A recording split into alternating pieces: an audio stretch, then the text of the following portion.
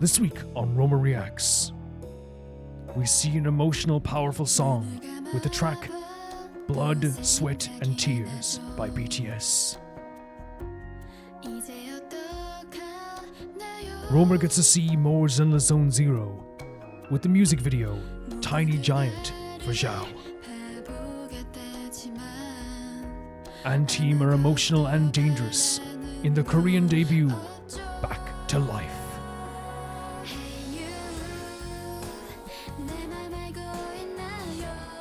He's a complicated character that you can't help but want to follow. It's the Sunday trailer. Cute, adorable, fun, and very easy on the ears. It's Crazy Train by Elast. All this and more in Roma Reacts.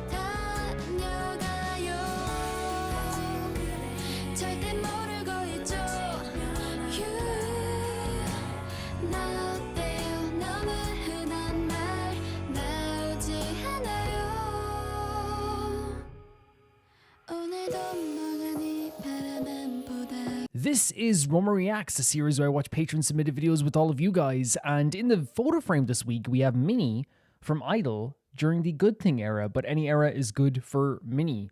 The first video we got sent in today is from Esminako, and it's probably in my top 3 best HSR trailers ever. The Fugue trailer? The Fugue trailer. I have a different setup today, as you probably saw the update video. I'm in a different place than I usually would record right now. I don't know how long it's going to be, but it is one of those situations where I have changed the way I'm recording things, so if you notice things are different, it shouldn't be too bad. I'm actually like recording just on a different setup, that's all. But yeah, let's check it out. This is the Fugue trailer. Is there anything else you want to do?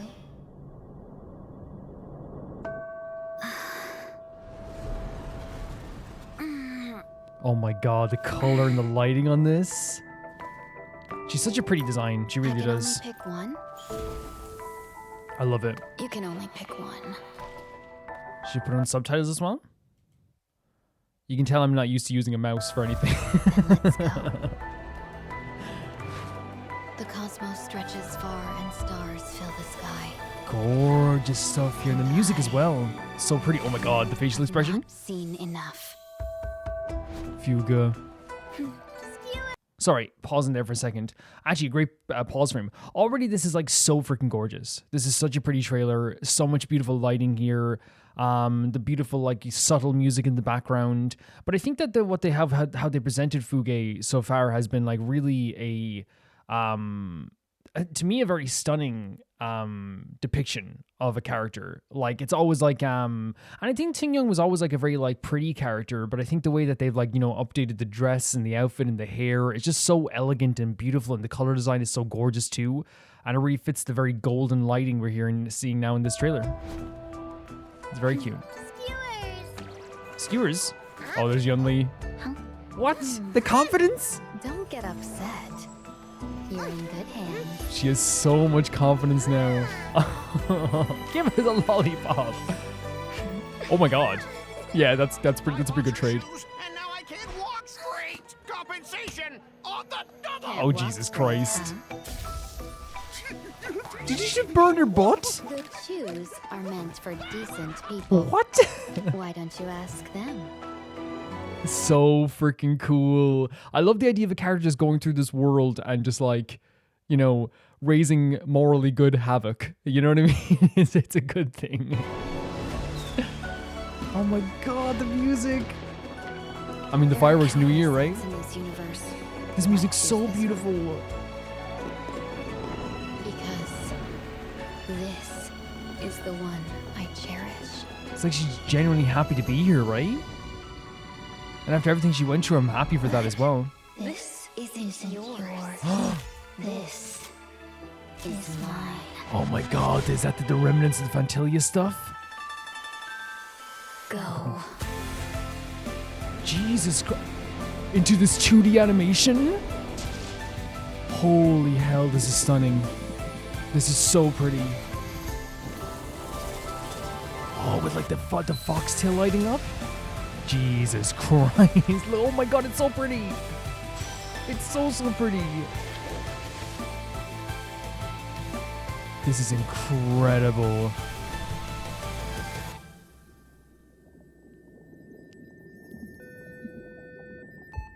And that was her waking up. That was her waking up with Ruin May. Wait, did they make the logo a freaking like heart? Was it heart monitor? Is that what you called them? I don't know what they're called like in actual medical terms. We can go to the most replayed section again here as well. What this tells me is that we know that, again, it's the idea that Ruin May said to her, like, she loves this place, she loves life, she loves being back here in this world, but it's never going to truly leave her, those scars. And they mentioned that it's never going to truly leave you. I think that's such an important way to depict that, because like even though she's like, I'm part of this world, I wonder if it is a thing where like she still feels the part of Fantillion in her. I mean, the powers that she has that she's willing to use now are from Fantillion away. Look at this transition to 2D animation. It's gorgeous. This is mine. Yeah, it's such a crazy pose. That's such a famous pose now. The music here, the 2D animation, it's gorgeous. So pretty.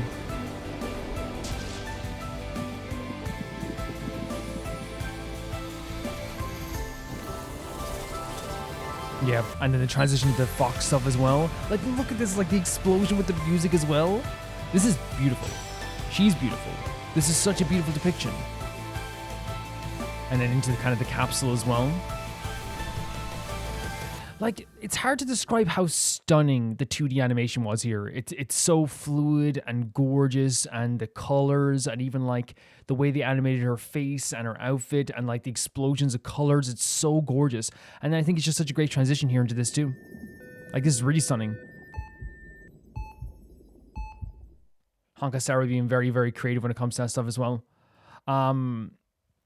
Yeah, so that's the first video we watched on the new setup, and I think it actually worked out pretty well. If it's a thing where like the setup works better, like I'm not opposed to it.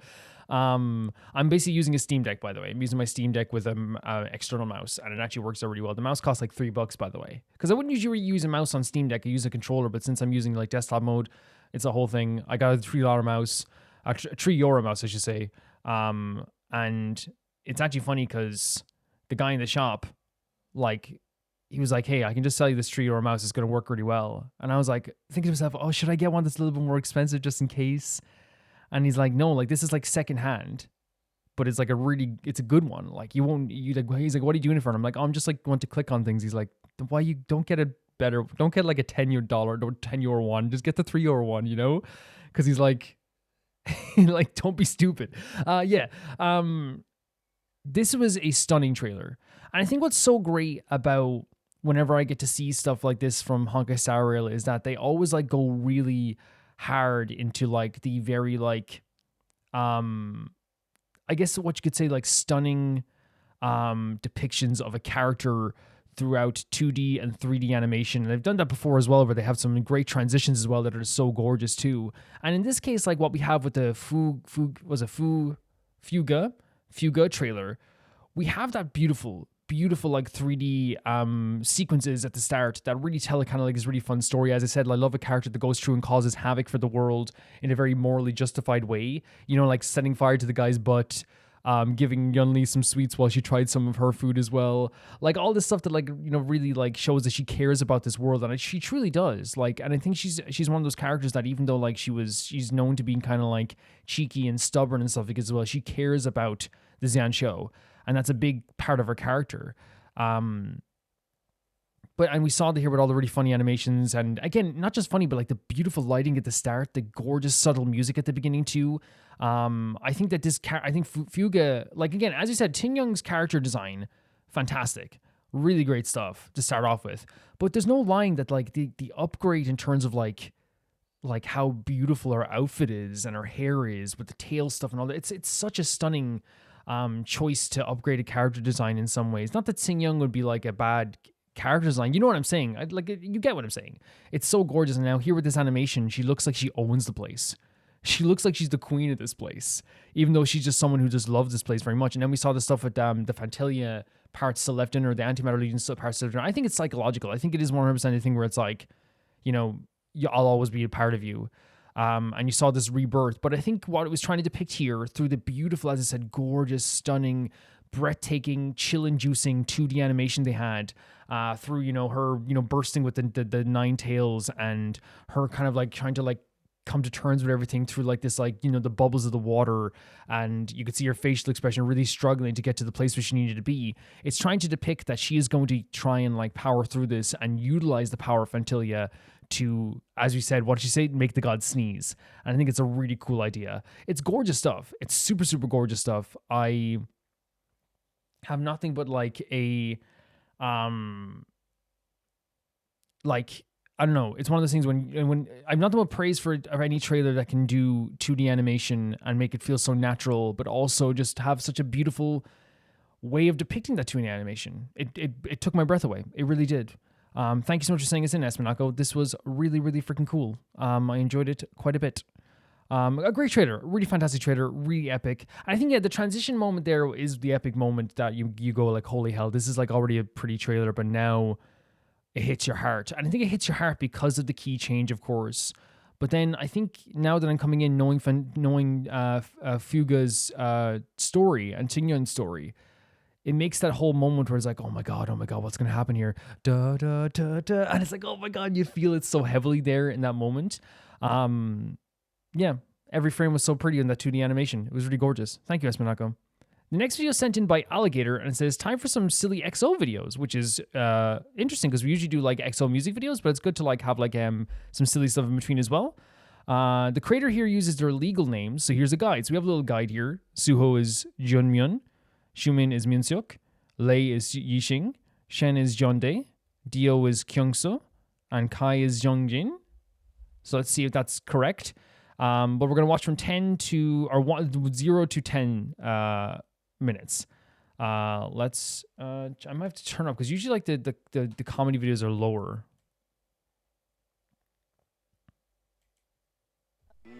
Here we go. We're 8 noisy kids. We're adults.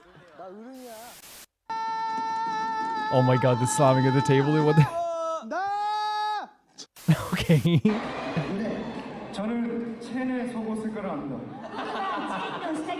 Wait, they're gonna check his underwear color? These outfits are great, by the way. The crowd is going nuts. They're checking Shen's color. The way he said that with his eyes widening as well. Like, no. That's adorable.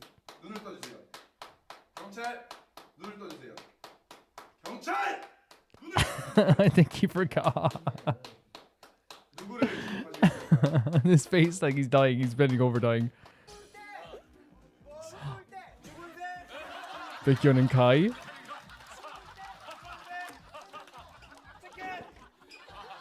I actually really like the hair color on Kai, but you know what's so crazy about this too? Is that I'm very grateful for this video already because like I actually am coming like it's like I think what I'm not always used to with EXO is, you know, them being kind of, because again, I think their music videos are very pristine, very in sync. Not that they're not natural and fun and cool, but they have such a sync to them and they have such a great production value that it's nice to see them in kind of a very natural, like just in the wild type of way too, you know? To me anyway. Oh my god. That would kill me. How small is that locker he got? Oh, okay, that's very sweet. That's very sweet. How small is that locker? Yeah, exactly.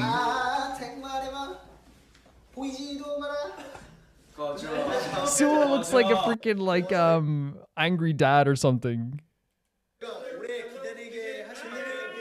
Oh, now they're interrupting him. He probably knows by now, like, again, because of the smile on his face, you can't get away with anything in a group, in any K-pop group. You know what I mean? You do something, it's going to come back on you tenfold. Oh, Shanyeol's building a tower. This is how you know award shows can get boring for these idols. I see idols doing stuff like this all the time. Not a tower, but, like, I see people building stuff all the time. No. Dio just knocks it over. Look at her.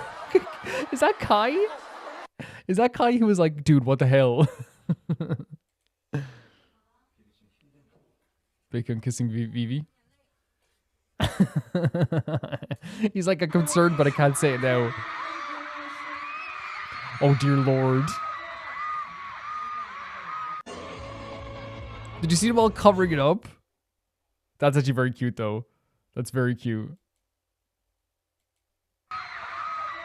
Why is it frozen? Sorry about that. Yeah, all of them running to cover up the sexy dance. He's just dancing for the girls. he's like, enough of that. The Red Velvet Fan Club? Okay.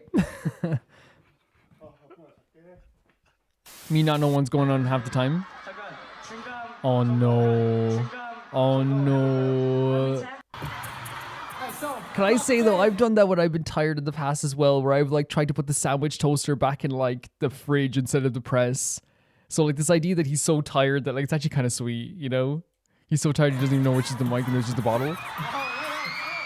That gets cheers from the crowd.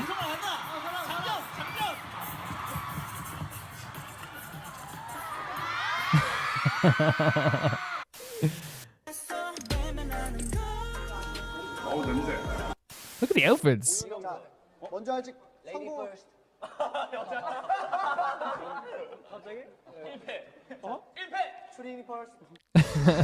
That's the proper way to respond to it when someone goes lady first. Like whenever like people try to do that when I was in school, not that they're doing it that way, but like remember like people would use that as like a homophobic thing like in school and stuff.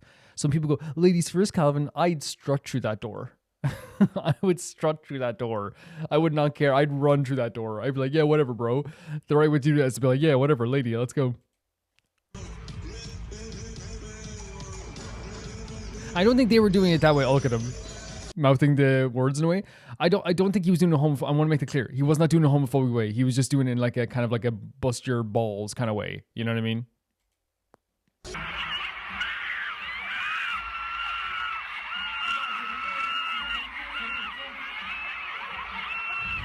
I love that the crowd is like, don't touch my fake hand. The crowd is going nuts over this. Retreat. What is that? What is that as a giant, like, you look like a drink.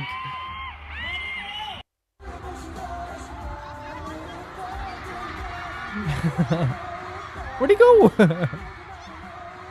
Like, why did he left his existence?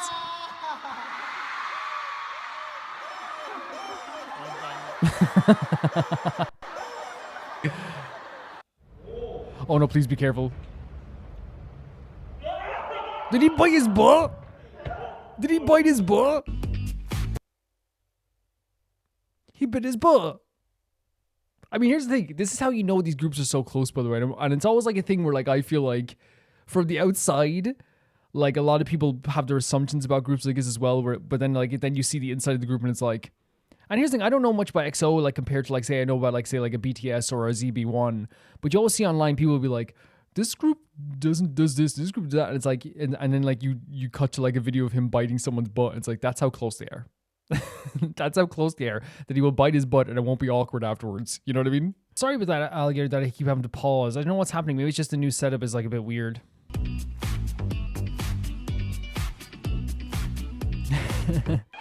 Chuckling even in this form, too.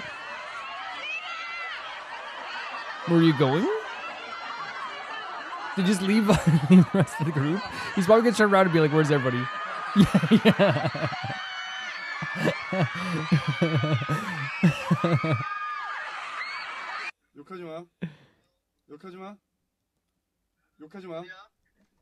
Don't curse.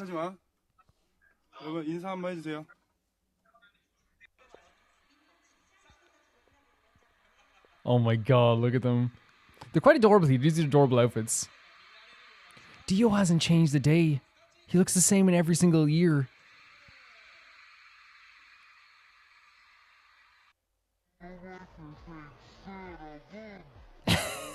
Just move on, move on.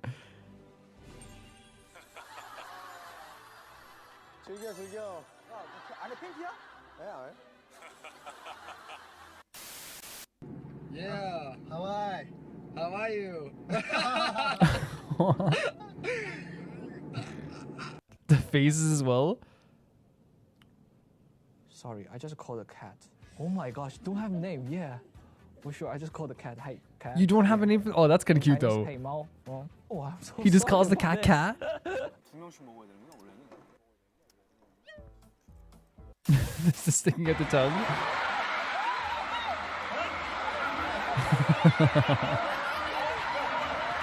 I love... You have to really love a group because I feel like this would give any, like, you know... This is like... If it wasn't EXO, and if it wasn't, like, a bunch of, like, really pretty men, I feel like this, like, is the ick central. But I feel like, I don't know, I think the ick is, like, a very silly thing anyway, but it's like, because, you know, when people go aura lost. For me, when a K-pop idol loses aura, they actually gain aura. You know what I mean? Like G1 from, like, ZB1, for example, like, when he's being a freaking fool, it's like, I love him more. This makes me love EXO more. You know? He fixes it. They know they have the crowd in the palm of their hands as well, which is so cool as well. Oh my god. I love you can just laugh at the crowd about it too.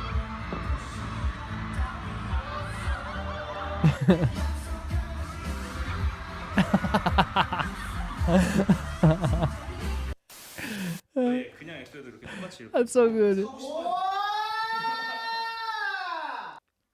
Like an alarm. Can I say I do? Wait, what's happening there? Okay, there's something else happening here. Can I say that I generally love that he just like adapted when he saw there was no head on the mic as well, because that again shows me that they know how to, like, they have a stage presence. Because I feel like one of the things that, like, you know, a bad performer person, I'm not to make it like a really bad performer versus good performer thing, but I feel like a bad performer sees, you know, a mistake happen and they go nuts, they go crazy, they get angry, right? A good performer realizes, like, oh my god, this moment is actually gold. Like, and it's not even like they're thinking like that, they're just like, let's just have some fun with this, you know what I mean? I'm making an enjoyable experience for the fans. If the mic head pops off and he goes F it, like, and he points over to the assistants, like, what the hell is this? Well, how did this happen? Right? Then it turns into a whole thing where the crowd's going, oh no, like, he's upset, you know? But in this way, it's like, no, because they're such fun guys, he was able to just turn this, like, accident into something that, like, everyone can enjoy. And it's a memory that will last forever for the people in that crowd, you know? Like, I think people saw the image.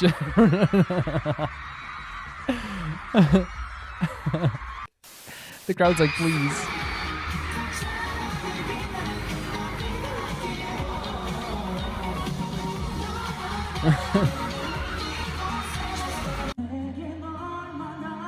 Oh.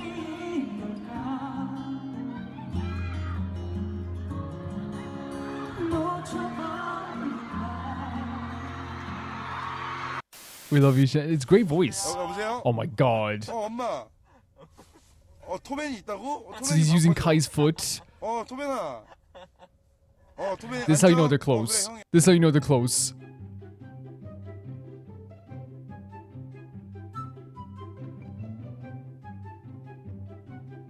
Oh, they're pretending to do it? Oh no.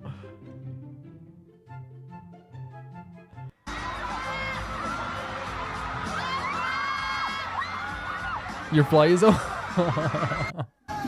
I mean, that's a good friend. That's a good friend to warn you about that. It is. Did he fix his outfit here? Let me see what he did here as well, because they fixed the fly. I love these, just like, hey, you fly.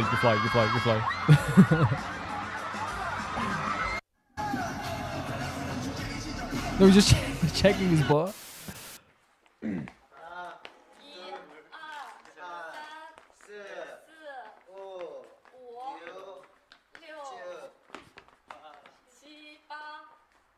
So this is like, I think this is that Dizzy game, right? And then you have to pin something. Are they pinning something on something? No, they're dancing. They got hyped about that. One group, one brain. Oh no, they share a brain. This could happen to the best of us.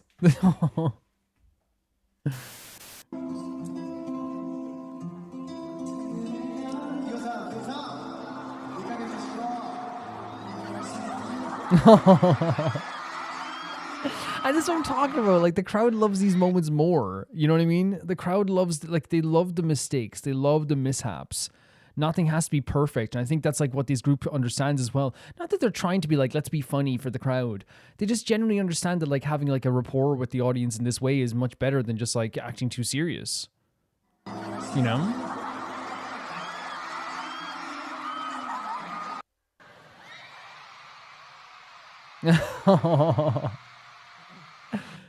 앞으로도 저희를 봐주시고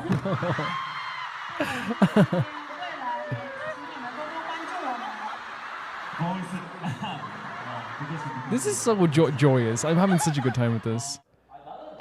Oh, he tried to do a kip-up. Like the funny thing is, even though like he failed to kip up, you look at their core and they're like waists and all this stuff, and you're like, these guys work hard for this. You know what I mean? Like that's one thing. Where, like I started doing extras and workouts from K-pop idols, because a lot of people from the outside usually go like, oh yeah, but they're K-pop idols. It's not like they're not bodybuilders or not this or whatever. But like the core that these idols have is insane, and you can even see it there. It's like, yeah, he failed to do a kip up, but like you can see the strength in his body just from like a glance, you know? Yeah, and I apologize about this. It must be my new setup. I need to figure some stuff out with it. But like it's basically like the internet is not doing well. It's just, I know I already said stuff about the internet, but like we're still be able to watch it. So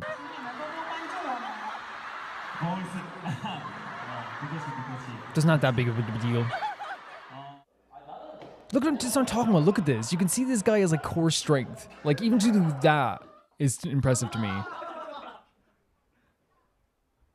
What type of Jenga is this?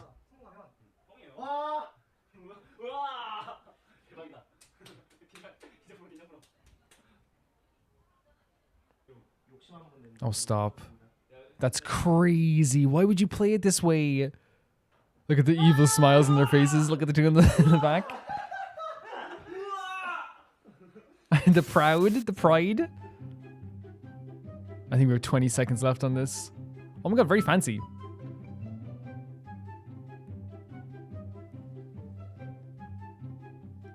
Oh, stop. Yeah, we have to stop around here. Honestly, great way to stop. Yeah, it's just one of those things where like as Alligator knows, it's not a thing where Alligator doesn't know that we have to stop at some points. Alligator knows 100%. So I'm not trying to like. I always have to say like to people who are watching this for the first time, like XO fans maybe, who are like, wait, why don't you watch the whole thing? It's basically so we can keep it to a 10-minute limit for everybody, so we can actually get to watch every single video. Because if it wasn't 10 minutes, I genuinely think I would be here for a while. But I really enjoy videos like this, and it's really joyous to get to see this. As I said, like, I think with XO, I don't think they're like just these perfect creatures who can do no wrong. I think it's just when you see their music videos, and the example we have here recently is, say Call Me Baby. For example, is a perfect example. But even like stuff like before that, like with the growl or whatever, like, but Call Me Baby, Love Me Right. They have very cool videos. They have very natural videos. They have very well put together videos. But it's rare to ever see them in a music video not be totally in sync and doing such a good job. Like it's and I'm not saying they're doing a bad job here, but I think it's so important as well in the fandom of a K-pop group and of any K-pop group. For me personally, to also see them, and it's one of the things I love about K-pop is this what I love. It's seeing this type of stuff, because while it's like, I don't need to know about their personal life. I don't need to know whatever they want to share with us. That's what they share with us.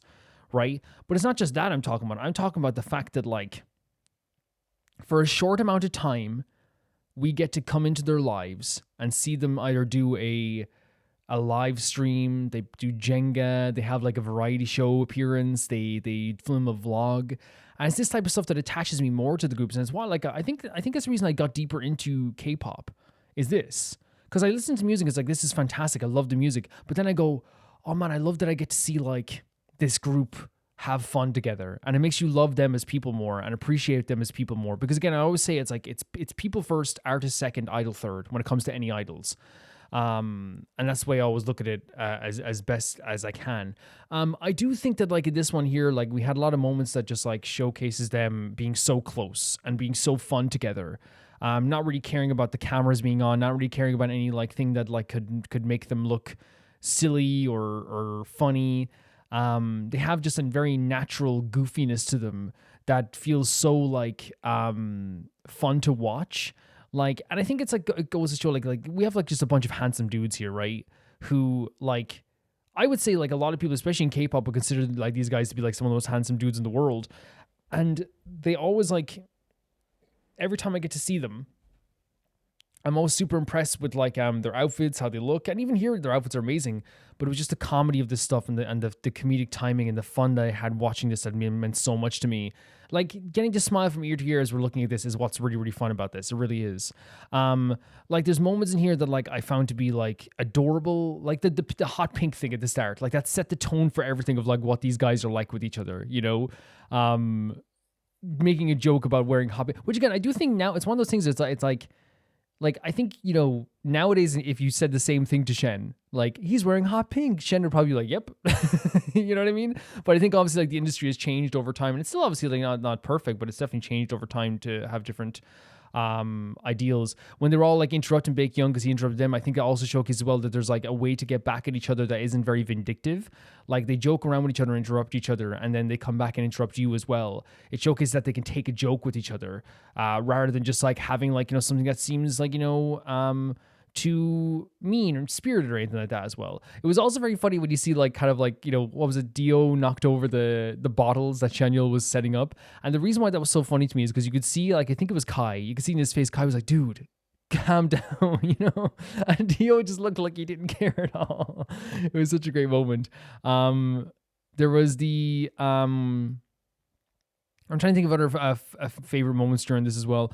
I think like the biting in the butt like was such a shock to me. Not because like I'm thinking like, oh, you shouldn't bite each other's butts, but I think it's just also like, again, a showcase of how close they are. Because it's not I'm not saying you need to bite each other's butt to be close. You know what I mean? But I do think it is a thing where like, you know, it shows that they are incredibly friendly with each other at the very least, that they don't have this thing in them that they have like any like their boundaries are obviously set, but like they know where each other's boundaries are, and that's very clear because they always have a good time. They're always smiling with each other from everything I've seen here as well, which is super important. But that's such a funny moment as well. I forget who it was, but when the one of them went off in the pack and and left the group during the red carpet was also a really, really funny moment as well. The pretend kiss backstage, like when the crowd was going absolutely nuts. The falling off of the microphone is also like super, super adorable. And the reason why that's so adorable as well is because, as I said earlier, it showcases that they can think on the fly, that they can have a laugh at themselves, they can have a bit of fun. There was like, I don't know who was in the suit, but when they tried to cover up the one dude from being like really sexy in the animal outfit, and they all jumped on him basically to hide it as well. Again, it shows the rapport, it shows the relationship they have with each other, it shows the fun that they have with each other. I think that's like such an important thing when it comes to this stuff too. The zip up your fly as well was also like really, really it's something that's so like subtle, but again, it's like for them that could be like just a moment where it's like, hey, zip up your fly, you know what I mean? And then it's like, oh, thank you. But for the audience who catch that, that's like, oh my god, you see how he helped him with this, and you see his reaction to this. It's these moments that really endear you more to these groups. Like when I'm watching this and I'm going like, oh my god, like I don't know much about these guys, but instantly I'm like, oh, they're hilarious, they're so funny, and they're so charming. I think that's like a super important thing when it comes to this, rather than coming away from it any, you know, thing feeling like, you know, I like both feelings. I come away from an EXO video being like, that was like a production value like no other. That was such beautiful vocals, great in sync dancing. They look so cool. And then I come away from this and I'm like, oh, they're like the goofiest people who ever lived. They're so goofy and they're so fun and they're so enjoyable to be around. It's so sweet to see them in this manner as well. Yeah, like there's like a thing here where we see kind of like two sides of things where like they are like, you know, having fun by themselves, laughing amongst themselves. But then I also love seeing them making the crowd that surrounds them so excited too. Like to have the crowd just be like so enamored with like everything they do. hanging on every breath and every single moment. Like, it must feel crazy, but also at the same time too, like, it must feel good to know that you have like so many people that like will support you. Like, again, I look towards the microphone thing. I look towards the putting on the wig, the love heart that Dio did to the camera. That stuff there is so fun because you know how much the crowd loves them. You know how much they love each other, of course. But like that moment, those moments showcase that this audience is hanging on every single thing that they do. You know, and again, it's like those moments that you have forever with this group. But it's not just like for the live stuff. And I'm guessing Alligator, you probably feel the same about this. But like I'm judging it by like my other videos I've seen. Like I've seen a lot of behind the scenes stuff with like other groups.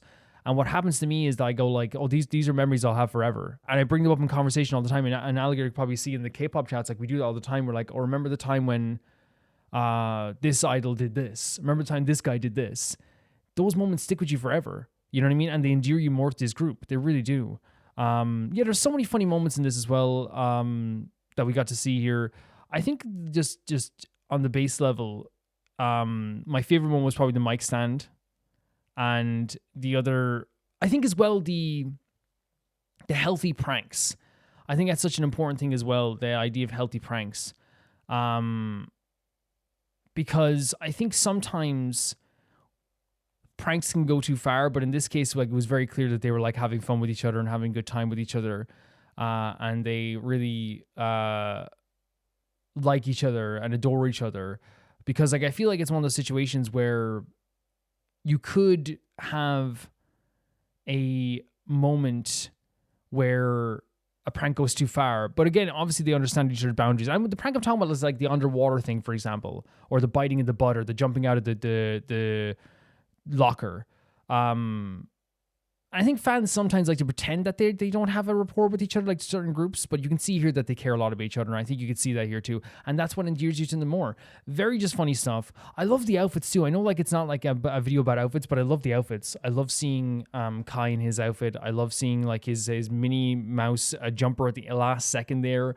The green hair looked cool at times too. Some of their outfits like would range from like, oh my god, this is so cute, to this is so cool.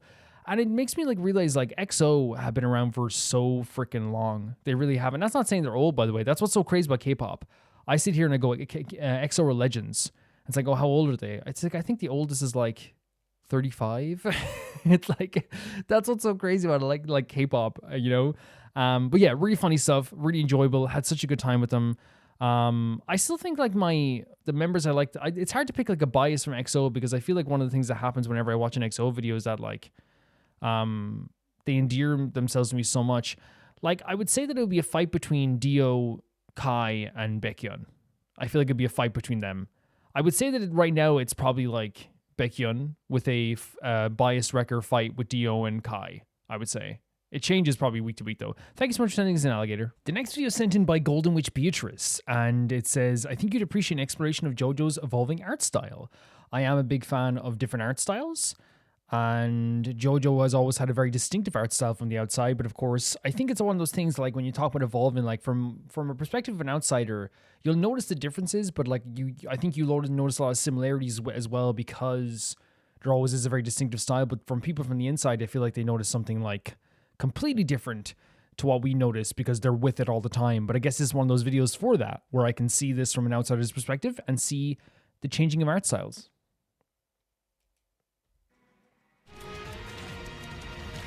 There we go. This new style I'm using, the Tempest. JoJo's Bizarre Adventure manga has been running since the 1980s, and I was gonna say the new style I'm using with like the Steam Deck. It's throwing me off a little bit, but I think it's fine for you guys. Hopefully. And it's no surprise that the art style has seen a lot of changes over time. Oh, yeah. Araki has I never been love afraid the of Stone changing Ocean the designs. look of JoJo. Every part looks distinguishable, and in most of the parts, you can actually see a huge difference from the early chapters to the later ones. Oh, look at it, so pretty! Since the start of JoJo, Araki has taken inspirations from other mangas, such as Fist of the North Star. You can really see this in the first 3 parts. It's not until Diamond is Unbreakable that Araki switches over to the quote-unquote modern look. By modern look, I mean a shift from bodies that look like literal deep freezers to slender, more model-like bodies and faces. This still looks beautiful, though. Like, I think this art style has always looked really pretty, but like, I love the shading. And to me, like, again, as an outsider, I might turn on subtitles as well here. As an outsider, what happens is like I look at this and like the shading is so JoJo to me. You know what I mean? Even the shading, the way that the noses have like color on them, it's so JoJo to me. So I think it's one of those things that like there's definitely going to be changes we notice, but like there's so many things that like from afar, like from a mile away, even people that don't know JoJo go, JoJo, you know, which I think is a good thing. So let's take a look at the evolution of art style in the JoJo manga. And I'm totally not doing this video just to show off my favorite manga panels. No, Oh yeah, go on. totally not. Love that Part style. 1, Phantom Blood. Phantom Blood wasn't Araki's first manga, but it's where JoJo started, so it's pretty iconic. I can only describe this part with 2 words: proportions and muscles. A lot of muscles and The overall proportions. art style is obviously super inspired by Fisted and North Right. Star. Now, don't get me wrong, I love part 1, but I'm very glad that Araki decided to move on from this art style. And to It's branch definitely out, right? something that looked good in the 80s when it was made, and a lot of the panels look really cool even today. But I think I'm sorry, in but today's stand, this design here he is so decided cool. I to know it's move on probably from not. this Let me art just see this style. here. It's definitely something. This is really cool. I don't know if this is his design, but it's really, really cool. Love that design. But again, I love old style designs like this as well. They're really, really that cool. looked good in the 80s when it was made, and a lot of the panels look really cool even today. But I think in today's standards, this I would love that probably this style not too. carry itself that well. I also think that the anime fixed a lot of the problems with the art style from the manga. Moving over to part 2, Battle Tendency. Before we go any the further, art I think that these styles still holds up for me artistically because like I love looking at old styles like that. Like Billy Bat, for example, is I look back in Billy Bat and I'm like, oh my god, this art style is so cool. But I think I get what he's saying because the audiences now, when it comes to anime or manga, a lot of the times I see it all the time. If you release something that looked like Monster, and Monster's not even that old. It's like it was animated in the early 2000s. But if you release something that looked like Monster nowadays, or I'm trying to think of an older anime, like even like something that like I'll use Cowboy Bebop, where like Cowboy Bebop has an amazing design, incredible art style, great animation, but it has like a very olden style way of like animating stuff that is inspired by like animation from like the 80s and 90s, right? Nowadays, you would get people on Twitter being like, oh my god, this is like PS2 graphics. You know what I mean? And it's like, even though like for me it's like this is an amazing art style, so I do get what they're saying, that like nowadays you need to have like this amazing flashy style sometimes to really get by. And I don't think it's just flashy, but like I think you need to be very clean nowadays too, which like I really prefer, not prefer, but I really like sometimes like when there is more of a distinctive and kind of crazy or art style. Yeah, I don't know. It depends usually. style of this part also borrows heavily from Fisted and North Star, but this is where Araki really starts putting his own spin on Love things. these styles. Ha, get it? Spin. No? We Just got really Joseph, distinctive. Caesar, Lisa, and Gorgeous. the Pillarmen all looking like Giga Chads. The time period that this is set in is in the look at it. 1930s, so Araki didn't need to make everyone look like a British schoolboy. And you can see that he really experimented with different outfits here compared to part 1. And even though we still got this muscular thing going on, I think it really fits part 2 because Joseph... This is what I'm talking about as well. So sorry for interrupting him again. We'll skip back a little bit. But like, even here's a perfect example too. Like, even the way the shading happens, the way the angles on his faces are, like, again, and I think it's a good thing. From a mile away, I can go, JoJo, you know? The backgrounds look great too. Yeah, I love these distinctive designs. And it's the same thing. It's not just with him, like with for example, like for like Naoki Urasawa, if I see a Urasawa design from a mile away, I'm going, that's Urasawa. You know, if you see, you know, most manga artists, you go, oh my god, that's their art. And that's how you know, like, they're good artists. Part to 1. me. And even though we still got this muscular thing going on, I think it really fits part 2 because Joseph deserves to look like a Chad. Overall, I really like the look of part 2, and it's overall just better than part 1. Part 3. Stardust Crusaders. It's the 1980s, and Gorgeous in this cover. part we have the introduction of Jotaro Kujo, the chaddest and most intimidating 17-year-old boy to ever exist. 17? And the reason why he is seen as such a chad and always points his finger is Another because he's great cover. based on Clint Eastwood and his revolver pose. For real. This in the Jujonia manga. You should go buy it. It's pretty cool. In This is part, actually a common thing in, especially with older manga and older anime. I'm not saying it's JoJo so old, but it's actually like why things are so different with anime nowadays as well, where like in manga, where a lot of the manga artists nowadays are inspired by manga artists. You know what I mean? and inspired by anime of like the early 2000s, whereas like anime of the early 2000s and 90s was inspired by like animes of the 80s, which were inspired by movies, in real time, which means you get a lot more like references, but also at the same time too, they have like a lot of inspiration from that stuff as well. I don't think it's bad to take inspiration from anime itself like as well, but because there's still some other animes that take inspiration from live action movies too. It's wherever you want to take inspiration from, and I actually think it's a really cool thing showing off like where you can get your inspiration from as well. I like, again, when I'm not a great artist, but when I draw my comics, I love taking a celebrity and just like redesigning them, you know what I mean, to make a character, which I think is really fun. It's pretty cool.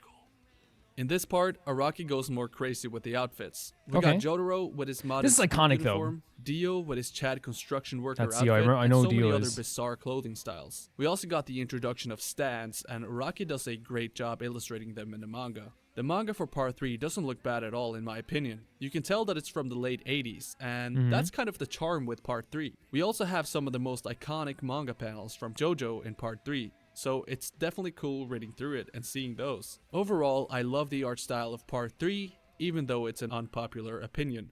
Time for part 4, Diamond is Unbreakable. Yeah, another great cover as well. I think that design, at the very least, is iconic, right? Because I know that design from a mile away, and of course, like these pompadours are very iconic too. Once again, the shading and stuff like that is instantly like, oh, that's JoJo. Yeah, I didn't know it was unpopular though. It's now the 1990s, and Araki decides to change his art style. In the beginning of part 4, Josuke looks like he's straight out of part 3, but gradually over the course of part 4, he gets slimmer, and in the final panel, he looks like this. Oh, serving.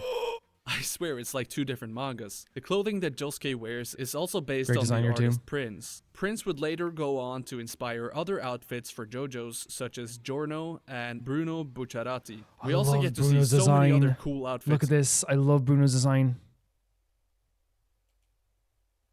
Here. It's for JoJo's, such as Giorno and Bruno Bucciarati. This is awesome. The bob. The kind of like cheetah print, I guess? Or is it leopard print? Isn't it leopard print? We also get to see so many other cool outfits. You shouldn't use real leopard print though. I mean, have you looked at Rohan? The guy can pull off wearing a green party hat from RuneScape halfway down his head. How? Pretty though. And we also get a change of scenery, so it's really refreshing reading this. I'm sorry for pausing again. This is a beautiful dress.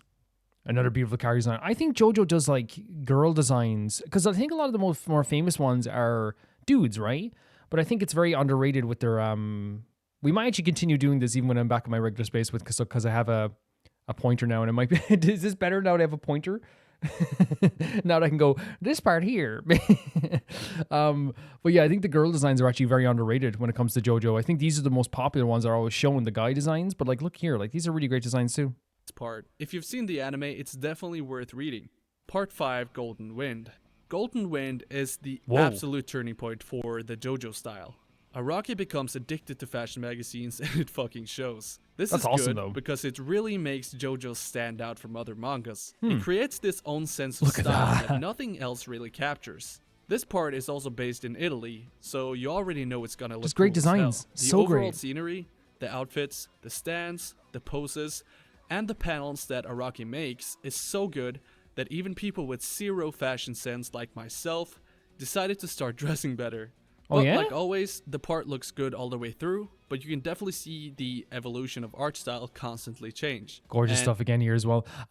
Yeah, no, I think it's cool. I think it's awesome, like getting inspiration from a manga as well. But even like not to like wear the exact outfit that they're wearing, but like to dress better.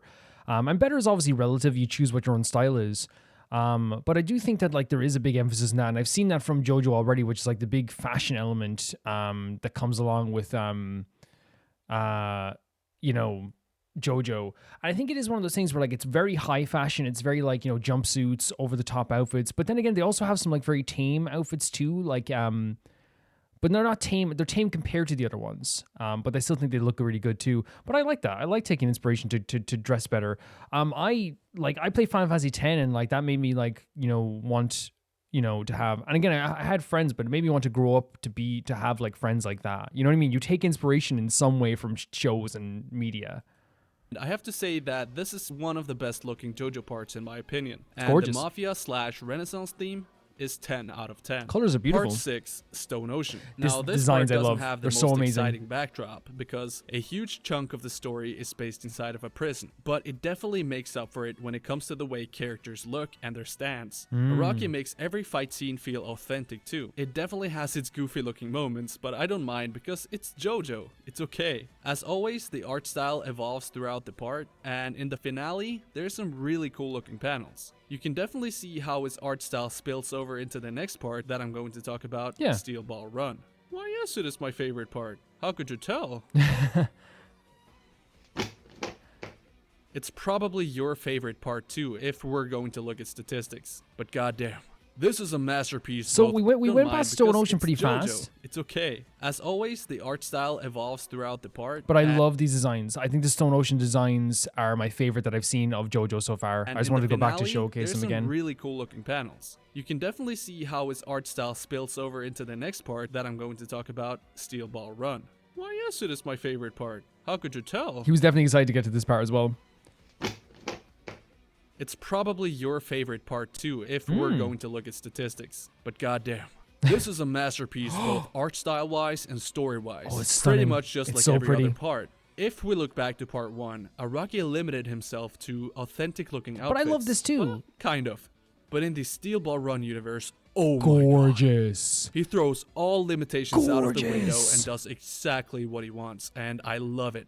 During the later chapters, you can really Such see gorgeous the amount designs. of work Araki puts into this manga. And stands like D4C, Tusk, and actually most other stands are some of the best looking ones in JoJo. A lot of the volume cover poses seem to be from fashion magazines as well. In my opinion, I think That this pose is is the great. best looking JoJo part. Even normal panels look cool as hell, and it just gets better and better the more you read. Yeah, the artwork's great. It's so good. This is peak JoJo. Alright, let's move on over to the last one. JoJolion. In this part, JoJolion, so there's another one after JoJolion. I would say, like, for me, like, yeah, I could totally get, like, the advancement of, like, art, and without losing a beautiful style. I think what's happened here over time, it still has this, like, really gorgeous, colorful feeling to it, while also having, like, some great lines, some great shading. It almost, like, feels textured in some ways, too. But, yeah, it's really advanced really well. Araki decided to make the faces very similar. They all look like they're based on models, but because of his amazing Stunning. and unique outfits, you can easily tell Look who at is who. this. So I really like colorful. how Araki went for a naval Stop. kind of... Who is this? Who are these? I need a full TV show manga about these two characters. Holy hell, they look awesome. But because of his amazing and unique outfits, you can easily tell who is who. I really like how Araki went for a naval kind of vibe for Josuke, and the second coolest looking Josuke. character here probably has to be Jobin in my opinion. Please don't kill me, guys. Even though we're back in Morio, he puts a completely No, I different love it. spin on it It's so than cool. in Diamond is Unbreakable. I have to say that I like the JoJolion art style more than I like the story. As Shuckmeister said, Araki has lately been a better painter than a mangaka during Part 8's run, and I completely agree with him. Araki had a bunch of art exhibitions during Part 8's run, and even ended up in the Louvre. So Part Crazy. 8 is not The bad, Louvre? but it's not my favorite. It's but it so does pretty. look good, can't deny that. So that is all the parts. No, I no, wonder that's if great, Araki that's is going fantastic, to but, like, switch look at up this in the Louvre. here. So Part 8... Look at the colors here, the color coding, the pink with the blues, the sailor outfits, how much serving they're doing here. It really is gorgeous. It's so gorgeous. It is not bad, but it's not my favorite, but it does look good. Can't deny that. So that is all the parts. I wonder if Araki is going to switch his art style for JoJo Lands, but if we look at the pattern from the other ones, he keeps the same art style for the first chapters. But time will show. Please remember that this is just my own personal opinions. Of course. And if you feel like you don't agree with them, that's fine. You can post your own rankings in the comments. Yep. Thank you guys for watching. Enjoy the volume cover of the week. Oh, cool. That's a really good idea. That's a really great idea. So I wasn't expecting this to be, like, I don't know. I don't know what I was expecting. I think, like, when it comes down to it, like, I didn't know what was going to happen as we came into this. I truly do love seeing different art styles, and from my perspective, we got a good look at, like, some really, as usual, some really great art that is depicted in the JoJo world. I just think one thing remains true throughout the entirety of all of the JoJo stuff we've seen in this video, And if that is regardless of like changing of like framing and changing of the someone's style or body or the changing of how someone looks or anything like this as well, what we get out of JoJo here is just a really beautiful art style throughout. And even like, I know he was saying, not in a negative way, he was talking about how like he felt like the art style originally for JoJo, which was the kind of like more, I think he described it as more like being kind of like rigid and kind of like very like it was focusing on how to make the characters look very proportionately real, I guess. I still think that looked really beautiful, and I think it comes down to once again like how beautiful the color coding is for these mangas, how beautiful the shading is for this stuff too. I think that this artist, Hirohiko Araki, does such a fantastic job of just making such a distinctive style. And I think distinctive styles are so important. The probably most famous artist in terms of manga, in terms of just having a distinctive style, is probably Toriyama. And for me, who never read a Dragon Ball manga, who never watched any of Toriyama's work, like I can look at a Dragon Quest game again from 10 miles away. If you showed me a design, like say we're watching the Game Awards and a character comes up and I'm like, oh, Dragon Quest. Like that's a distinctive style. And here you have like a lot of like, as you said, changes. Like, and I think, what's so cool about this for me is that like as I said, there's like a lot of similarities but a lot of changes. But you can tell like how much passion the fandom has behind this and how beautiful they really like, how much they appreciate the art as well. From the earliest parts of the Phantom Blood stuff, where we had like, some more classic designs, but still like pretty enough. And for me, I was still gorgeous, but obviously like it looked very different from what we have today. And I do think it looks very different, but that's of course because it is like an earlier style. You're going to change your stuff over time. There's like Stardust Crusaders, who they said it was based off of like stuff with like Clint Eastwood. And that's where you got like, the kind of, I think probably to me, maybe I'm wrong, but like the most famous depiction of one of the JoJo characters ever. Whenever I see JoJo memes or anything like that online, I see this version of JoJo everywhere. Like that's actually one of the things that like I think is like so, because I think JoJo is a part of culture regardless of like if you've watched it or not, and that's definitely a style that when I look at it I'm like, oh, that's JoJo. Like I that's what I depict, or that's what I associate JoJo with, I think. And then of course then he got more slender, I think, as time went on as well, which I think is not a bad thing either. Like if you want to change up your designs and if you want to make the characters like look a little bit different, evolve them over time.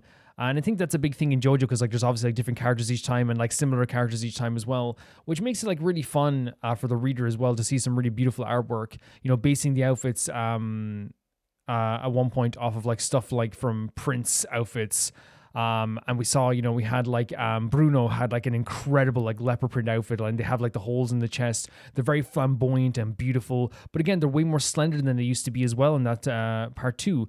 There was like the stuff with Golden Wind, which I actually like, it wasn't like my absolute favorite thing to see, but I still think that with Golden Wind you had like some pretty beautiful art styles. There was like, again, as I said, I think the one thing is that's underrated when it comes to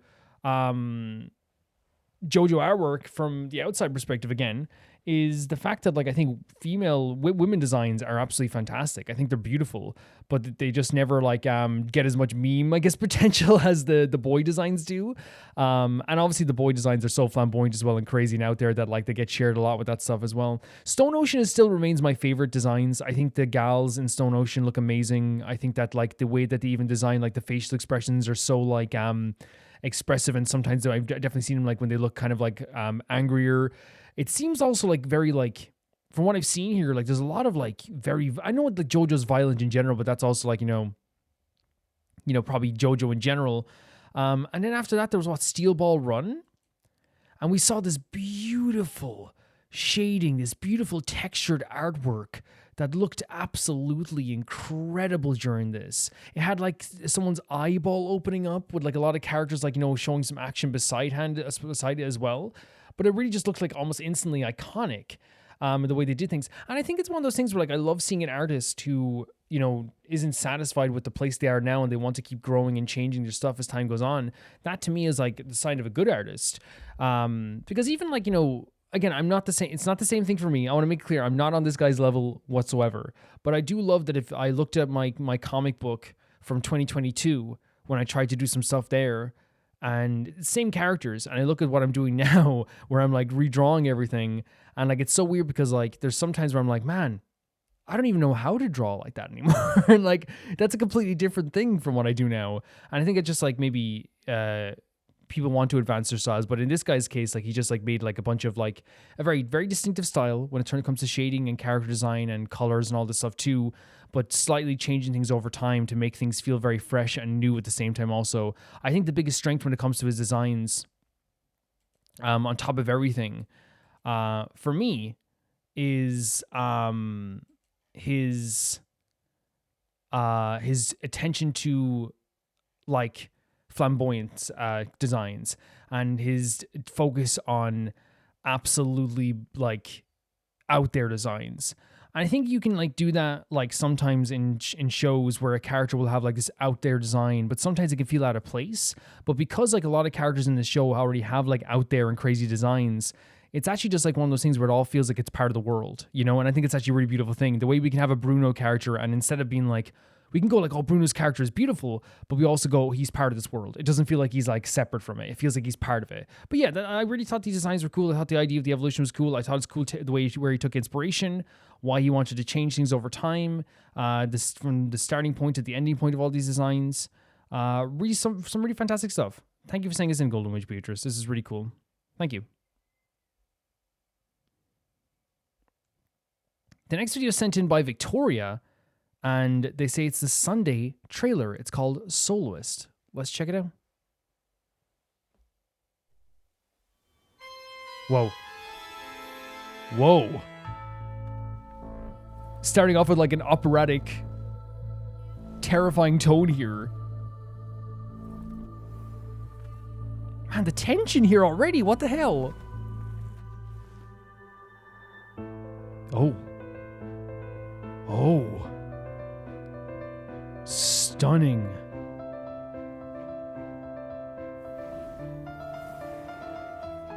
Look at this. Sunday. And already I'm getting the feeling of like the battle within himself, or what he's going to be. It's not much a battle of himself, but like the journey to find out who he truly is, what he will truly be at the end of this.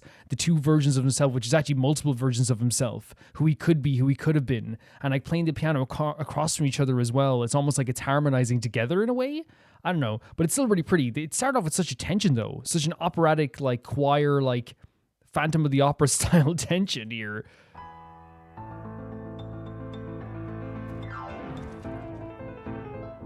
Oh my god. Yeah, they're playing opposite to each other. Sunday amongst these parties here. Oh my god. With like the sketchy style. And it's moving around too. Oh, they're getting attacked. Oh my god. The shattering of the glass here as well. Again, that's a great depiction again for his story. You know, sometimes when the glass shatters in life, that's like a reference to like things becoming clear or things finally opening up. Or for some people, it can be the world falling around them. But I think for Sunday, with the glass shattering, it's almost like a protective barrier where he has to face who he is and face what he's done and face who he truly will become, you know? It's no longer protected by this layer. He has to face himself. He has to find out who he truly is. The piano is really beautiful here as well. Again, they're resonating with himself as well, the other parts of himself. Holy hell, man. And a collision too. I was once bronze Melodia, listening to the pleas of those who were suffering, knowing there were no gods who would save people. Jesus, man, this... To change anything, you can only rely on yourself. No. And the light shining down as well. Holy crap. I have heard the call. There's always a paradise that needs to be built, even if I should melt and fall. See, oh my god. Like the sun in the sky, it does not restrain with violence or persuade with arguments. Robin reaching out to him, but he can't catch her. Lead us starward. Oh my god, that was tense. I had like a freaking... I was having a heart attack. Because when was this? I wonder when this is actually released. This is probably released when he hit the banner, right? So I don't know if this was during or after Penacony, because it can be interpreted in multiple ways then, because like if you interpret it after the quest we just did, then it's him facing himself after everything that's happened. If you interpret it another way, it's him losing himself and going down the wrong path, but his sister believing that he will eventually make it to the right path. I think it can be interpreted in both those ways, because she still believes that there's a chance for him that he will get to the right place in life. But this is a really beautiful moment. And also him saying that, like, you know, there's the idea of like he has to trust that there's a paradise out there. Again, interpreted in two ways. He beforehand he believed in a paradise, but he did it in more of a forceful way. He still believes in the idea of creating a paradise, but now he wants to do it brick by brick instead of just forcing people into it. But this is a really beautiful style here. Like this here, what a freaking like visual. Floating like this almost like him broken down himself with his eyes covered, right? Staring at himself, the monument that he was, that is no longer a monument in Penacony, which again, he was a monument. He was this big force in Penacony. He's no longer that. Bronze Melodia, listening to the pleas of those who were suffering, knowing there were no gods who would save people unconditionally. Again, the idea that no God, he wants to do something. Anything, yeah.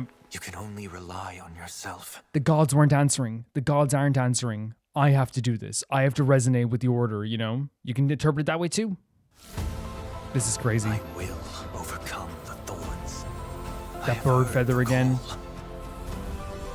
There's always a paradise that needs to be built, even if I should melt and fall before reaching. Again, he's like, it's like the idea of self-sacrifice.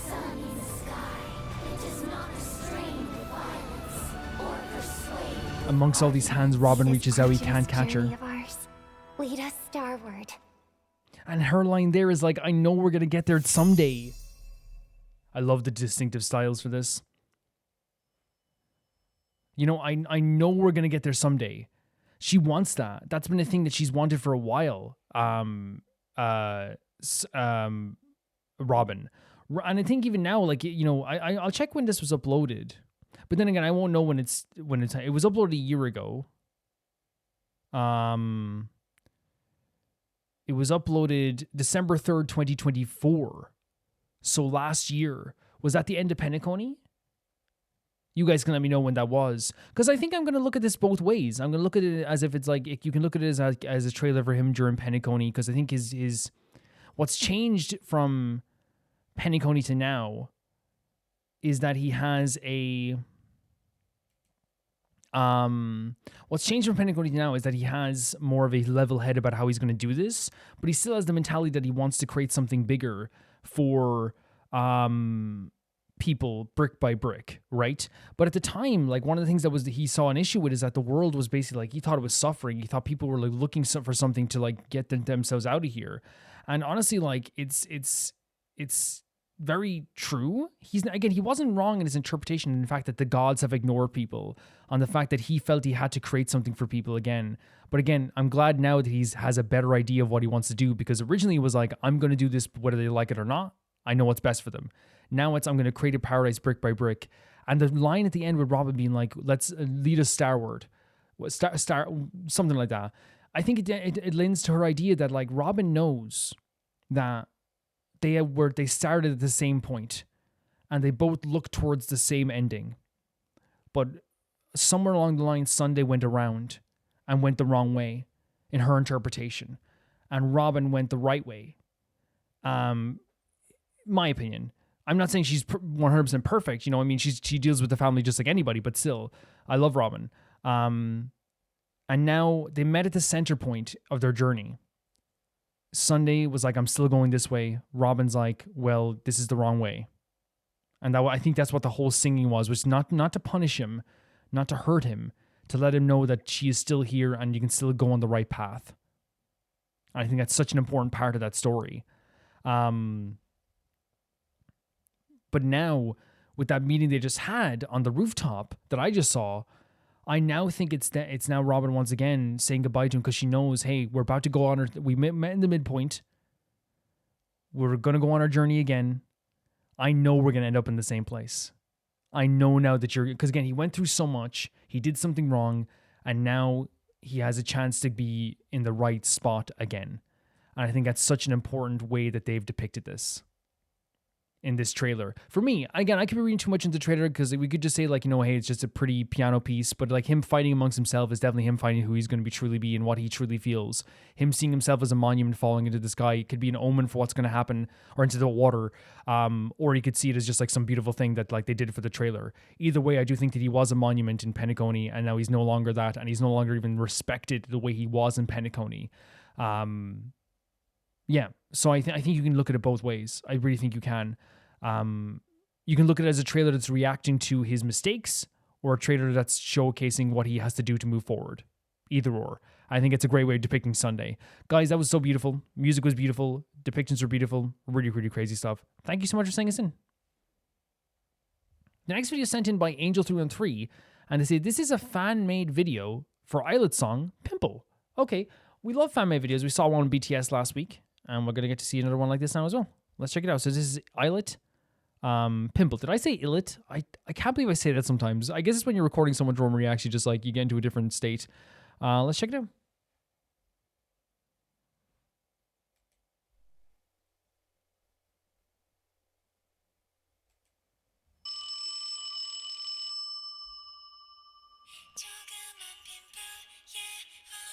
Interesting. Is that Unit in a freaking Alice in Wonderland like tree? Will there be subtitles in this? No. We can look up the lyrics afterwards anyway. Whoa. Whoa. Whoa. Whoa. The way they're filming this already with the music in the background, it feels like this starts like a Silent Hill spin-off. And again, Illit, it's perfect for Illit because Illit, whether people, you know, agree to it or not, I don't care. Illit has, yes, cute vibes. Yes, they have beautiful R&B and soulful music. They lean into horror a lot. They love that stuff. There's everything with Illit videos, there's always something that's slightly kind of scary, you know? But yeah, what a start. Seeing Yuna here in this Alice in Wonderland style world. Look at this. Like, there's something melancholic about this beautiful scene as well, though. Even though they're smiling, I don't know. That's such a gorgeous sound. Oh, some drums. Minju looking amazing. Water is wet. Look at these shots. Mocha's beautiful voice. Oh, look at her. This song is giving me chills.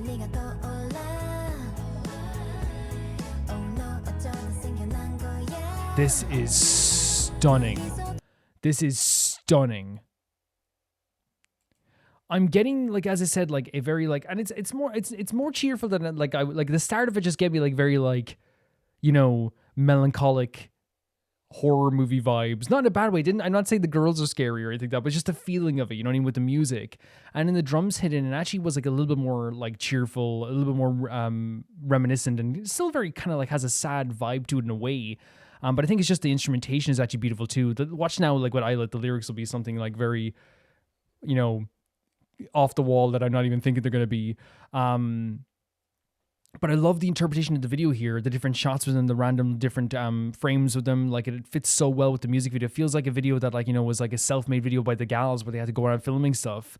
But yeah, the music itself, like with the beautiful, like melodic guitar riff, the simple but impactful drums, and their soft, dreamy voices, it just hits my heart so much. It gives me chills. It really does. Like, look at this. Like the gorgeous tones in their voices. It hits my heart so much.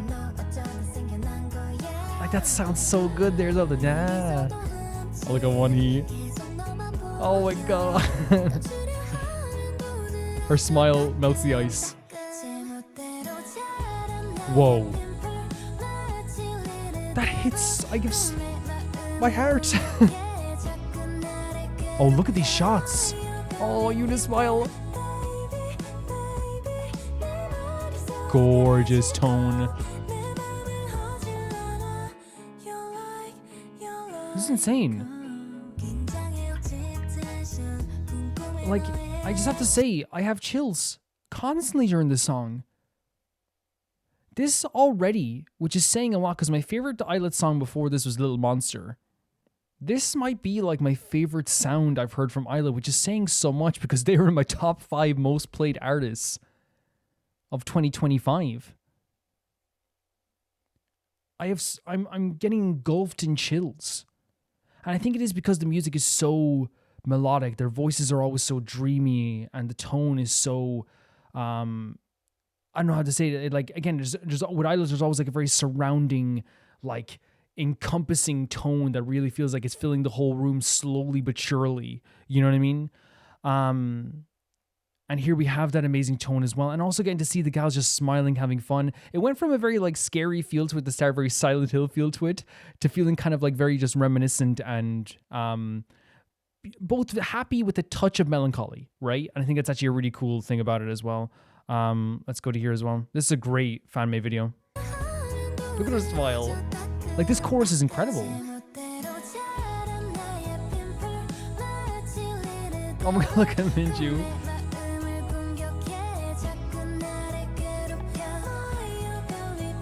There's my bias. Oh, her tone. It's so beautiful. It's so beautiful.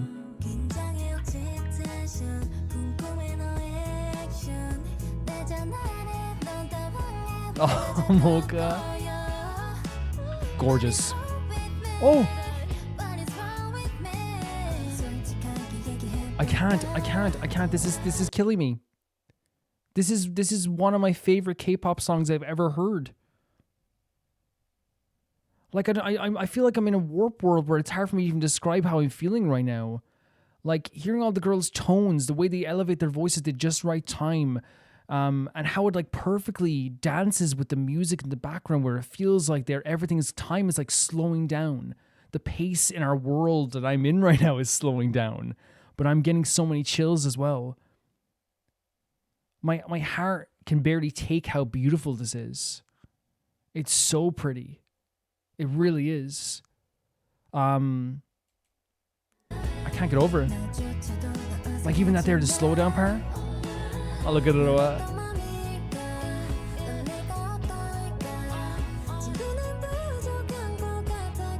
Did I skip back enough? Let's skip back here. I meant to skip back. The start of the chorus here. These shots are great. Do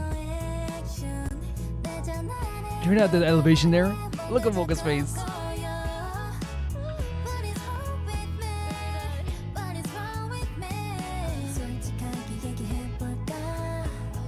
Dreamy tone. That slight elevation. Look at it, Roa. Wait.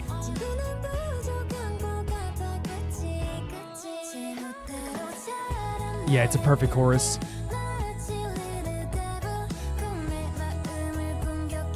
It just surrounds you. It just surrounds you. It's so beautiful to hear. Oh my god, again, those notes as well. And then gets a little bit lower. Chilled out a bit. Amazing bridge.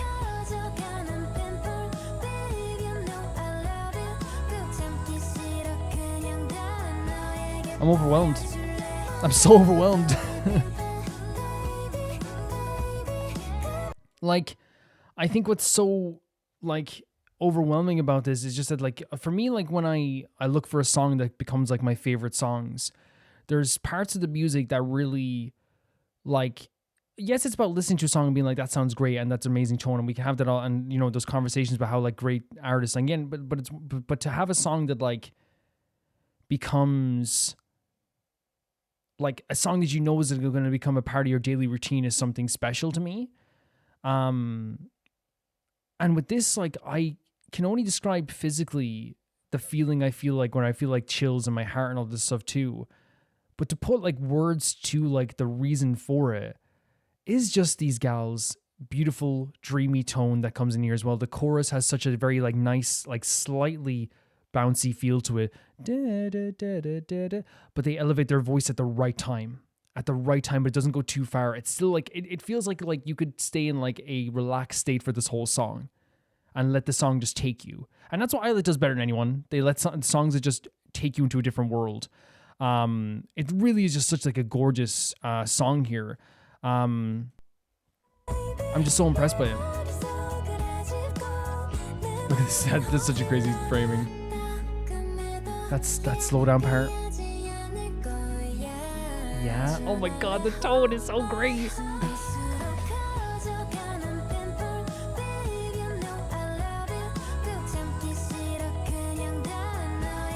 Minji's voice so amazing. Mocha's voice so unique, but so cool. Look at what he... Oh, look at them smile. Noah has an Avenged Sevenfold t-shirt on. Look at this shot at the end. This is what I'm talking about, how it feels sometimes like it's like a... Where do they shoot these shots? This is very Illit to me.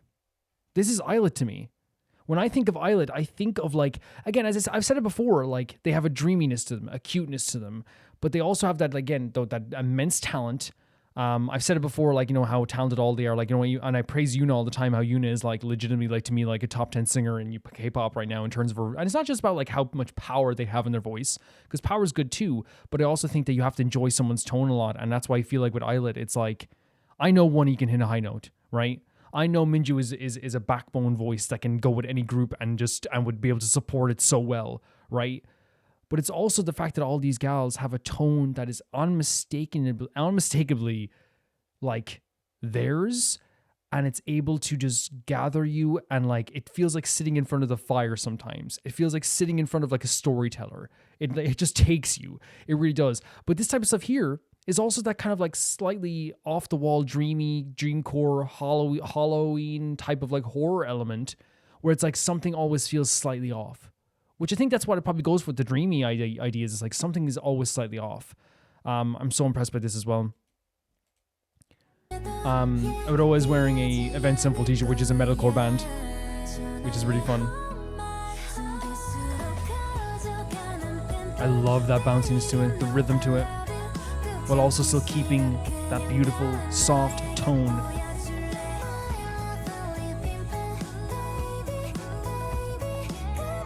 I wish I could carry Mocha's, like, voice with me.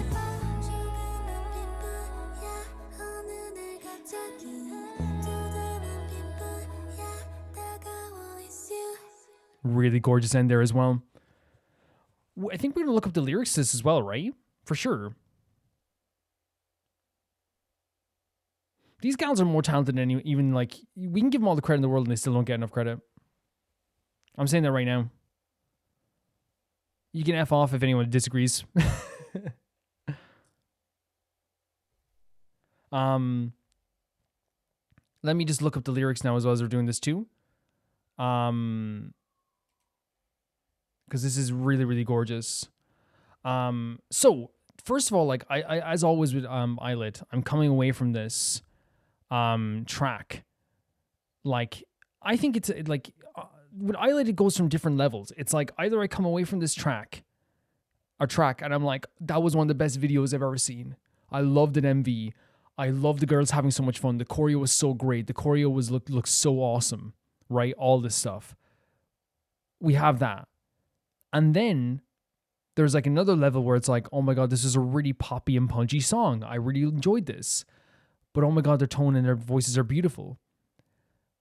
More often than not, though, I think I come away from Illit feeling emotions that I'm not sure if like you felt for years. As I said, like that song is like, surrounding the room. It feels like you're sitting in front of a fire. It feels like you're relaxing. It feels like you're about to be taken by something like a dream itself.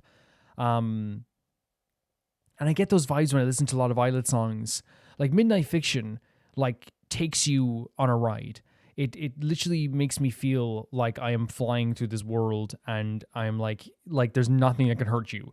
Like Little Monster is such an emotional song that I feel like you can like sit there and like have a beautiful like time just relaxing, listen to it. But also I feel like it can make you feel so emotional if you really hear the lyrics and like resonate with that song. Illit don't get enough credit because sometimes, again, from the outside, people will just think of them as just the choreo group, which they are an amazing choreo group. They just make songs that are incredible. They just make songs that are good. And that to me is like something that they just don't get enough credit for. You know? It's like, and again, I know the Illit fans know they get credit for this, but I'm listening to this song, Pimple, and I'm hearing this amazing tone to start off, which again is something that like I haven't heard like this style in a while, where it's like this really soft and beautiful tone that feels almost like close to melancholic, but more like almost like the start of like a or the end credits of like a horror game. You know what I mean? This beautiful emotional tone that makes me like go into a different world. Then we go in and the drum beat comes in and it becomes a little bit poppier, but in a really beautiful way. It still has that really gorgeous tone from all the gals' voices. It still has this very wavy, dreamy feel to it. And then the chorus, the rhythm of the chorus mixed still with their voices. They don't, again, Illit, not sacrificing the tone of the song and the beauty of a song just to show off. And it reminds me a little bit of like, and this is a weird comparison, but it reminds me a little bit of Toto, the guys who wrote Africa, the song Africa. Those guys are like the best, were like the best musicians of their time almost. But they would never sacrifice a song to show off, right? And I'm not, I hope it doesn't sound like I'm saying the gals aren't showing off here, because showing off is also like, showing how good you are is also doing a beautiful, softer tone. That's still music. That's still showing off how good you are. But I think in this case, I'm saying like they can belt out. I've heard one he recently belting out like an IU cover. But music and passion and the artistry and the beauty of the songs always comes first for Illit. It always comes first. So you get an experience with their music that you can listen to over and over again. There's a reason why they were like, the most streamed girl group of the fifth generation this year. There's a reason why they're the most watched YouTube and listened to YouTube K-pop group of 2025. There's a reason. It's because they have this style of, yes, creating these magical stories, these amazing videos, this incredible choreo, but also just dragging you in and wanting you to listen to the music because the music is just good. And this is a proof here, that rhythm in the chorus, the beautiful voices that you hear over it. Mocha's cool but unique and kind of like, I don't know what you call it. It's kind of like it's not a deep tone, but it's like almost like well, just a unique tone. It's so unique to Mocha in that way too. And like we can go on describing all the girls' voices, but you know how impressed I am always by these gals. They're so incredible at what they do. But just listening to that chorus, it's the slight elevations. It's the way they keep the tone of the song. It's the way that they keep you grounded in the music. It never goes overboard. It never goes too under to the point that it's boring. It's just so beautiful to hear that very rhythmic and gorgeous chorus. Mixed with, as we said, the verses that are really beautiful as well. The start that was really pretty too. The bridge in the middle there as well. I love the ending point too, where it almost like develops into a whisper in there too.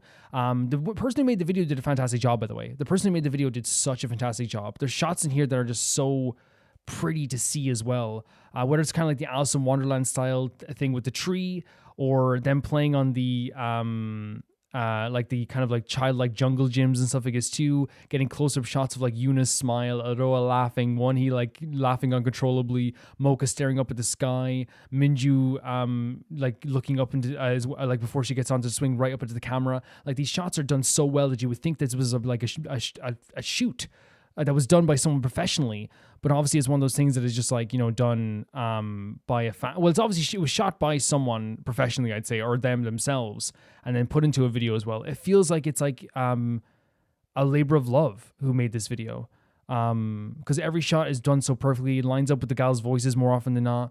It really is just a really gorgeous thing. And again, it's one of those things where like it helps that like you can tell the gals are actually having fun in this video too. Yeah, I'm so impressed by them once again. This song is incredible. It might be my favorite Illit song. Let's look up the lyrics really quick.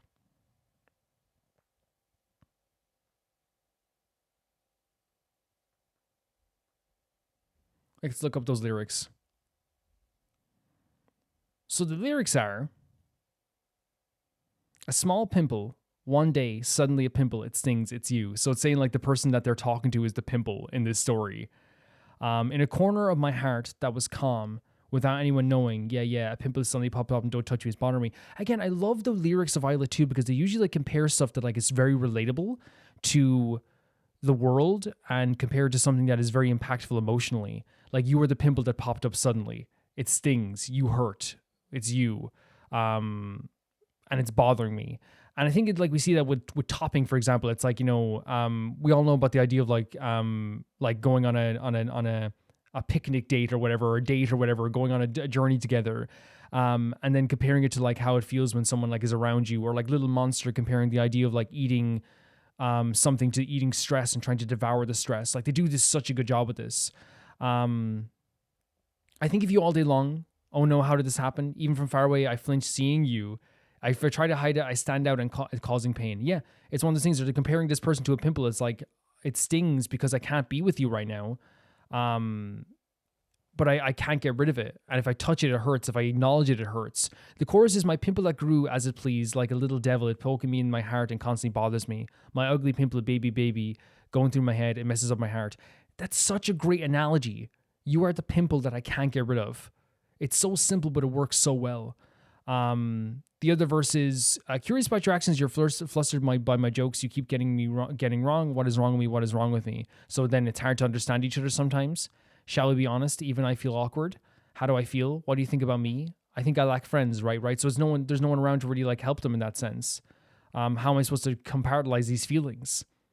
And then my pimple that grew as it pleases, it's the same chorus. The bridge is, even if it hurts, yeah, I won't avoid it. I want to tell you with all my heart. That's what's so interesting as well. Is like there's like a resolution here. It's like a beginning and middle and end of the story. I see you. I see you from a distance. It hurts. We meet up. You're trying to understand me, but you can't. What's wrong with me? My jokes aren't landing. All this stuff as well, or my jokes are landing, but like still I can't really like tell you how I feel. I have no friends who I can talk about this with. And then it ends up being like, I won't avoid you, and I will tell you how I feel in the end as well.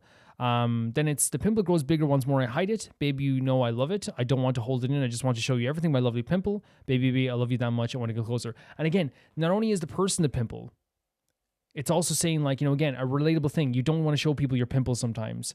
But in this case, it's like, I do want to show you my pimple because it's me. It may be an imperfection, but I want you to show it. So it's like a double thing where it's like, I can show this person my pimples and I have no problem showing them this. But also at the same time too, you are the pimple that is hurting me and I want it to still be there. I don't want to get rid of it. I think it's really a beautiful idea. It's a really beautiful idea and I really like it a lot. Thank you so much for sending us in, Angel. This was a really cool song. I think it might be my favorite Illit song now. I think it goes this, Little Monster, Midnight Fiction. I think those are my 3 favorite songs. Really great stuff. Thank you. The next one is sent in by Candace Shield, and it's P1 Harmony Siren. They say, let's start your P1 adventure in 2026 with their debut title track. It came on October 2020. Whoa. I really love the wordplay between We Are and Hyunjin, which is danger, and Yuhong, siren onomatopoeia. So when I first heard Wasp, the buzzing sound, Young, immediately reminded me of Siren. This is very cool. I think a debut track is always like something that's really fondly looked back on by all of its fans. But for me personally, it's also a situation where like I get to look at it for the first time. It's always like a really special thing to me too. I think it showcases like not only growth, but also shows like initial bursting talent. I think it's always like a really good thing to see. Let's check it out.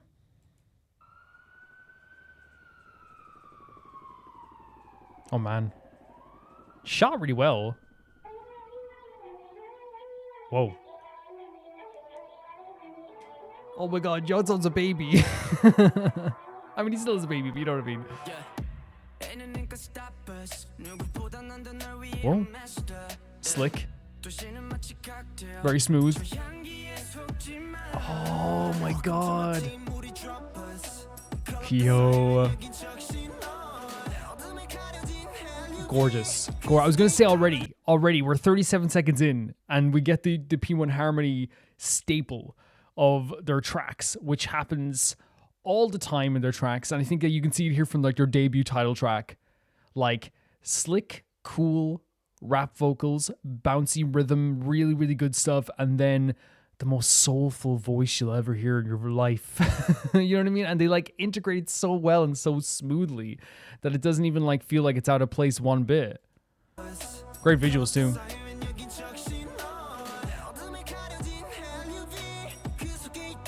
We disappear like shadows in the dark. It's like the superhero concept. Oh my god.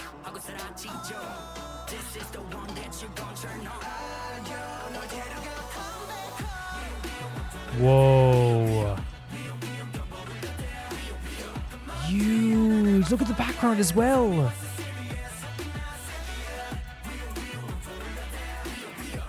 This is such a cool idea.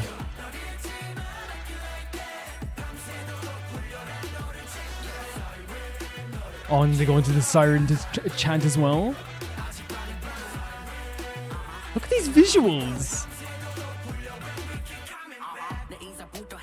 I hate to pause it on a Yongsub rap, which by the way, like again, this is 2020. He was just starting off in the industry, like, and you know, still very, very young here, which happens a lot. Like we watch Loona, for example, and like one of the things will happen with Loona is like you'll see like Hyunjin from like years ago and realize how young they were back then. But what I love about this track so far is, as you were saying, like, you know, the way they kind of like, I think it's what you were talking about as well, the way they kind of like made the siren sound here as well. It sounds like a siren itself, but it sounds so cool as well when they do it with their own voices as well. But the actual chorus has like a very like, I don't know, again, as you say, like very rhythmic stuff that comes here from P1 Harmony. Very cool stuff. But I think that like what works so well for P1 Harmony in this sense is like the overall like just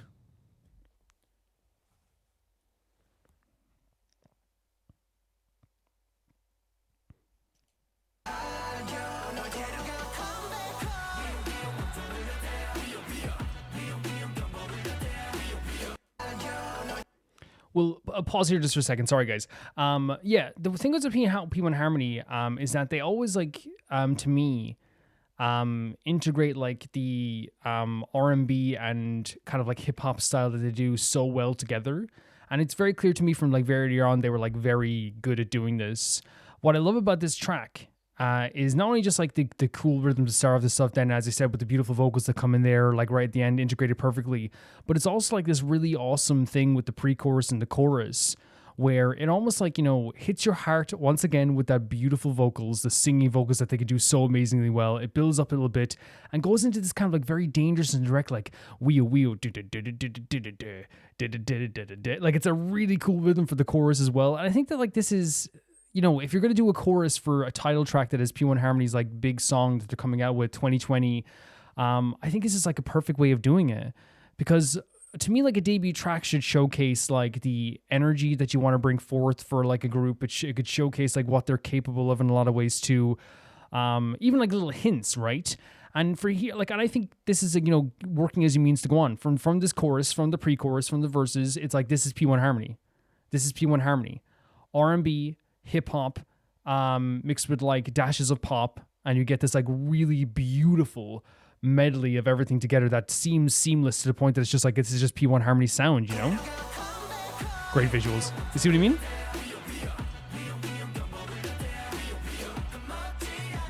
Nothing scares me. The choreo is really great too. The dance moves as well. Look at Yongsub. See that gorgeous vocals there, integrated perfectly. Like, it has such a dangerous feel to it, also being cool and fun at the same time too. Look at Soul. Let's go, Yongsub. Music without love means nothing. So great. We're pausing again already, but like I always say with Yongsub, his rap vocals have like the perfect mixture of like cute, soft, and also cool, which makes his whole rap vocals so unique. When I think of like unique rap vocals across K-pop, for example, like I think of like, you know, the Jaehyun's Boy Next Door, or you know, Soyeon or Suga. Like there's like these really unique voices where like you can't get them anywhere else. You just can't. And I feel like Yongsub is one of those things, like one of those rappers where like, and it's the hip hop vocals he does, where if I want Yongsub rap vocals, I need to go to P1 Harmony. I need to. I can't go anywhere else. I can't go like if it's not like this. Again, there's a difference between like the emotions of a rapper, maybe like the style versus like the actual like personality they put into it. And John Sub's personality he puts into every hip hop rap. Every time he like does any type of rap, I'm glued to the screen and I need to hear it. It's really, really good stuff. It really is. Yeah, this one I talk about when I say like the dangerous but approachable type stuff, where it's like it's dangerous, it's cool, but it's not too heavy to the point that I can't smile and enjoy it at the same time too. And that again is P1 Harmony as well. Like, look, these visuals are so good. Like, hear it? I need to go here for John Sub raps. Love the choreos. Like, the way they do their leg kicks in this group are so great. Girls cheer me up. Yeah, their choreo is so great. There was a visual glitch there. I thought it was the video for a second. I was like, there's no way they do that. So I had to go back just a second. Sorry about that there. The outfits are great too. I think they have like, again, a youthful vibe while also still, you know, being cool as well. I think with their choreo as well, what's so great about them is you see like these movements here in this video, like where it's, and I think they do leg movements better than like most groups do. And what I mean by that is like they always feel like very natural, but they're always like very high movements, fast movements. They feel very like, I think sometimes it feels like a fight. Like they do dance moves like it's a fight sometimes, and that's what P1 Harmony is so good at as well.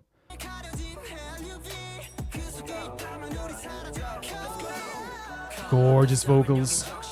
Look at them. They're having so much fun here as well. Great stuff here again. Like, look at this. This one with the leg movements. So precise, so good. Oh, those vocals in the background is. Oh, look at these! Look at that! These visuals are crazy. Oh, great stuff.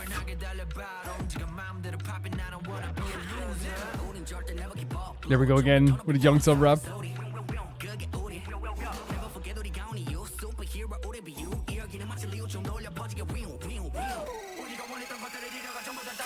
Holy hell.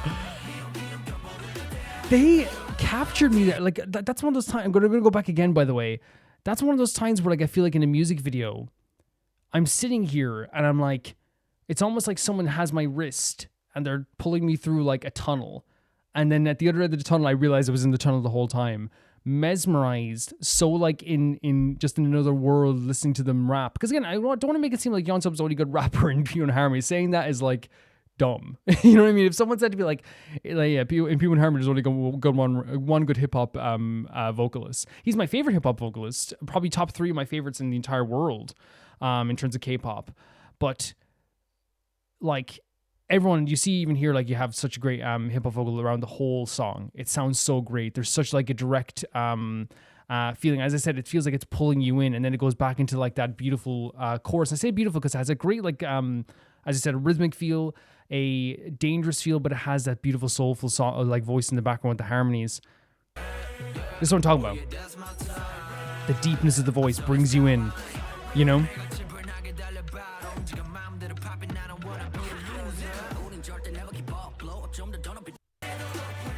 Great vocals there.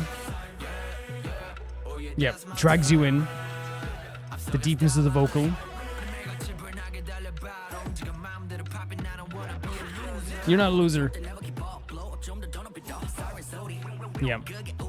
They just have a great hip hop feel to them. It never feels like unnatural. Ever. This is what I'm talking about. I'm dragged in. And then it goes into this, and it feels like it's a burst of like light. Right? Intentionally so. You hear that vocal in the background?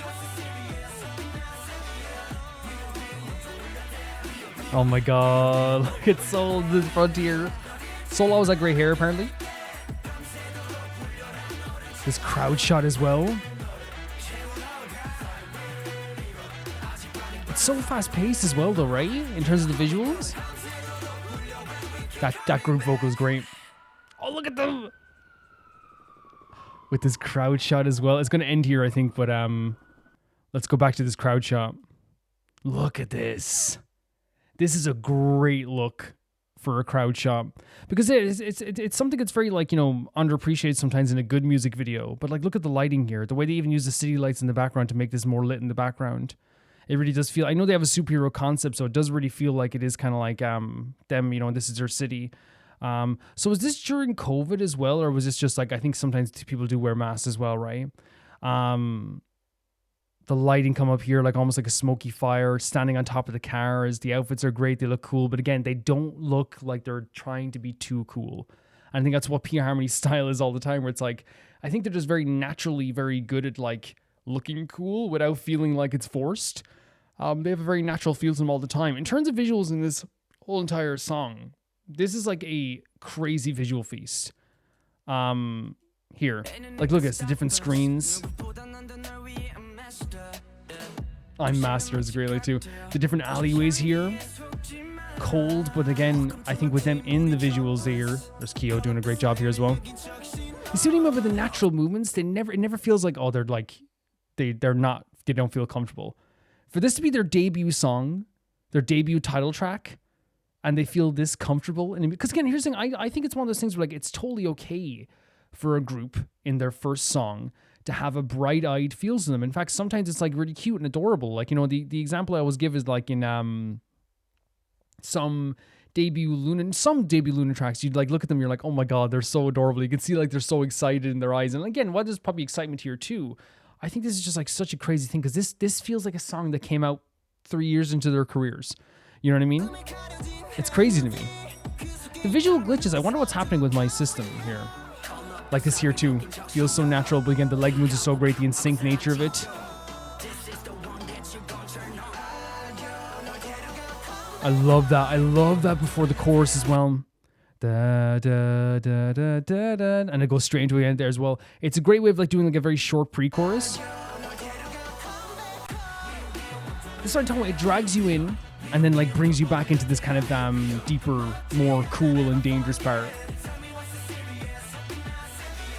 That group part as well, where there's like multiple vocals together as well. Again, sounds great. It sounds great. It's really great to listen to. This is such a cool shot.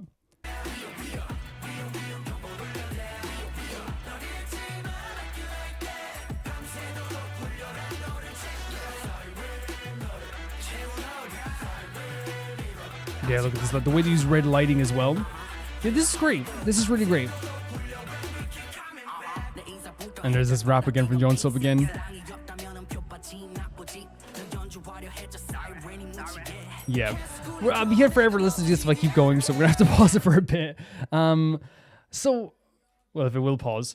What I think about this track here is, once again, with P1 Harmony, to me, they always feel like a group that, to me, from their debut even now, like we listened to their song like 4 years in, for example, and they feel like a group that literally has been around for 10 years.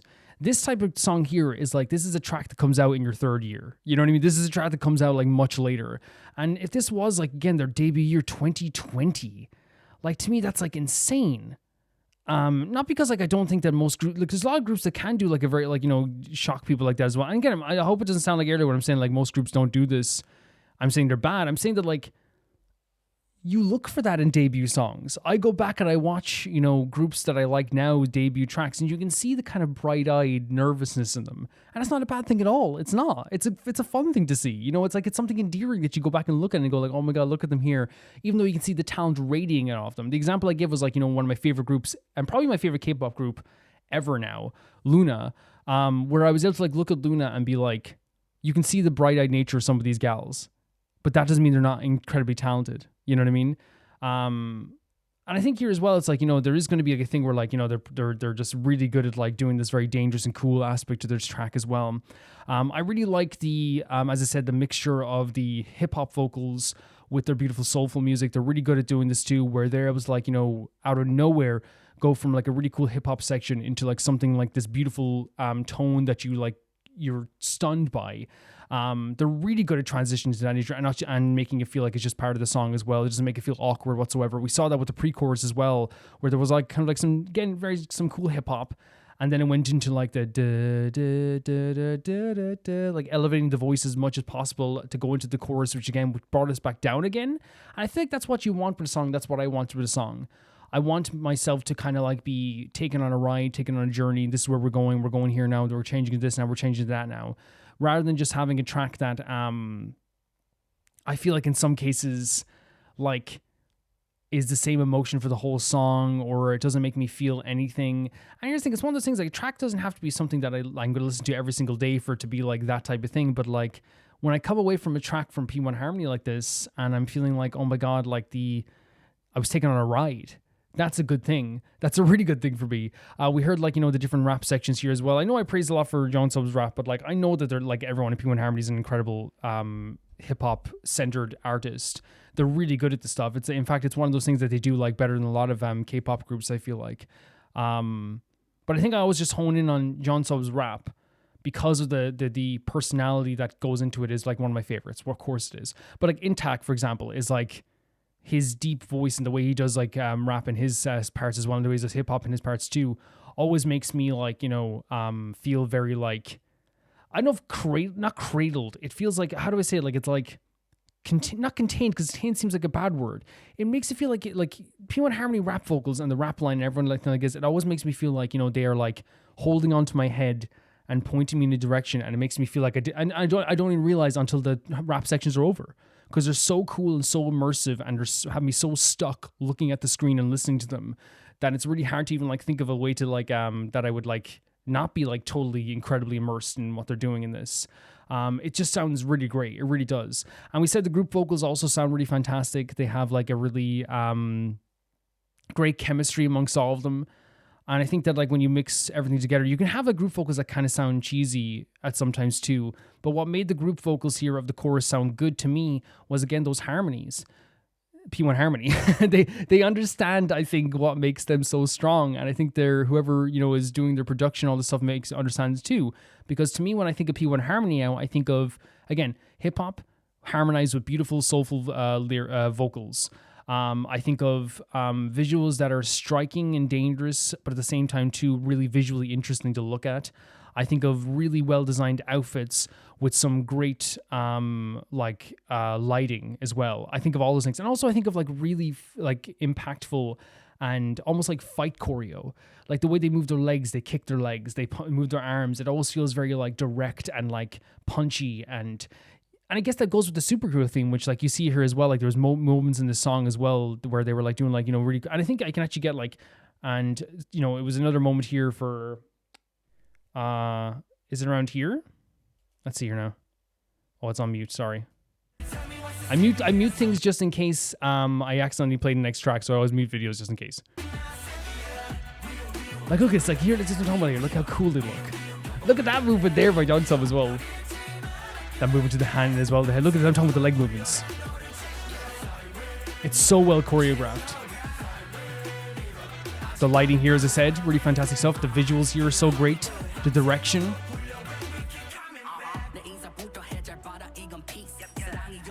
Look at the leg movements here, watch. Even here, like the little slight kicks.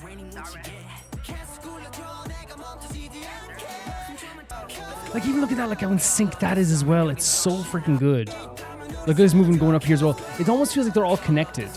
You know what I mean? I know that's just like dance choreo and being in sync and stuff, but like I love that they're almost like one beating heart together. You know what I mean? Like look at this. It's so cool. Look at how good this sounds. This sounds so good too. So clear, precise, and cool. You hear this?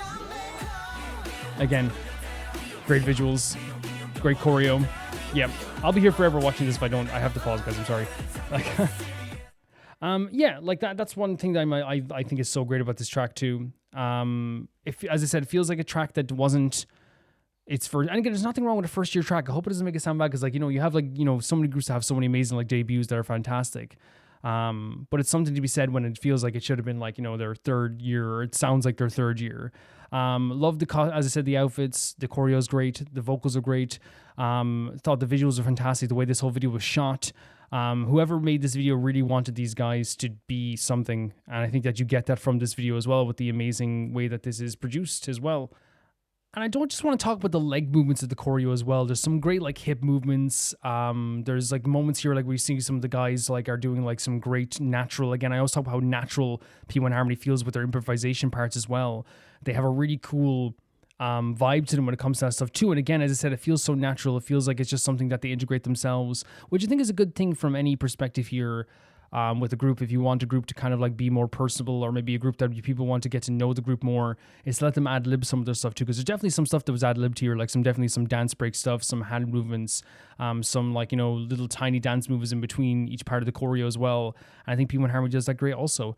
In terms of like the lyrics here, I think it was like, I know their concept is superhero, and it's all about like, you know, self, like, you know, not self-importance, but self like confidence. Like they talk about like though the city itself. So again, it seems like it does a superhero concept. Like it's like, you know, this is my team, you can't stop us. When the siren hits, like, you know, we're going to be like coming in here and like doing our thing. They talk about like disappearing like shadows, which again sounds like superheroes. And I wonder if like, you know, the red light is like the idea of like when they hear the siren, it's like the red light kind of like is them running in to kind of save this place as well. I do like the way that they did the actual sound of the siren, adding in the idea of like danger, and talking about like, again, during that whole part there, if you're talking about danger and a siren, it's like, hey, nothing's going to scare us. I think it is a self-confidence song. I think it is like a song talking about them as a group. Hey, we're not going to be stopped. We're gonna save you. This is our thing as well. You can put the siren on. I even said, well, siren on all night. There's a line here as well that's just like saying like this. It's just an appetizer, and also I'll tuck you into bed, which is another line as well. Which again is very fierce in a way, because what it seems like to me as well, where it's like, I'm gonna do this all night. I'm here all night. Till you fall asleep, till the city falls asleep, till this place falls asleep. This is just the start of it. I will be here all night. When I hear that siren, I will not be stopped as well. And I think as well, like, you know, if you're going to do a song like this about like, you know, again, I know they have a superhero concept, but also integrate the idea of love and being with someone and liking someone. But they do it so naturally where like it has like the thing of like, yeah, I'm going to save you. I'm going to save this place. When I hear that siren, it's almost like, yeah, it's like, it's not just like I'm going to save the city. It's not just like a superhero concept. It's also, I'm going to save this individual person that I like quite a bit too.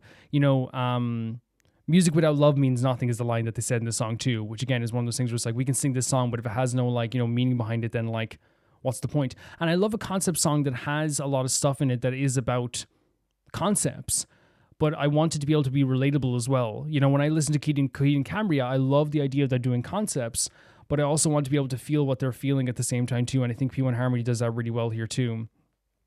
I think of one line they say like, you're the instrument that is drowning out the siren. You know, like you're hoping that I'll save you at some point too. And I think all that like is them trying to say as well to this person as well, that like you make the siren easier. But I will, if the siren happens, I will be there to like stop it as well. But it's like, it feels like very self-confidence. It feels like I'm going to save you. I'm going to help you.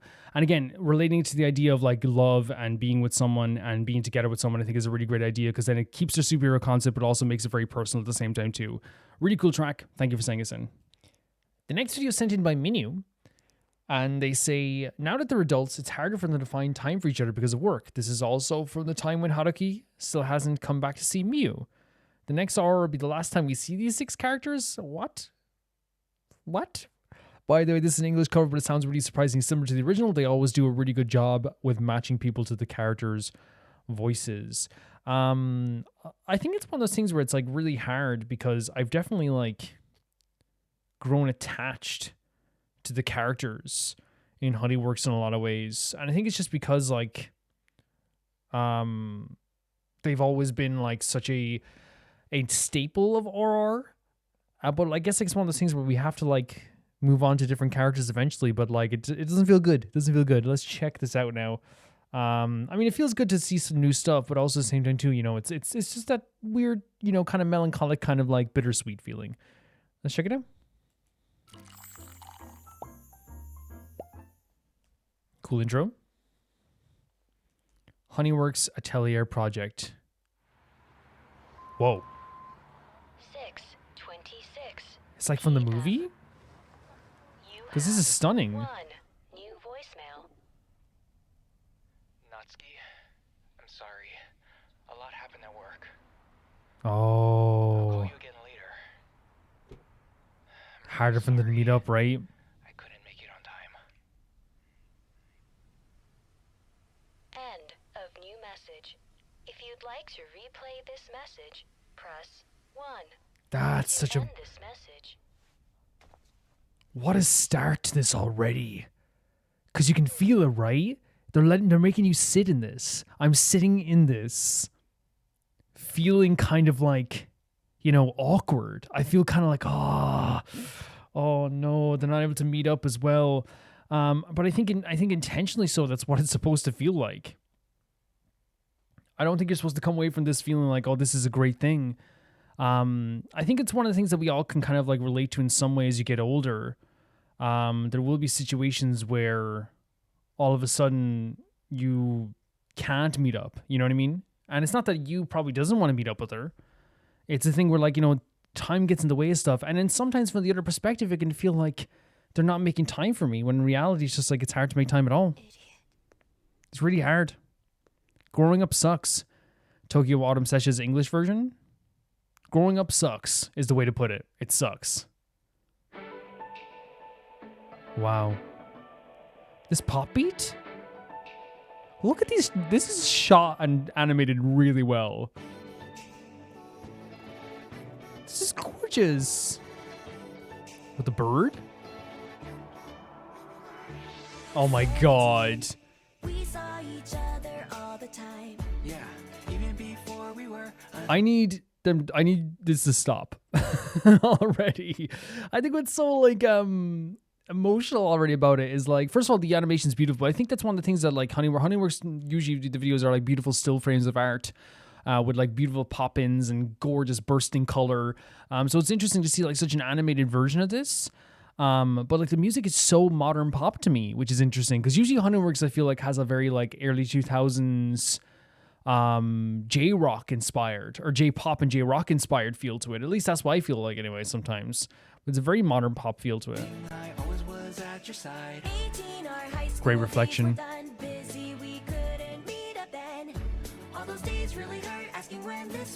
Great rhythm. Really great rhythm.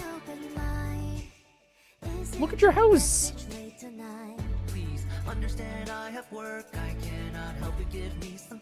Stop.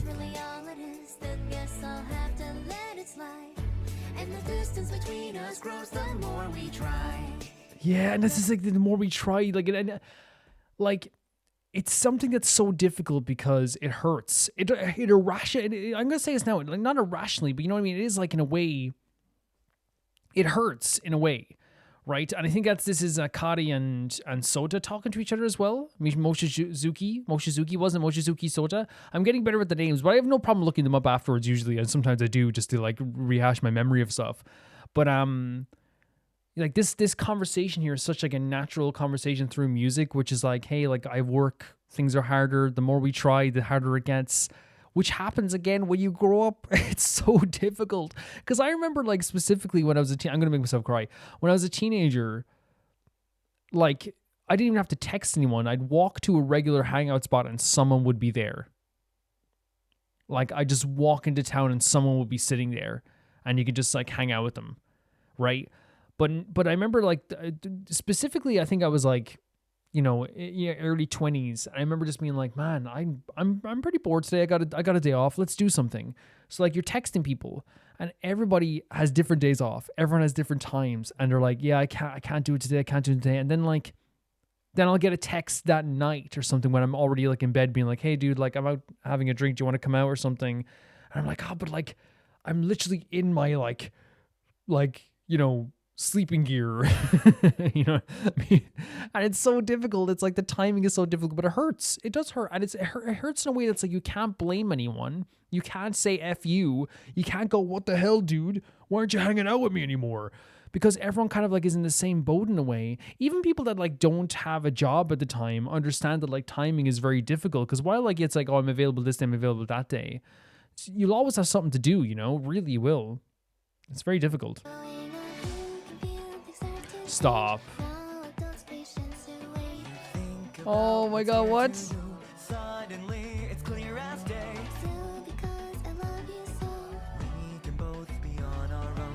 Oh no, stop.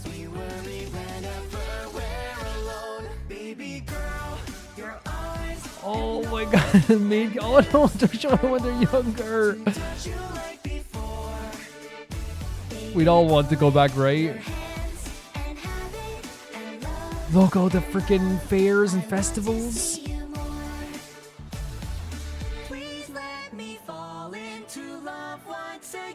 Once again. Look at the flowers in the back as well. I'm going to put this back to here for a second here because I want to say that's such an important deal. Because first I was like, fall in love again. They're not falling in love, or they're falling out of love. But I think it's more of a thing of like that time when they were falling in love. They could see each other whenever they wanted. They could see each other at any freaking moment. You know what I mean? And I think it's one of those things where, like, when I say like I would love to go back to those times, I think like a lot of times, like when we're reminiscing about the past, we think about all the good times. But I think back also, like, it's like, oh yeah, would I like to go back to a time when like I didn't have to like have any responsibilities, and I was 16 years old and I was able to just like literally hang out every single day. There was like one summer where I was like literally not in my house like until the nighttime every single day, just like out there all the time, hanging out in the park and by the canals and just hanging out with my friends. Of course, like, you'd like to go back to those times, but then like you think about all the stuff that gets better when you're older. But of course it's harder because like time, the expression time makes fools of us all. It really does. Like, you blink and then all of a sudden everything's different. There's good parts to life now and there's bad, you want to go back to the good parts in life before. But there's a lot of struggles when you're younger too. You know what I mean? Like especially now, like, but when I was a teenager, like, like the internet was a thing. Of course it was. I'm not like ancient, but it was still bad. There were still like fights and all this stuff too. Like, and, but even now technology's gotten so crazy. Like, I wouldn't want to be a teenager now. Jesus Christ. I think a lot of teenagers are hoping to get out of there as soon as possible, It's a beautiful shot here. 19, we took a trip for the first time. Oh, the rain. So gorgeous, this video. Yeah, memorable? Oh. That's so beautiful. You see what they're doing here? They're like showing them in the rain in the car and like her, dancing in the rain, and they both remember the feeling at the same time. Really cool idea.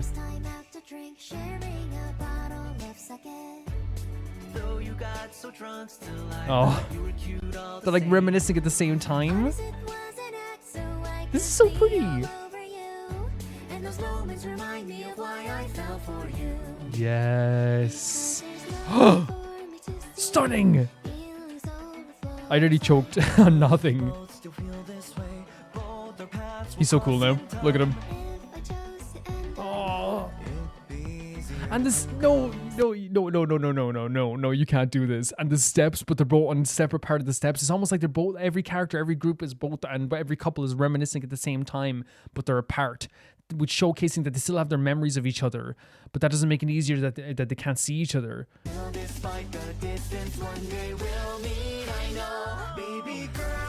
Oh, baby girl.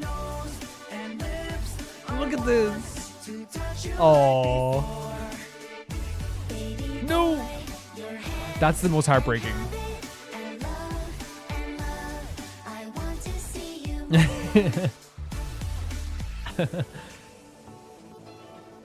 They're moving closer, the rain again.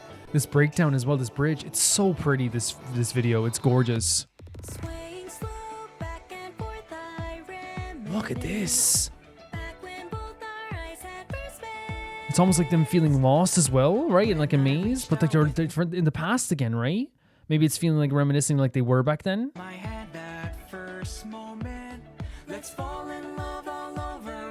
Oh wow. Fall in love all over again is crazy. Oh, the flowers. Wow, and then transitioning into the modern time. Oh, stop. Cease this. Cease. No.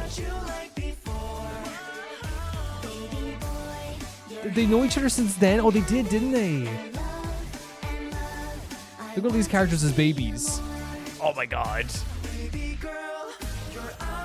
Oh my god, the visuals in this, the transitions are great.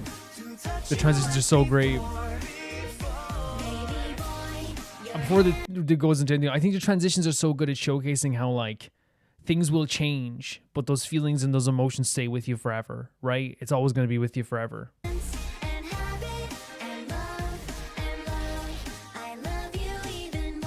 I love you even more. Was that an anniversary thing? We're gonna check back here for a second. Feel like we love fall in love once again. To me, is like, please let us go back to a time when we could like always be together. In my opinion, it's sixth anniversary. That's why it was so important, right? And it stings a bit more as well. The interlocking hands. This is gorgeous. Very pretty. So pretty. Such a pretty video.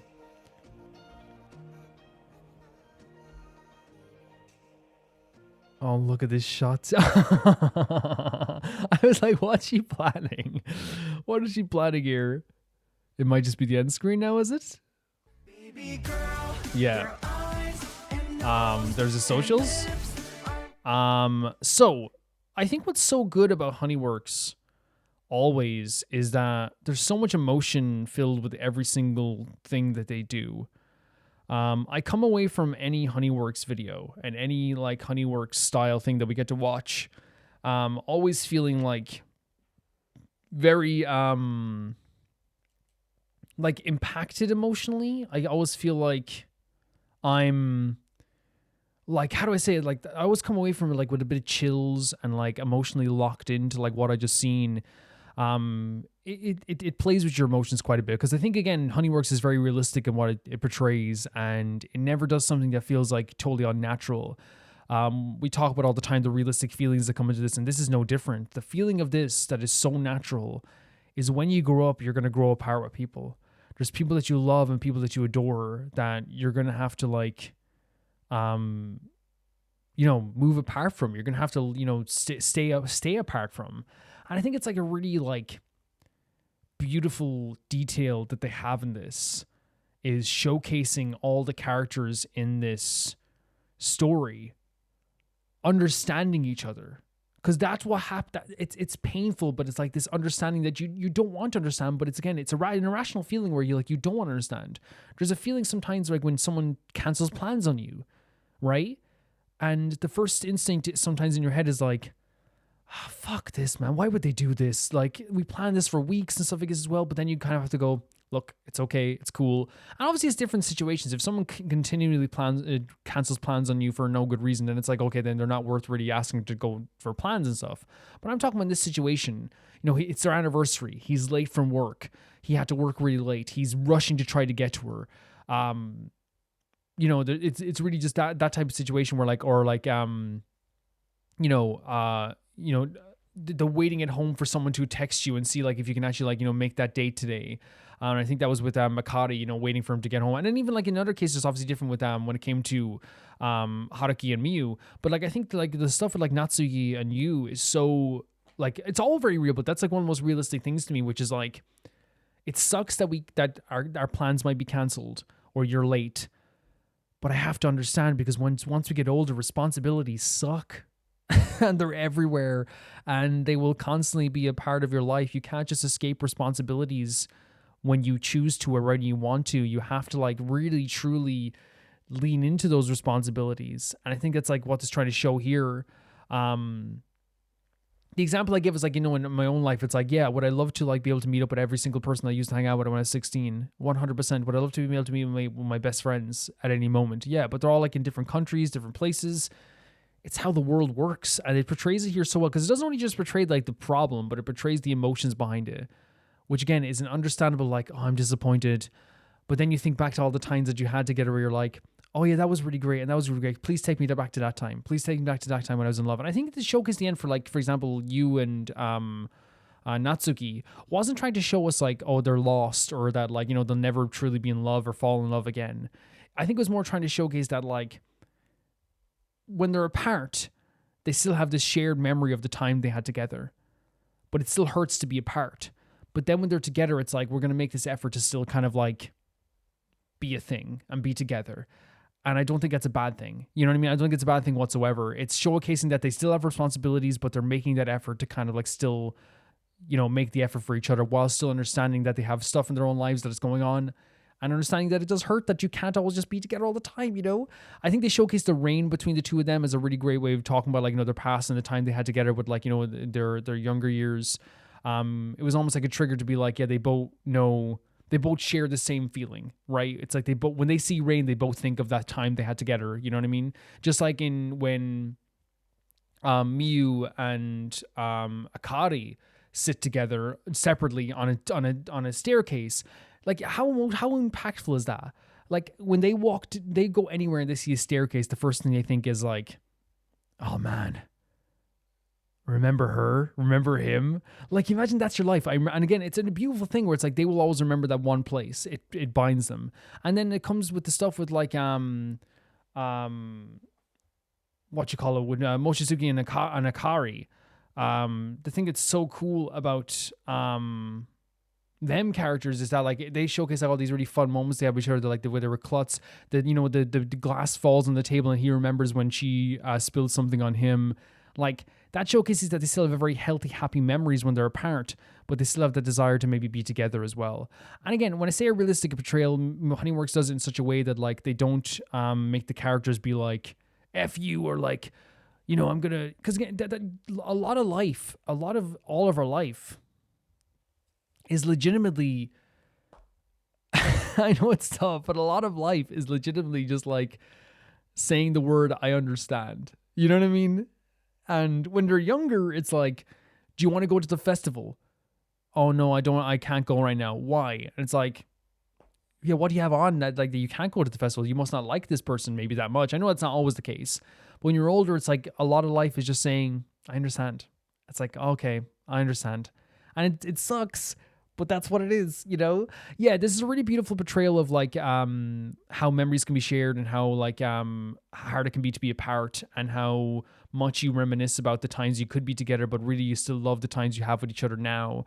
Or, you know, in some cases you're still longing for the times you had together. I think it's a really beautiful portrayal of that. I think the actual visuals are gorgeous, but this movie itself is so pretty. The lighting, the way that they did the visuals of like the flower and the birds in the background, like, you know, permeating through the screen. The scenes on the staircase, the characters like, you know, looking on their phones, and like the rain falling, everything was so gorgeous, and the foliage, everything was so pretty. So it's a really pretty portrayal of that too. But yeah, this is really gorgeous as well, Minu. Thank you for sending us in. I'm gonna miss these characters 100%. The next video is sent in by Loona. With the first one reacts to the new year and wanted to bring you something more whimsical. This is Dami Dami, the character EP for Lucia for Zen Zone Zero. Lucia is a member of the Spook Shack and partakes in less than legal study of ethereal inside of the various hallows. We love anyone doing less than legal stuff, I suppose. For me anyway, for sure. I think it's always a fun character trait. Let's check this out. This is Dami Dami, Lucia EP. Very interesting to see this. Whoa, the colors already. Whoa. Oh. Beautiful vocals. Look at this visual, the city. Wow. Actually chilling. Gorgeous. Oh my god, that rhythm. What is that goat? Electric sheep?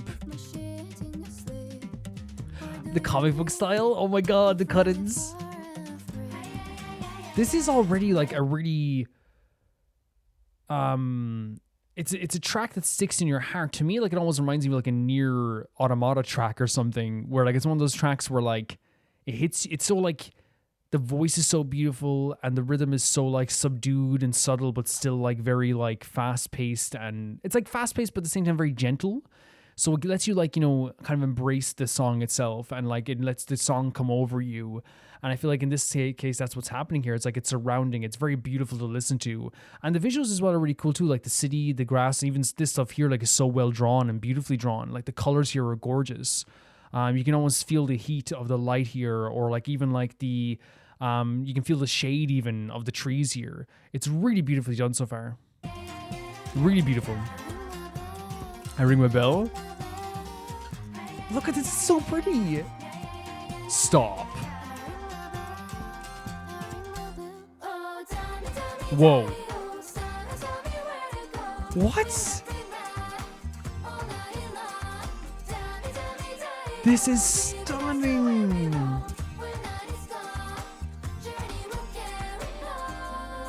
The vocals. The vocals. What is chasing the electric sheep? Look at this gal. Does she have like goat ears as well, or horns as well?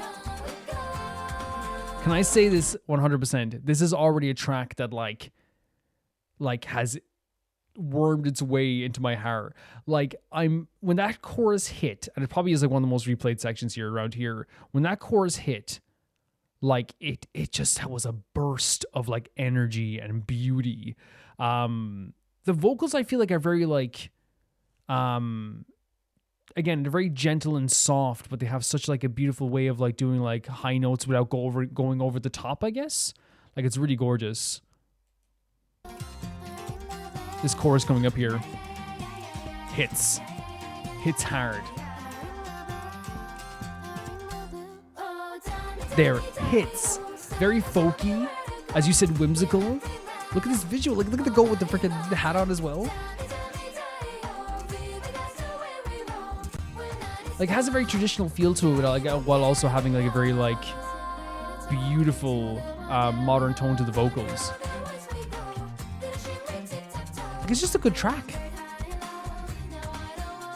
So these are literally electric sheep. Oh, more instruments here as well coming in. Again, stunning visuals. Who's this? I love cut-ins like this. The voice is so subdued here, but again, it's angelic, it's beautiful. As you said, use the word whimsical is such a great word for it. Oh, I love that chanting. I love it. Having some noodles. The subtle, like, even there, like, it's so hard to do a soft tone sometimes like this without making it sound like it's going completely lower than it needs to be, to the point that you can't even hear it. Like, every aspect of the vocal performance in the song is hitting my heart. It's so pretty. Oh, great stuff as well. It's like a video game. Great colors. Don't hide again. There's like a trading card game in this as well. So great. Very sudden though. Oh, adorable. What the hell? He's like a Yu-Gi-Oh character. Oh, this is so good. Is there like a trading card game in Zenless Zone Zero like this? Because then I'm all in. Amazing. The track is amazing.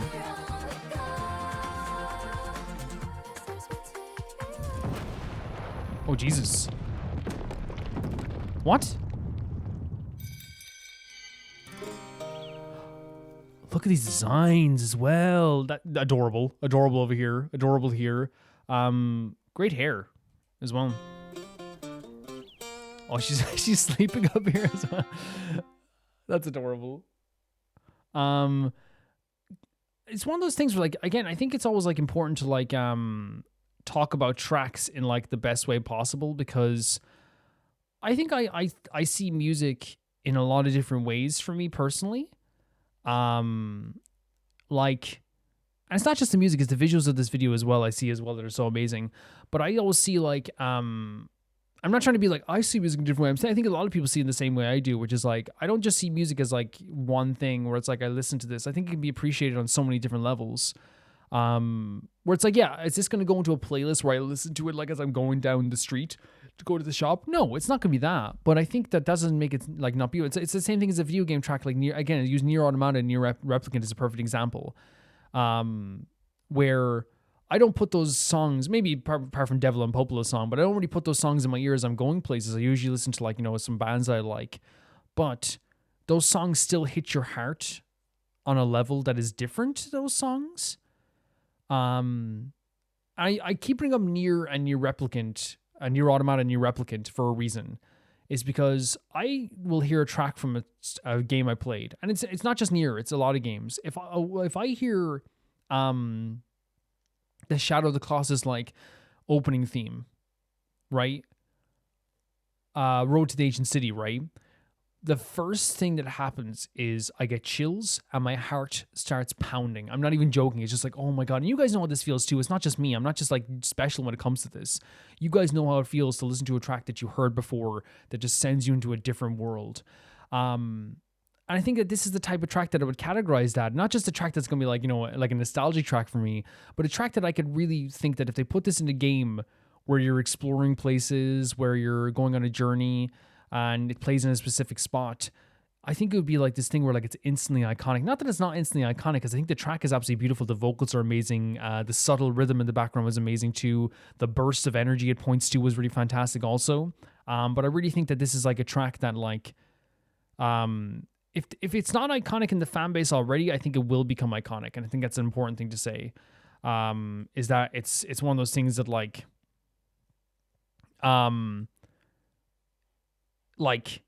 when was this? Just let me check here. 2 months ago. Wow. And by the way, the rule is with Zenless Zone Zero stuff is that we will be watching Zenless Zone Zero stuff until 2 months before we catch up to Honkai. When it's 2 months before we catch up to Honkai, what happens is I stop the Zenless Zone Zero stuff. The reason is we stop in Rome Reacts. The reason is just so it won't be fresh in my mind, right? But yeah, like this is like a unbelievable track that has so much beautiful, and the vocals are so hauntingly gorgeous. The as I said, the subtle instruments in the background, the changing of the instruments is so pretty too. But I think like what sells like the song as well at the same time too, is not just like, again, the great rhythm of the lyrics, the way it goes so well. Like, they talk about the twilight paints the summer, even like, lines like electric, which was cheap, like, do you dream? Asking like what they dream and stuff, because as well, like some great lines here too, but the visuals are fantastic.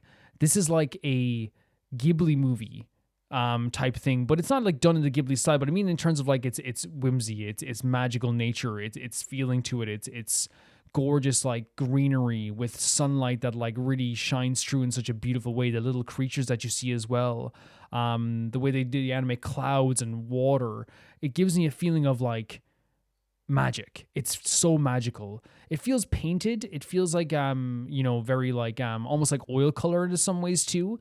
But I think also at the same time too, like one of the things that if the way you get lighting right, I think depends on how talented you are really. Because like I think sometimes like when I see lighting in videos or music videos or something like this too, it feels very like, and especially in animated music videos, it feels very unnatural. But like in this music video, when the light is shining on the trees, it's shining on her head and it's shining in different ways. You feel that heat. I feel the warmth. I feel the shade. Like, and I'm not saying I physically feel it, but it's like you can imagine it. And that's an important part about lighting and animation, I think, that a lot of people don't always get right. But there's some crazy visuals in here. I said the visuals going through the forest, the really like the wheat field, chasing the sheep down, the lighting coming in from the trees, the cityscapes as well, like, with the her sitting on the staircase, with someone looking over her drawings, doing some sketches, and stuff like this too. The lyrics are interesting because it's like talking about like a little lamb, and I wonder if it has to do with like her horns as well, like that's what it is, like kind of relate to that too. But yeah, like great visuals with her eating the noodles like in front of the fire. Looks amazing too. Her, challenging someone to like a card game, which I love that part too, because when she slams on the table, it goes from like this very quiet moment, because we had these amazing visuals of her walking through the streets. Again, beautiful lighting, beautiful colors, her skipping through the streets, her walking through the streets, and then with the card game, it bursts with this energy, and I think it's like a really good sign of like a really emotional song that doesn't have to be like really sad all the time. But what happens is like it brings you on this like really beautiful rhythmic ride to the whole thing, and then all of a sudden it like slows down a bit, and then boom, it comes out again like in this really amazing way, and I think they did a really good job of that too. I don't know what the thing is happening here with the card game, but it really feels like a Yu-Gi-Oh type thing as well. She even does the Yami Yugi turning of the card thing, which I think is really cool. But yeah, really great visuals in this, really great music, really gorgeous stuff coming into this. I come away from this more excited than I was before to play Zenless Zone Zero, because I only can like assume things about Zenless Zone Zero, right? I can only assume like what Zenless Zone Zero is all about. I can only assume what I'm gonna like about it. I can only assume what is in Zenless Zone Zero. And to me, I feel like when I think of Zenless Zone Zero, I think of like technological stuff, futuristic stuff and stuff like that too. But it's really interesting now. I can also think of like beautiful music, characters that are like really funny, and characters that like have a really beautiful edge to them, I feel like, as well. And we're going to get that here, I think, in Zenless Zone Zero when we eventually do try it, which I definitely do. I cannot wait to try it. I'm going to be giving it a little bit of a breath. We're going to, eventually we're going to get to it, of course, after we catch up to Honkai. I know some people are also worried about like, is he going to be able to do this? Trust me, I got a plan. But yeah, this is beautiful stuff, really gorgeous stuff. Love this. Thank you so much for sending us in, Loona. This is awesome. The next video is sent in by, let me just get it up here. I actually don't mind this new setup. If it works out, I have no problem continuing to do it. It's a little less comfortable. We'll see how it goes. The next video is sent in by, I think it's Elixir, Axler 21. There's already quite a few requests for Honkai Sarah, so I thought I'd change it up just a little bit and recommend some Honkai Impact 3rd stuff. So this is a song from Honkai Impact 3rd, I believe. It's called Regression, and it's performed by Ayanga. Let's check it out. The next video is sent in by, let me get this up here now as well, professional Calvin as always, Axler 21. There are quite a few requests for Honkai Sarah, so I thought I'd change it up a bit, just a little bit, and recommend some Honkai Impact 3rd stuff. Fair enough. I think it's a track from Honkai Impact 3rd called Regression. So let's check this out. Are subtitles on? There's going to be subtitles at the bottom there. Oh my god. Very subtle tone with the voice here already. Very interesting way of starting things.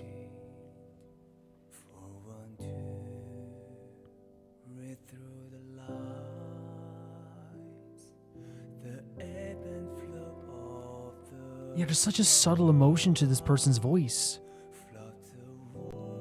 Honestly.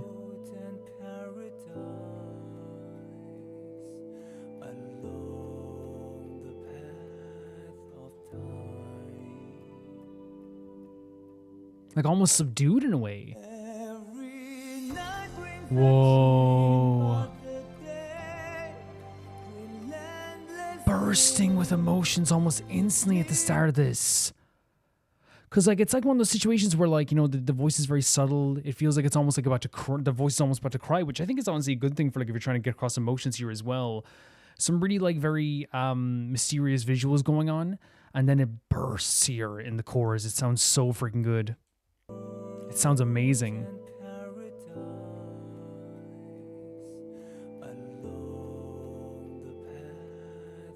Like it's so subtle, but so beautiful at the same time too. Just like that.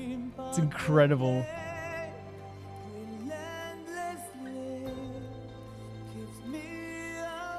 Gorgeous. Look at this visual as well. Jesus Christ. Stunning elevation of the vocals there. What's happening here? Did she just rip off a noose off her neck? How do you do that?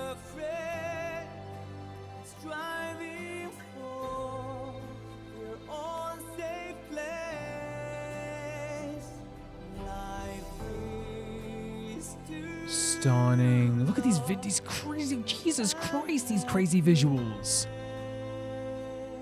Like, what the hell?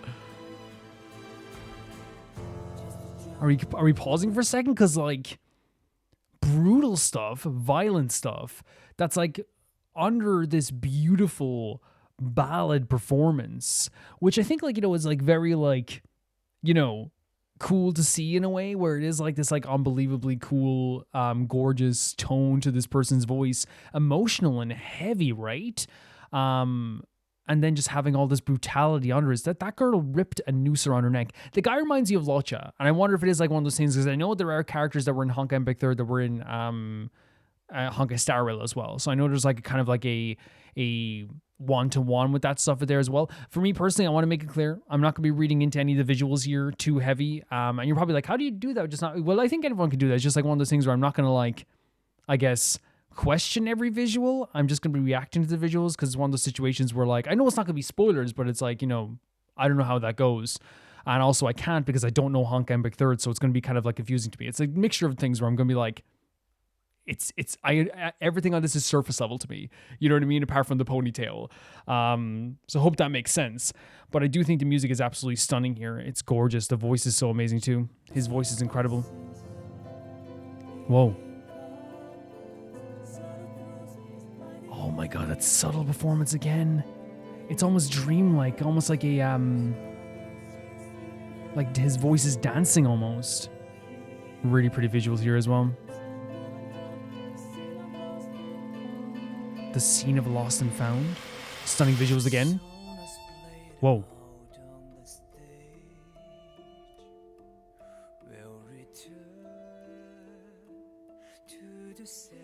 Oh my god, look at these visuals. They're so pretty. But there's so much brutality in this already. I don't think this adorableness is going to last forever. It's such a burst of emotion, that chord. Look at this. So much blood, so much brutality.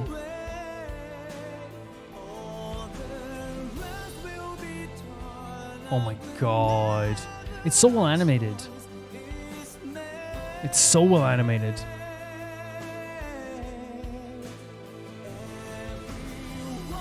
His voice is so incredible to me.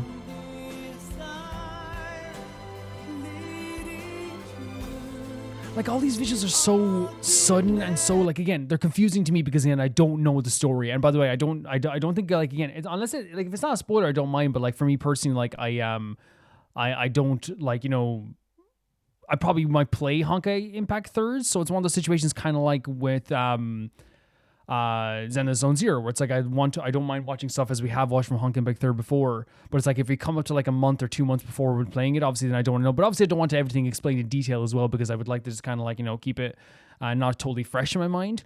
But I love seeing this, like, this kind of like very crazy visuals, not knowing exactly what's happening, so much blood and violence and energy and emotion throughout this whole thing, and it's all really well animated over, like, under this really beautiful voice here. I might turn it up a little bit as well. I'm going to skip back to here as well, guys. Yeah, these visuals are so incredible to me. It's one of those situations where, again, as I said, I don't know what's happening, but they're beautiful. You know what I mean? Really insane visuals.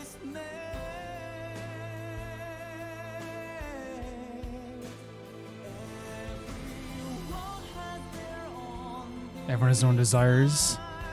Like, look at this one with the clock with the two of them in here as well. It's almost like time running out. Like this one, look at this. So emotionally heavy, the visuals, you know? What the? Life is too long to end at a grave?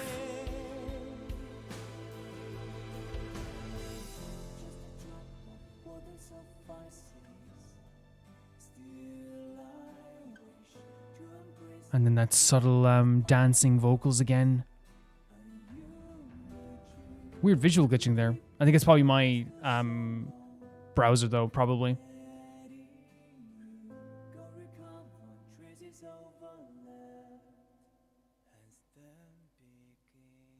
Very quiet, right? Very, very quiet towards the end here as well.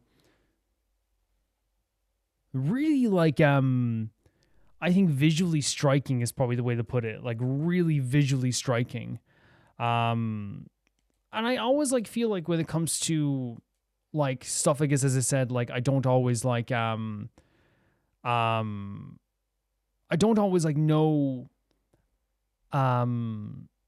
what I'm getting myself into when it comes to like stuff I haven't seen before, and especially with stuff like Honkai Back Third, because it almost like feels like Honkai Back Third almost feels like a ghost.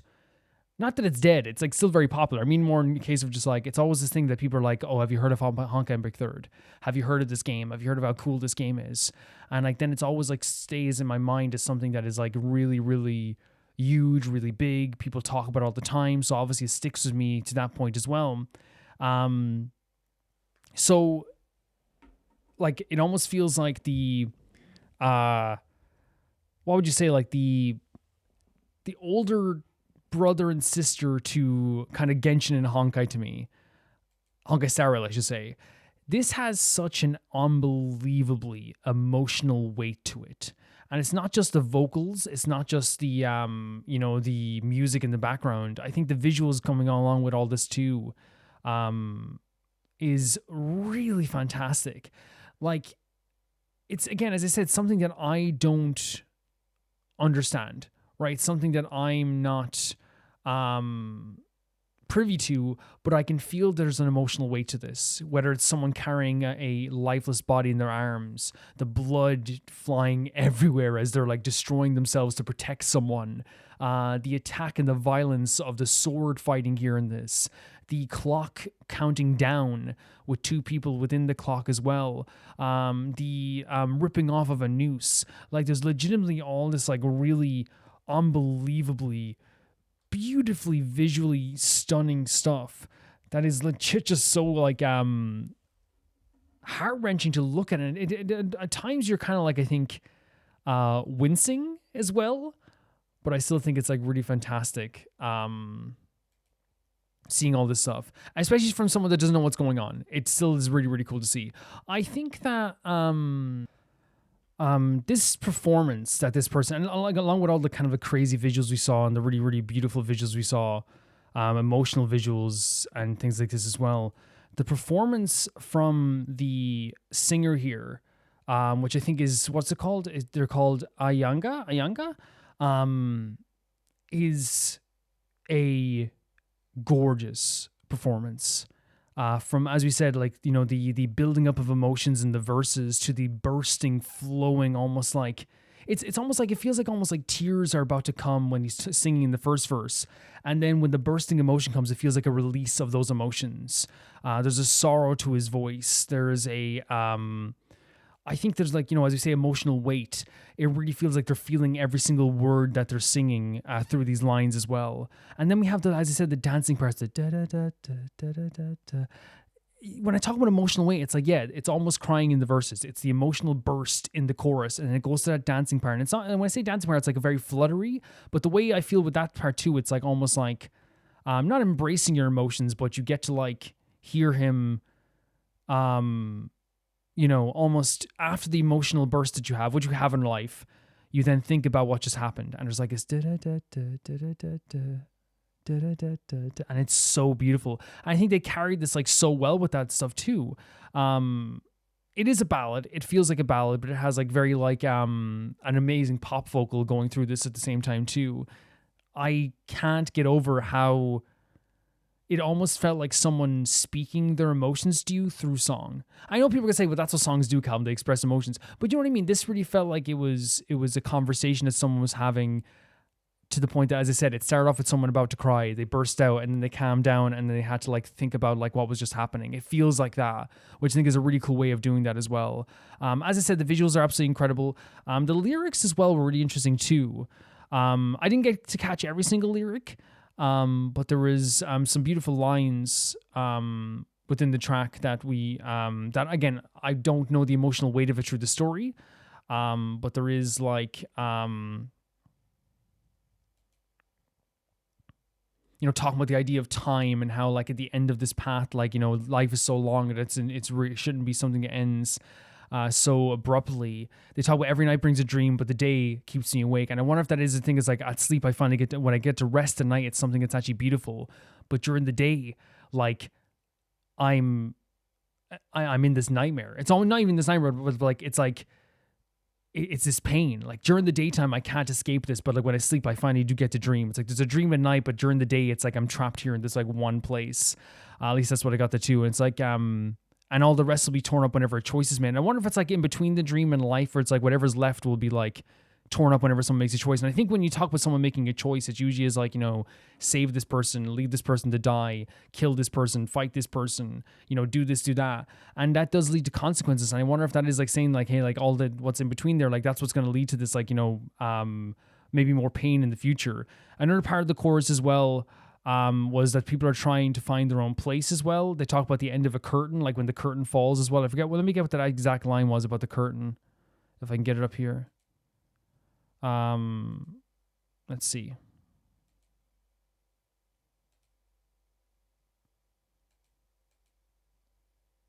I can't find it here, but there's a beautiful line about the curtain too.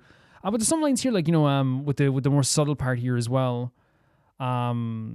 About how like a drop on the surface is encompassed and swallowed through the universe. And that also like feels to me, it's like, you know, we are only like a drop in the pan. We are something that's not here forever. And we make an impact on this world, but is it actually that serious of an impact as well? Honkai impact. But yeah, that's what I'm getting from the lyrics too. Some very, very beautiful emotional lyrics there also. Yeah, beautiful visuals, crazy emotional vocals, really cool stuff. The next video is sent in by Leon, and they say it's more than meets the eye. Previously, Skid's amnesia has him feeling as if he has an excuse to live freely, as he can decide to see what it is going on by infiltrating the vents. It's revealed that the Spark Eater will automatically go to the brightest spark he can find. Rodimus assumes it's his own since he can bear the matrix of leadership, but it turns out to be wrong. That is an even brighter spark for some reason. Skid saves wrong at the last minute in their shared habsuit. Cyclonus gives a very bare bones overview of the early parts of the war that isn't wrong but is missing some crucial information. Now, let's wrap this up, shall we? Skids and Rung are heading towards Rodimus' location. Roddy has a plan that might just be unethical, and Tailgate makes a decision. Oh, also Brainstorm was here for a second. Love to see him. And that wraps up issue 3. Hope you enjoyed. Happy New Year's. We're watching from 16:15 to the end. I have enjoyed it. These have been really cool and really awesome to see. And I've actually like really enjoyed the feeling that this always gives. I always like have like a really good time with this, and like it's a really cool immersive story. So let's check this out. I'm at 16:12, so that should be okay. Let's go.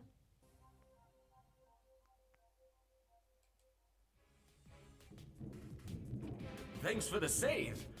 How did you know I was in trouble? Oh my God, Skid's saving him. I don't want to panic you further. That thing is right behind you. Jesus Christ, that visual! I got an incoming message. Holy hell! It's Rum, right?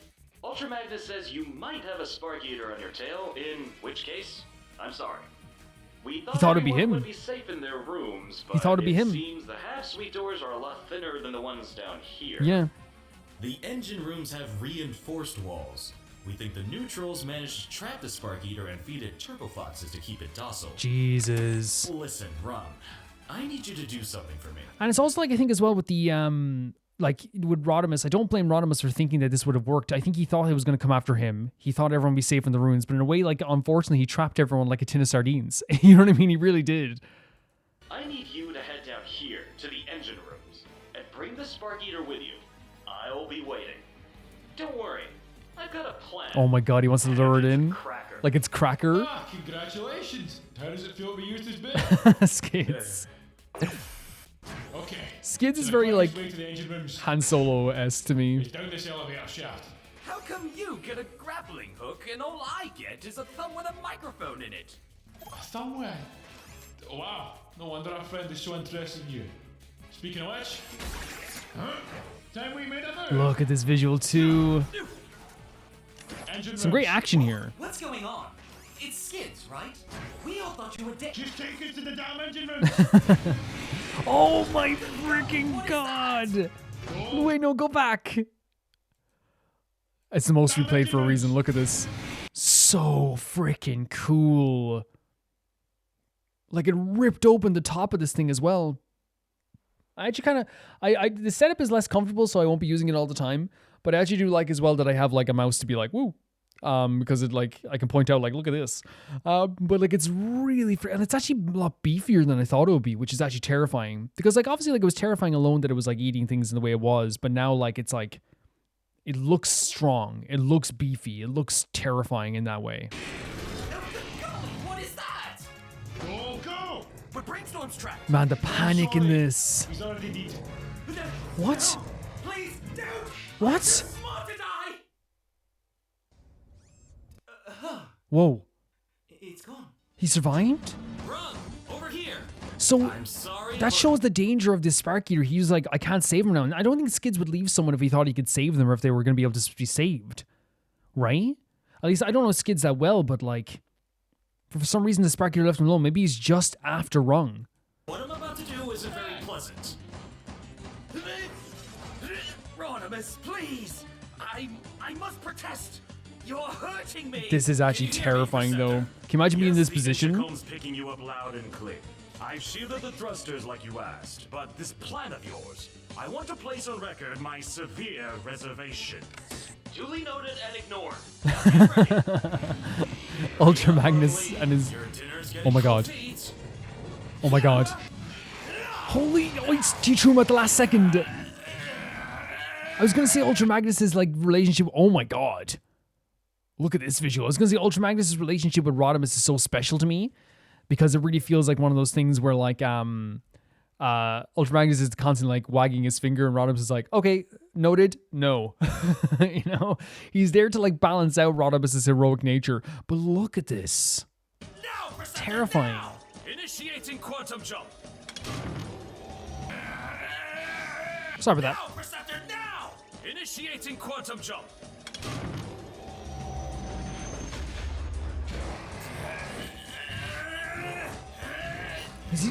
Look at Rodimus is a freaking hero here.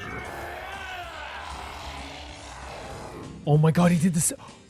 Wow. That was just... That's the same thing happened to the other one.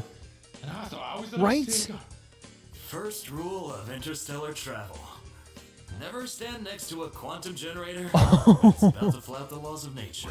That's what they found earlier. Remember they found the other Transformer who was trapped in the wall because it happened during the quantum jump, right? And now this happened again to this guy.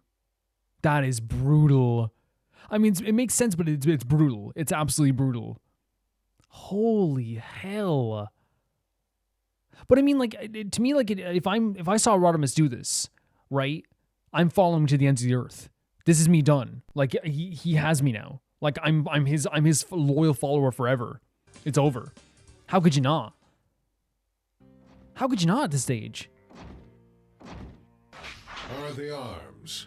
Good as new. Oh, and his arms got repaired Actually, they because he was are trapped new. in the walls. Ratchet built them from scratch. Rodimus, what you did was... Hey, don't mention it. You know what they say. No guts, no glory. Was completely unacceptable. Oh my god. If you want to put your own life at risk, go ahead. But using Rung like that... That's what he's upset about. Are you lecturing me? Is this a lecture? No, this is me telling you something that no one else will. Certainly not Drift. He looks at you in awe, as if you're some kind of... Wow. I don't know. Remember who you're talking to. While you're Whoa. on this ship, you answer to me. Not the other way round. Are we clear Whoa. about that? Not the other way round. Huge deal there. Because I do see where... that's Ultra Magnus, right? Maybe I'm wrong.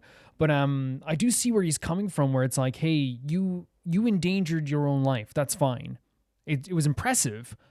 But you also endangered someone else's life. If this went wrong, Rung is dead, right? And that's on your conscience forever. But it's interesting that, like, Rodimus, because again, I agree with it, and also at the same time, too, I'm also like, man, this is very interesting from Rodimus, because we never see him like this. He, like, laid down the law there. And while I agree with him to lay down the law, I think he needs to, because I think one of the things you can have a ship where people respect you and like you and all this stuff, too, or like you and love you and think you're fun and think you're, like, a great hero, and they're just here on the ship because they want to follow you.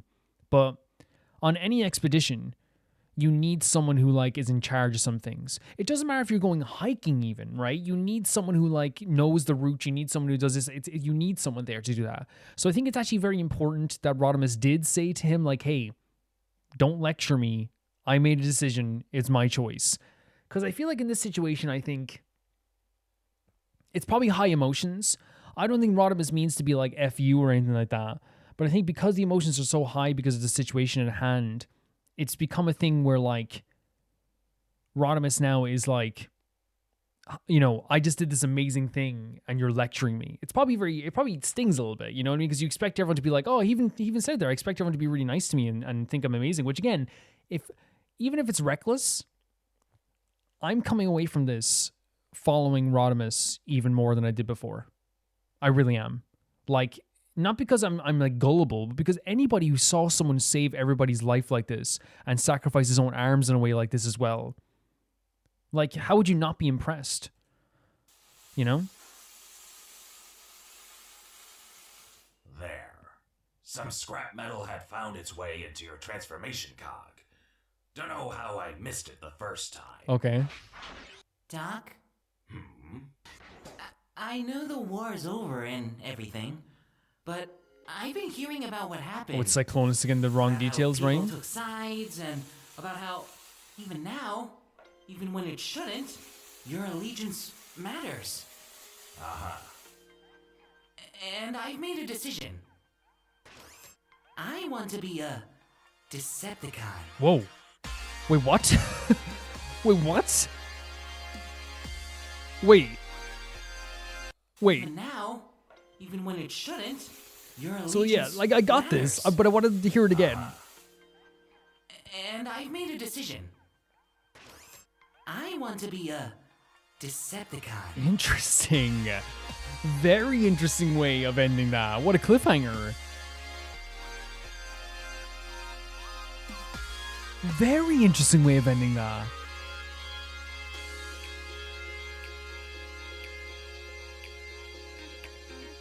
I'm kind of in shock a little bit.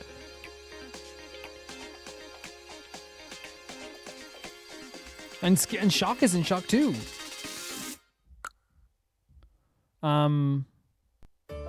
Wait. Oh, it's the credits.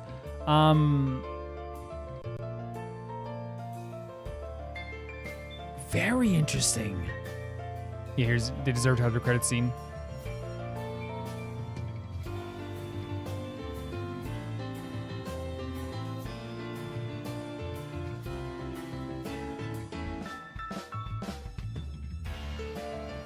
Really powerful song here.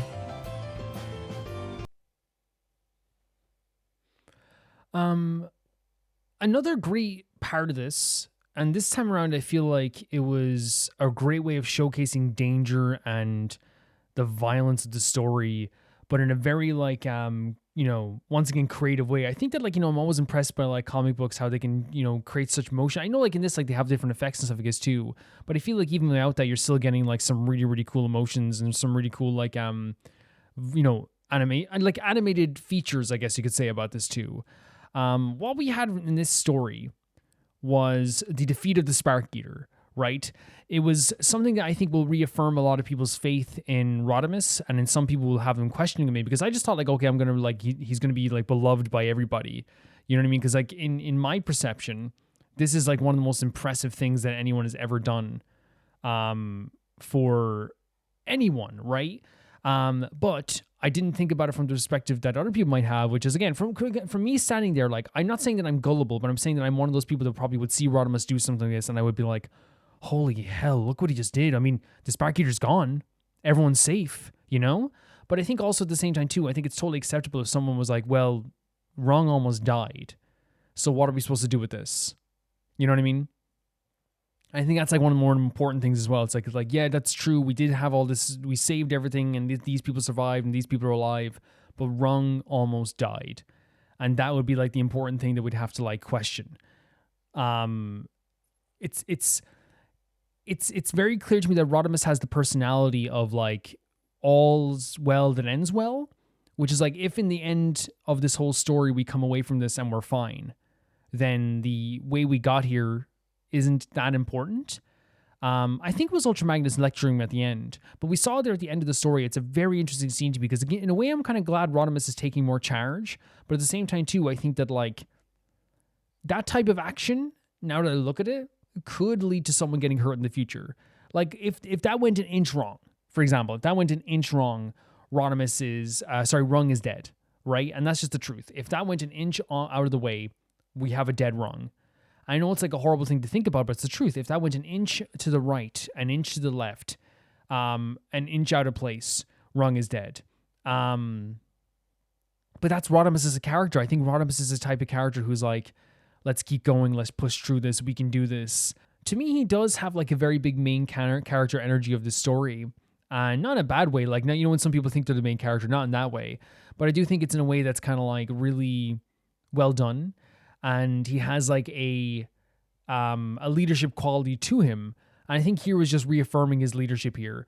We had like this I say beautiful, but it was aggressively scary, you know, but it's beautiful the way they drew it, showing the Spark Eater chasing after Rung and Skids, to the point that like it kind of showcased how demented and how focused, you know, this Spark Eater is on catching like one person by showing him like going after Rung like it was nothing, like he wanted nothing else in this world. He just wanted Rung. And we saw that there with the, you know, even though he was like face to face with another creature he could have eaten, he was after Rung. You saw the ripping open of the top of the elevator and the chasing after of all, like, you know, through the vent, like all this stuff is really done in an amazingly scary way. But it's also like so, how do I say, it's scary, but it's beautiful in terms of its drawing. Does that make sense? The artwork is absolutely gorgeous, but the actual way they did it was actually really terrifying. To the point that like, that's why like to me when like I'm saying that I would see Rodimus as so amazing now, the fact that he grabbed onto a Spark Eater at all and held him there through the warp jump is terrifying. I wouldn't be able to do it. I don't think many people would be able to do it. It would be like a really difficult thing to like accomplish. And he's kind of like, I think, very brave for doing that. You could say stupid in some ways, but I think it's a very brave thing what he did there. And it's very smart as well, calling back to like a previous part. Smart in writing and smart in Rodimus too, to be like calling back to like a previous part of the story where someone else got caught in the wall because of a warp jump. It's really clever to me from the writing perspective, where they're like, oh yeah, remember this? And like this can happen, so you know this is a possibility. So when it does happen, instead of going, what happened? You go, oh yeah, you know, it's like a really great moment in that sense too. But yeah, I like that they showed the emotions with him and Ultra Magnus arguing with each other. I like that they showed that like Rung was terrified because it's a real situation. It's not fake. It's not like one of those things where like it's like played up for comedy laughs. It's Rung was in like a very like dire situation if Skids didn't save him, and then Rodimus like held him up as bait. He called basically, you know, Rung the cracker in this situation, like the cracker that he wants to eat or whatever. And then narrowly just destroying the Spark Eater. And everyone probably sighs a sigh of relief, you know, it's probably this really amazing thing. But again, I understand why Ultra Magnus would be like, this is bad. And he even said afterwards something amazing. He said that like, you other people might see you as like this, like, and I think he's probably gonna say as like a hero or whatever, but that's dangerous. I'm the only person that's actually going to tell you the real situation, right? I'm the only person that's going to tell you this is a bad idea. And I think that's so important for their relationship and also like, and also for Rodimus too. And I think it probably is it's again, I'm proud of him for establishing leadership, but at the same time too, the one person who's calling you out and saying that you're doing something bad, to shut them up, probably not the best idea in the world, because it hurt. Here's the thing, right? Like I have like plenty of times when I'm doing like YouTube, people honestly go like, oh, I love this part. And then they might say something like, but can you know, turn down the volume in this section next time because it really annoyed me, right? They might not say it like that, but they say it like, hey, it was really hard to listen to in this part, so turn down the volume in this section. And like, yes, like there's a chance you could go, other people like the volume, so be quiet. But it's probably better to like also be like, that's actually like a really good critique, right? And I think, you know, there's a difference between like, you know, the way someone can come into Rodimus, and he was very harsh in a way, being like, you know what, but like I think that like with a character like Rodimus, he probably felt like he needed to be a little bit harsh because Rodimus is like very headstrong and like moving forward constantly. But I think that's just like how, like, you know, we're going to get some of the stories with Rodimus too. He is a heroic character. He is someone you could look up to. He's inspirational. But I think in this sense, they also showcase that like he probably like does have a very big confidence in himself that he can do things and he can do no wrong. At least that's my perspective.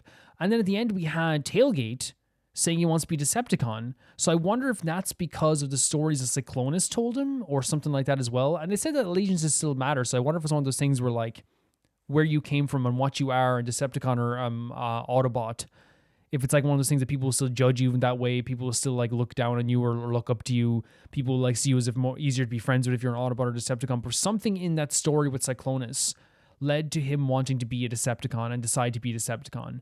And for a character that's so sweet and so lovely and so adorable, It's very interesting to hear him just like, say the word Decepticon, let alone say I want to be Decepticon.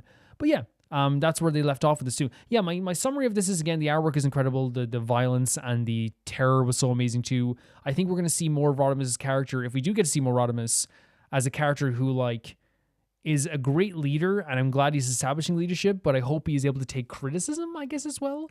I don't know. It's very interesting to see where he might go as well. This is a really interesting story. Thank you so much for saying this in, Leon. This was awesome. The next video is sent in by Aka, and it is, here's AndTeam's Korean debut, Back to Life. This was a huge deal for them because their promotion in Korea has always been limited before this. They focused their performance on variety in Japan. They went on Korean music shows pretty much only after Korean version of the song came out and weren't included in any of the music show awards. That's pretty not nice. Rather than playing into the lore directly, the song is like going deeper into a concept of wolves in general, being seen as a monster by others and featuring what they would become if they were separate from the pack. Also, a fun fact, the MV is made by the amazing studio DigiPedi, that also made the MVs for Butterfly, So What, Virtual Angel, Icarus, and then also Halasia by Ateez, and Scared and Back Down by Harmony, Cherish by Illit, and For Under the Skin and Firework. So what you're saying is this is, to me, the best group of visual directors ever, and this video is going to be absolutely insane. It's going to be insane. Yeah, I think toning down the concept just for like your Korean debut is not a terrible idea at all. Because obviously you could go into the lore but I think what's great about these type of songs, to me it reminds me of Paint the Town by Loona, where it has like this it has lore in it, but it's really great entry point song because you get to see just these gals, dancing and singing and performing, and like it's like, okay, I'm in, I'm in. And then they can look up the other stuff. And that's what happened to me pretty much. My first Loona song, I think, was... my first Artemis stuff was obviously Artemis. I saw Artemis first, but my first Loona song was Paint the Town. So like, to me, it is like a... It's a good idea. Let's check this out here. This is Back to Life. I'm very excited to see this because I have gone into AndTeam more lately. Kay is gorgeous. Let's go. They called me a monster. They call me monster? Is that Maki? Am I a monster? Whoa. Jesus, dude. Look at that visual. Very much leaning into the horror concept already, right? For sure. Big outfits here as well. That is Maki, right? The lying down. It's a trademark. Everyone all together. Back to life. This is a trademark of AndTeam. But all these bodies around them too. Interesting. Whoa. Whoa. Whoa.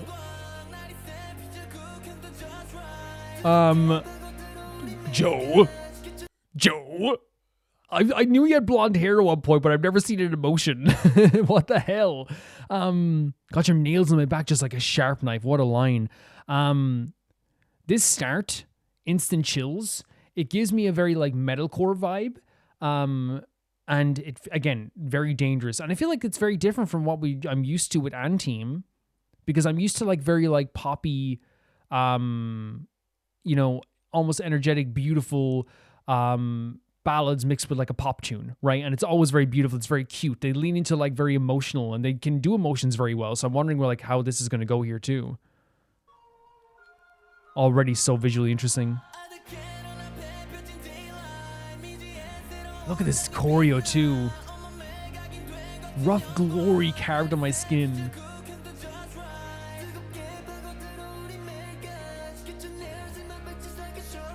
Great vocals, as usual. K! Whoa. Whoa! The vocals, first of all, give me chills. This choreo, though, especially with the lighting, too. Yuma? Oh my freaking god. Oh my god, with the water and the jumping, too? Okay, did Nicholas just invent gorgeous? Like, holy freaking hell. What a freaking transition here. Insane. Like the light, like, okay, we'll pause for a second. The lighting, the way the choreo burst in onto the scene, the amazing vocals. Obviously, Kay's hair is amazing too, but like the way they use the visual effects here, the video is already incredible. But accentuating the music in such an unbelievably crazy way, like that vocals in the background, like with the kind of like, ooh, ooh, ooh, like with the kind of like just the humming, beautiful, haunting, gorgeous. And I think like one of the things about AndTeam, I'm glad they're getting to show themselves on like even like the Korean stage as well, because obviously they already have fans and they're already like a big group. What I've seen from these guys consistently is just a very emotionally talented group, and I say that because they're able to portray emotion so well. But their voices are incredible; they really are incredible. So I'm happy they're going to do this. Yeah, let's take a look at this chorus that's going to bump into us now again as well. The choreo's so fun. The nails in the back, so cool. Look at you. Listen to this. So incredible. Gorgeous. Gorgeous. Could it be talking about Kay? Could it be talking about the music? Could it be talking about the visuals? Yes. Look at this. The lighting is so incredible. This is a great scene as well. That transition, I'm sorry pausing again, but we're going to pause again and we're going to go right back into this part here with Nicholas. Right? This is a crazy visual. The way the water like is almost like, it almost feels like they're in a different world here. I love that they brought back the violence of them like pushing into each other, because again, for newer fans, I'm going to say it like newer fans, for me, I watched them scrap. For me, I watched them fight and I watched them get better. I think it's important, I guess, for newer fans as well to be like, oh, so the concept like has been very violent. Their story's been violent. The story so far though, if you're talking about the idea of a concept of a werewolf, where like, you know, their life is all about like, you know, danger and, you know, the violence of it. And all this stuff that like this, you know, the nights where you're turning into a werewolf, all this stuff. But then this idea of saying, you bring me back to life, right? You as a person it's like, you're the one thing that brings me solace amongst all this. Because again, it can be a lonely life. Obviously they have a pack amongst themselves, but like it's one of those situations I feel like where you could have a double meaning of this. If you're a werewolf, obviously you can be very lonely. It's something that not a lot of people have, but everyone in this group understands in terms of their story what this means. But it also could be talking to someone they love, you know? You would literally give me something that makes me keep going. Now let's get into this transition, and also, is this Nicholas with the hair then? We have Nicholas with a hair tie and combat pants? Sick. So cool. Jesus, dude. Who are these guys? Who are these guys? Stop. EJ. Is this Taki?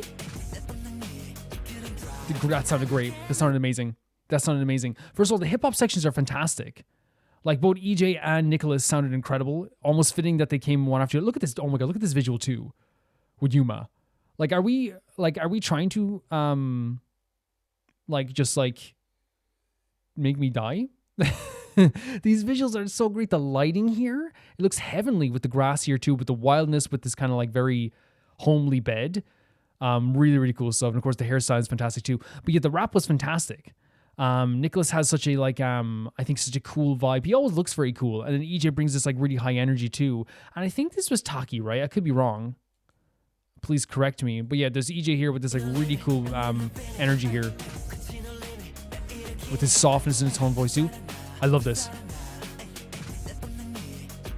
I love that low tone. Look at this visual. Inside of a cage.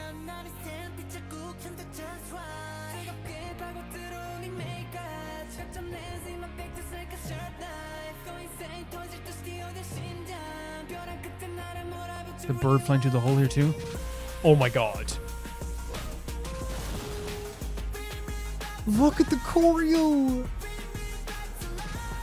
What are these visuals? Holy freaking hell. Oh, did the world falling around them as well? There's Fuma. Holy hell. Sorry, Maki, I don't mean to interrupt you. I really don't. Gotta giddy up. I have chills. And I think here's the thing. Like, I want to say this right now. it's not just the visuals that are incredible. It's the music that goes with the visuals that's so fantastic. AndTeam, to me, historically, have always been a group that does choruses like better than most groups ever could wish to do. It's something that they are known for me. Like when I think of AndTeam, I think of like powerful, impactful choruses. They do such a good job with that. Firework is one of the best choruses of the past 2 decades, easily. It's something you only get like once in a lifetime, and I've been chasing that high ever since. But like, it's what's so incredible about this too, as well, is that like there's so much emotion in like the hip hop sections, and then kind of like the the kind of lower tone vocal performances there too, and then you even have like this kind of very subtle performance here by the guys too. That's not like too high or too low. It has like this very like kind of like droning feeling, not in a bad way. Like it almost like is on the line of like going up only slightly, and if you turn of waveforms, like in turns of waveforms, and it sounds really great too. But this chorus, when it hits, with that visual of them standing arms stretched out, the world falling around them, it hits really hard. And again, to me, like that visual of the world falling around them is definitely them being like, everything's falling apart. These sleepless nights, this violence that's pushing me to the edge, even here with this line too. But the one thing is that can keep me together is you. I'm staying together because of you. It's a lot to go through. It really is. Let's look at this. That visual there of them standing arms stretched out is so good. The hand motions. Great vocals. It's like a howl, isn't it? Look at these outfits too. Great stuff. Really great stuff. They're struggling, right? And here's Maki's rap. The tough skin I've earned, like it's been so hard. These outfits. Look at these visuals as well. Okay, Joe's voice. Sorry, but Joe's voice. What would you describe it? It's like buttery. It's surrounding. It's so pretty. It's breathy, but in a very, very talented way. And also, Maki's outfit here, he looks like he could be like the villain in like a... And this is a good way, by the way. I don't mean in a bad way. I like villains. He looks like he could be the villain in like a movie in the 80s. Listen to this. The breathiness of it's so pretty. Love the tone. Bit of a cheeky tone there. Love your voice. Get it, EJ. Look at this choreo. Oh my god. Okay. The emotions. This is what I'm talking about. They portray emotions better. This is he looks great. This is like, they portray emotions better than like, I think most K-pop acts can and most J-pop acts can. I think it's weird because I think that like, somewhere along the line, they must have all decided, maybe it's like one of those things, if you see other people like doing really well with it, you're going to go do really well with it too. And they kind of like feed off each other. But that's what I'm getting from this. I'm getting like a group of people who like understand the concept and understand the emotions behind their songs, and they want to portray them in the best way possible. And that's what we're getting from this. We're getting some heavy emotions in their vocals here. The choreo is so fun too. Look at this. Look at Kay here. His voice is so clear and beautiful. Oh my god. Jesus Christ. Great stuff in the world. Is the world coming back together now? No, it's still falling. Oh no, it's coming back together. What the hell are they doing to Kay here? Actor freaking Udai. Love Nicholas's outfit so much. Whoa. That's where this is from? Oh my god. Oh my god. Oh my god. What am I supposed to do with this? What am I supposed to do? Do you want me to die? Is this death? Is this heaven? The lighting here, from the light coming through here, it's a natural light, but it feels almost like dreamlike, right? when I say is this what this is from, by the way, I've seen pictures of K sweating like crazy. I shared them, I think, in the K-pop chats. But now I'm thinking as well, like I said earlier, it is like about like, you know, the group, you bring me back to life, you protect me, we protect each other. K is the leader, of course, of the pack as well. Joe's outfit here is fantastic too. But like waking up and like this performance here, by the way, the outfits are incredible. The choreo is so great. The world around them looks so cool. Look at this. And him reaching out his hand and Joe catches him. Joe's hair looks great here. Interesting. A muttered kind of tone here as well. Very electronic. Whoa. Again, they get the emotions right while serving. You know what I mean? Great shot here as well. Let's not end it. Let's keep going. Another 10 hours. Joe, where is Joe? Where is Joe? This isn't Joe. I mean, honestly, showcases that they can do a really great performance in any style, I suppose. At one point during this video, I said that I think it was around here as well. This is crazy, by the way. So crazy. Yeah. The video shot so well.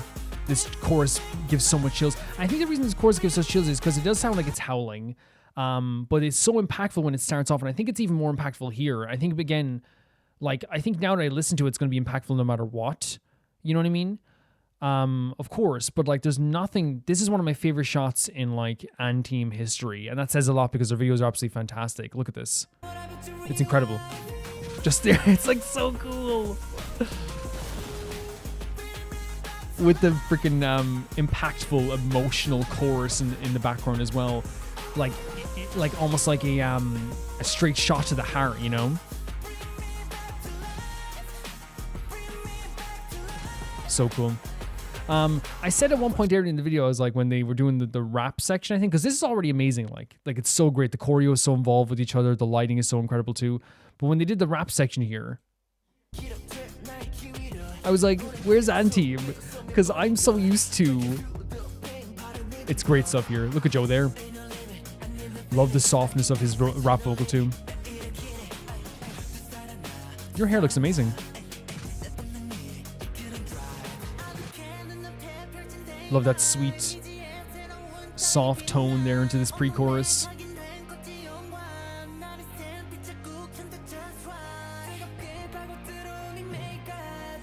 Great hair again.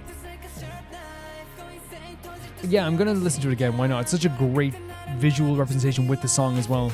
It's incredible. It's incredible. It's like 80s pop, like era type video styling. That's meant to be impactful forever. And it's one of the most replayed sections of the videos, by the way. Look at this. For a reason. For a reason. You know what I mean? Well, yeah, and I hope it doesn't sound like I'm saying like, oh, this is an AndTeam, bring back AndTeam. It's not because I'm saying that I don't like seeing this side of AndTeam. I think it's awesome. It's just I was so shocked because I'm so used to, again, like ballad, beautiful, adorable, sweet, AndTeam, that seeing this is like a shock to the system. It's a real shock to the system. Not that that's bad. It's not one of those situations where I'm coming away from this being like, oh, this is like a bad idea to listen to this, or I'm coming away from this being like, I'm not happy with this. I feel like I'm coming away from this, for me, feeling kind of like impressed rather than anything else. Because if you can take a group that I see as like a very, as I said, emotionally heavy, ballad heavy, not in a bad way, very adorable and sweet and emotionally sad sometimes too, and turn them into something that still has all those emotions there. They're so good at acting out these emotions and these feelings. Like they're so good at this stuff. But create a much darker feeling to it. That to me is impressive. That to me means that they've already like succeeded in doing something that's absolutely incredible to me. I adore AndTeam now as like individual performers. I adore what they've been able to do in previous videos with their vocals and their emotions and their choreo and all this stuff too. But this just sees a different side that, again, it doesn't sacrifice who AndTeam is. It doesn't. It doesn't sacrifice, as I said, the high emotions, the sadness, the undertone of melancholy. It doesn't sacrifice that. It still allows them to do very cool stuff. It still allows them to do a darker theme. It still allows them to wear darker clothes and do this like very impactful and dangerous choreo, while also still keeping all those things that I love about AndTeam intact. And I think it's a great thing. I think it's a great thing that they struck a balance here as well. The song itself, I think that they were able to showcase, again, this great hip-hop side to them that is actually really fantastic. Whether it be like the breathy, beautiful tones of Joe, which is less of a rap and more kind of just like a rhythm section, but you could say as a rap as well. And EJ and Maki and Nicholas all, you know, being able to do something absolutely incredible, which is like, so again, so varied. Like with Nicholas, I feel like it's so cool, and his tone of his voice is so like, it reminds me of like a 70s like pop vocal, but put through hip hop. You know what I mean? And then like you have like EJ with his soft, again, when I talk about like the kind of like, I don't know what you say, it's almost like a, I said it last time, there's almost this like angelic tone to EJ's voice. So when you mix that with hip hop, it also gives like a very unique personality to his hip hop as well. And then Maki, I feel like, even though he's the youngest, has a very forceful feeling to him. He has a very like impactful, like strong feeling to when he does stuff. And that comes across here as well, unbelievably well. I think it's fantastic what they're able to portray here with that too. And then you have the pre-chorus, which to me has like a very like electronic feel to it, where it's almost like trying to get across the point, and it's preparing you for this incredible chorus, and only you, which is insane. It's, again, I know it's like not shocking completely that AndTeam have an amazing chorus. Oh my god, AndTeam have an amazing chorus. Stop the presses. You know what I mean? Like, what's happening? Oh my god. They have amazing choruses because they're an amazing group, right? They've always been an amazing group that does amazing choruses. And I think whoever writes their songs, whoever, you know, does all this stuff for them understands that like, if they're going to be remembered for one thing in this group, it's the fact that their choruses are incredible, and that's awesome to me. That's not a bad thing whatsoever, and that's what we get from this, like a really, really great, strong, beautiful, stunning chorus. And also, like, I feel like it's one of those situations too where the choreo is very aggressive. It's very like aggressive, but again, it has that AndTeam elegance, right? It has that thing where it's like, it feels like they have like these very fluid movements, but there's also a lot of grabbing, a lot of clawing, a lot of like pushing motions, which is really cool. Like that, these guys are able to pull this off too. Again, while keeping them intact, their emotions, their feelings, it's all intact. So I went from being like, where's AndTeam to the, oh, there it is. It's almost like lifting up a rock and AndTeam are the bugs. It's like, well, they're there. You know what I mean? I love the visual in the video of the world falling around them, because again, it's one of those situations where they're talking about like the idea of, and I think that's what the lyrics were saying too, which is the idea of being like a werewolf is like a very terrifying thing. You wake up with claw scratches all over your back. You wake up in a situation where you don't know where you were last night. It's a terrifying situation, but there's one thing that kind of brings them kind of like happiness and keeps them together. As you saw, there's world falling around them, the walls being destroyed, there's violence, there's fights, you kind of don't even know what you're doing at some stages, like it's not very clear. You saw that in the battle scene at the start with the water, which looked amazing too, like the water flying through the light looked incredible too, but in the end, they have the visual of Kay being afraid of maybe transitioning into a werewolf. What is he going to do tonight? What am I going to do? And then Joe catches his hand. And while I think that, like, you know, with some groups you can lean more heavily to the idea of like this song is about just someone they love, like a gal or a boy or whatever gender. I think also with AndTeam, do not be surprised if they say stuff like only you can bring me into life, and they're talking about their friends. They're talking about the people around them. They're talking about Joe. They're talking about Nicholas. They're talking about Yuma. They're talking about Fuma. They're talking about all these people, because they're very like focused in their music about each other. And I think that's a really beautiful aspect. They can write a love song that's like literally just like sounds like the most beautiful love song you've ever heard. And then I wouldn't be surprised afterwards if it's like, oh, that's actually a song about my relationship with Nicholas. You know what I mean? It's not shocking to me, because they place such an emphasis in their music on each other as well. Yeah, beautiful visuals. The visual with K at the end was like tormenting, but Joe being able to catch him as he came out there. The visual was great, by the way. K as an actor, incredible, but they're all really good at acting. But K's visuals there made me so sad. I wanted to just grab him and hug him. And then waking up with Joe catching onto his arm is such a great representation of what this is about, which is them like supporting each other as well. It's a really like great track. Like they talk about the idea of like, you know, the claws in their back, the idea of that in like there's in the future there is a way on this like rugged crazy road where they're going to like try and stay alive. They're going to try and like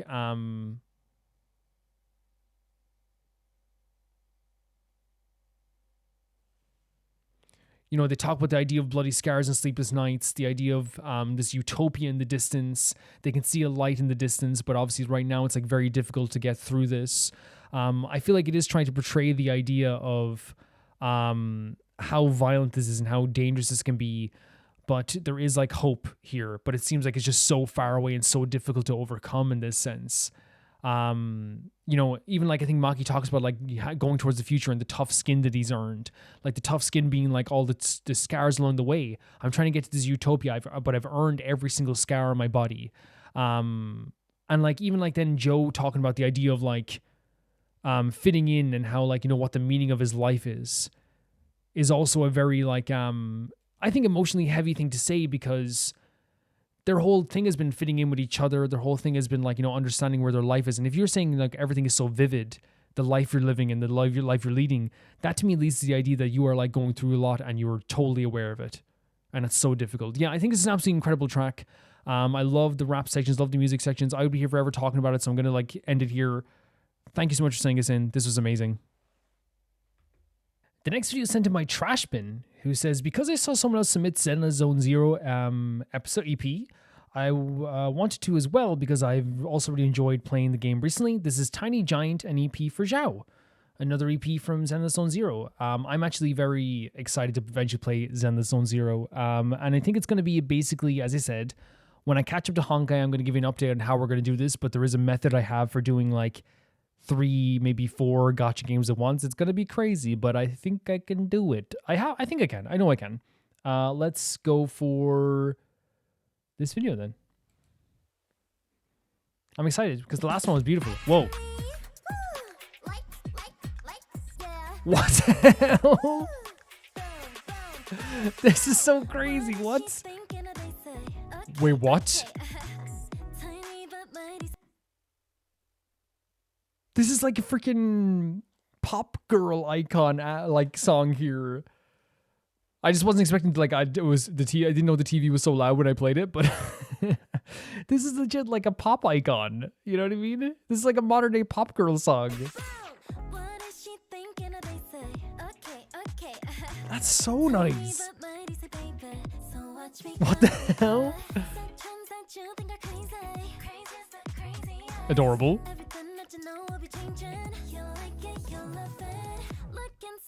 This is so pretty, this song. Oh my god, standing on his back. Look at this adorable character. This track is actually a really great pop song. Like, it has a great rhythm to it. It has like a really cool kind of like R&B feel to it, which is really cool. But I wasn't expecting, I guess, just like a straight up like pop girl song or an R&B girl song. You know what I mean? Like, I just wasn't expecting whatsoever. Like, because you never know what to expect, like, with the Zenless Zone Zero, I guess. But, like, really, really, really pretty stuff. Obsessed is an understatement. Look at this.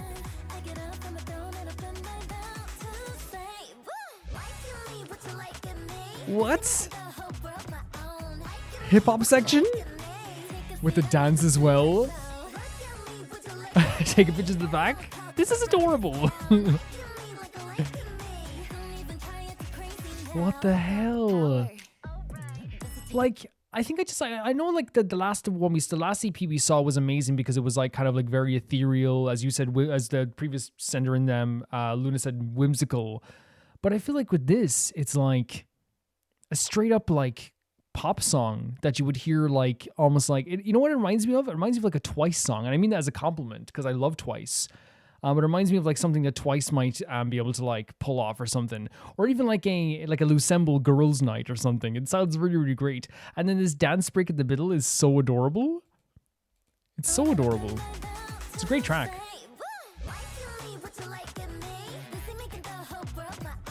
She's like owning the world. This is so fun, the transitions as well.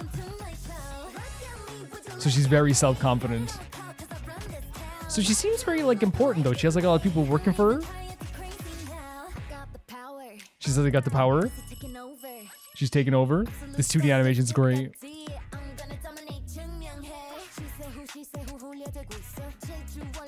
Oh wow. Oh, they're grabbing it like the selfie. It sounds so good. It's crazy. Signing in pink. Again, it's like describing her as like as some sort of famous entity. Signing her autograph in pink, you know what I mean? She's the boss. She's the one who's gonna like, you know, she's not letting anyone shut her down. But like the transition between 2D and 3D animation is fantastic here. I actually really like it. It's an adorable character. And I guess the term tiny giant is probably referring to the fact of how much power she has. She's a character who clearly has a lot of power, so she is small, but she's strong in that sense, I guess. But yeah, great R&B feel to this track. Adorable.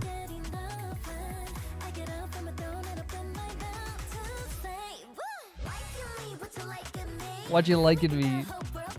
This is such like a modern pop gal chorus, and I mean that's a compliment. It reminds you like K-pop. She's adorable. The visual style here with the silhouettes, I love that. But then we slow down here, beautiful background. Slow down here for like a different part of the track here. But she sees someone walking by. Gorgeous tone, whoever's singing this, by the way. Like a gorgeous voice. Oh my god, what? Oh my god, that beat is so good.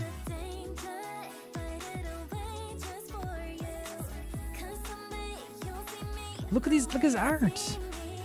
All the way I see me. Okay. Okay, Mariah Carey. What the hell? Really beautiful stuff. The vocals here is fantastic. It's great pop vocal. It's really fantastic. But again, I think it's also like, you know, dwelling into R&B and pop here and a bit of hip hop here as well. Again, it reminds me of a modern day K-pop song, which is definitely not an insult in any way, shape, or form. You guys know I love K-pop. The idea is someday you'll see me the way I see me. So it's like telling someone that, like, you know, I'm confident in myself. Someday you'll look at me that way too. Look at the weapon here as well.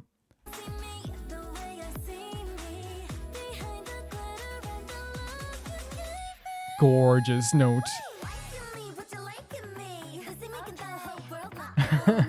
Look at her there.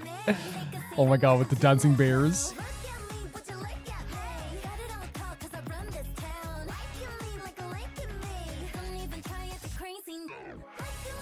Oh my god, with the full dance in the streets.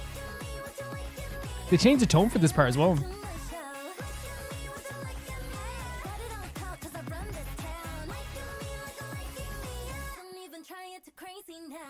Great stuff. Really cool stuff. As I said, this like felt like a pop, a modern day like pop song mixed with some like R&B and some hip hop sections. And I think that like what's so apparent, like the second I played this, the second this turned on, is that like it has like such a striking start, right? It really starts up with its like hip hop part and it goes into this like really beautiful R&B section. Like gorgeous R&B section.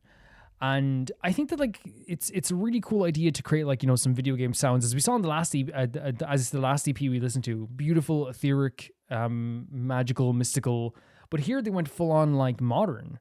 And when I say modern, it's like, you know, I say that because like it reminds you of K-pop, but like let's be honest here as well. Like, and I think it's a good thing that K-pop does gather from this. K-pop gathers a lot from early 2000s R&B as well, so it's not like it's totally like this like, you know, modern thing. It's calling on that 2000s R&B that I love so much as well. The really beautiful melodic verses with this gorgeous voice, almost like flowing so well over the verses that really makes R&B to me so special as well. But the chorus there, you know, the like me, what you like in me, it's almost like, you know, asking someone like, hey, you know, do you see something in me? Because again, they see something in themselves clearly. They see themselves as something like super important and at least powerful. And that's what probably Tiny Giant means, where it's like she's small, but she has this gigantic personality. And I think that's definitely like, for sure, like the song itself is like talking about her, like, you know, the way they say it's like what people see in her, and people call her a baby. She's setting trends.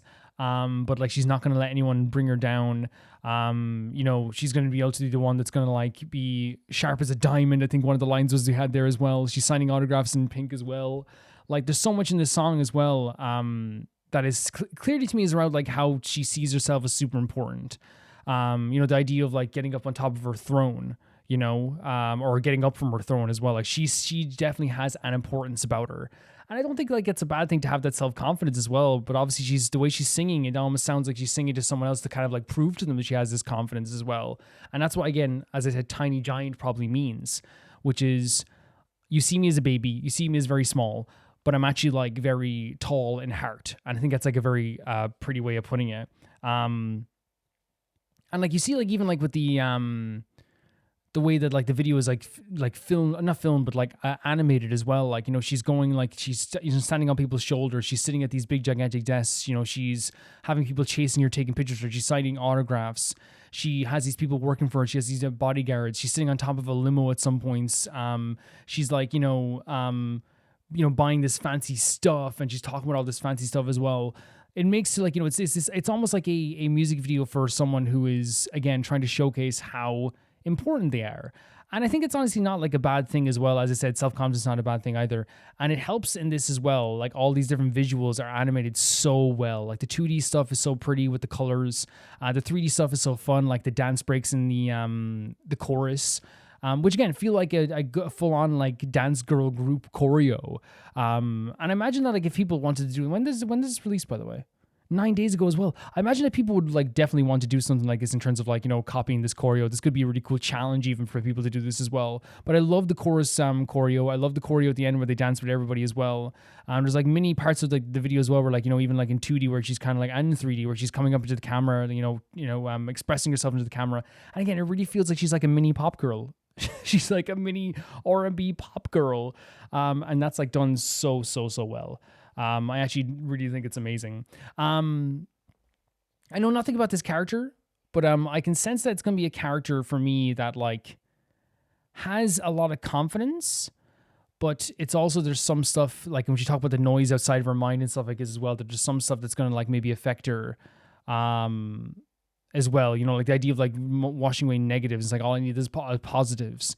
There is stuff in her life that is going to affect her badly, but she doesn't see it that way. There was even a scene there, like where she showed, like she probably is like a fighter too, because she stood on top of her sword and like, you know, it stopped those, you know, hooligans from being around that place that she was talking or going near. And I feel like in that scene, like we got to have a really, like good idea of her not only just being like this cute and adorable figure. She's always, and you know, a character who's not afraid of anything.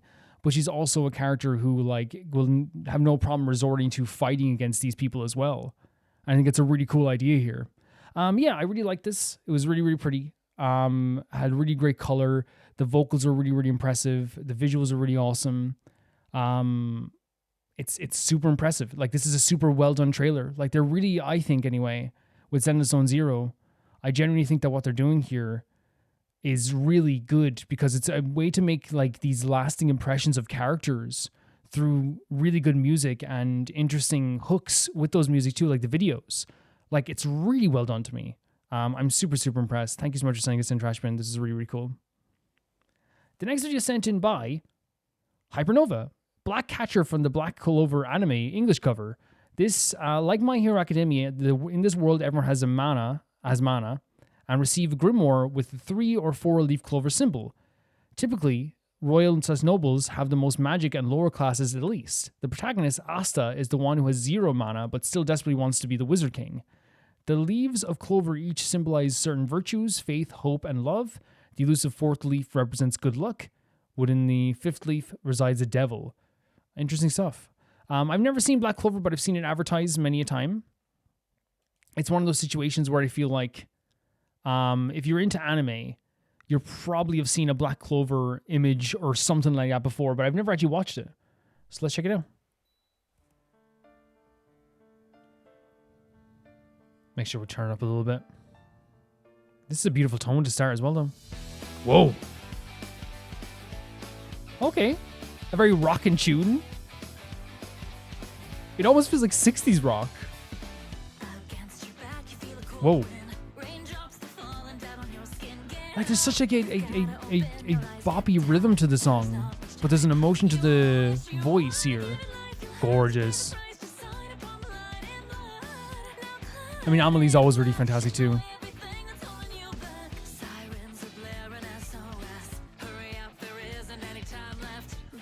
It's very jazz clubby, right? It's very like dance jazz club. It feels that way, but there's like a bit of like, as I said, like a 60s boppiness to the music.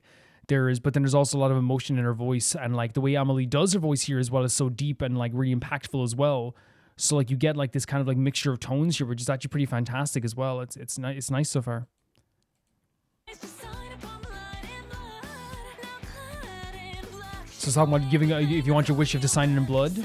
Shake away things that are holding you back.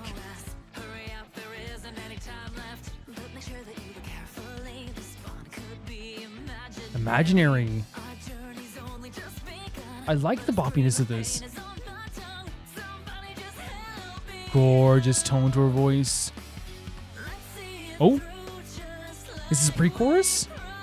So seeing through that dream, seeing through what they were moving towards, their wishes. Oh. Very cool. Very cool transition. Like, it still has that boppiness, but it's so much more powerful in the chorus as well. We can catch the game. That transition was great. Let's go to that transition again. It has a really great pre-chorus, because obviously, like, as I said, it's a very bouncy kind of jazzy tune to it as well. There's so, asking for help and asking to help me out here. But listen to this pre-chorus here. Bringing down the emotions a bit, slowing everything down. Seeing everything through, keeping going. So cool. It's so cool. Such a great transition. Great piano in the background too. So asking for friends again. Such an interesting chorus.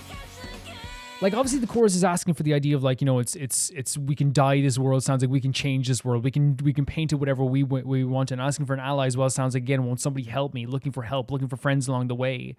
And maybe the game is like the game of life as well. But I love the transition there into the chorus. The chorus still, as I said, has that boppiness to it, but also has like a lot of emotions in it too. And when I say the boppiness, it has this like really cool bounciness to it. It really feels like one of those like nightclubs from like decades past.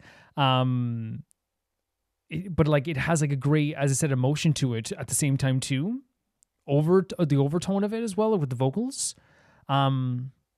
Interesting song so far. Interesting. I wasn't expecting this.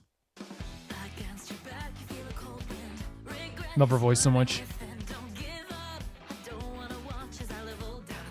Level down.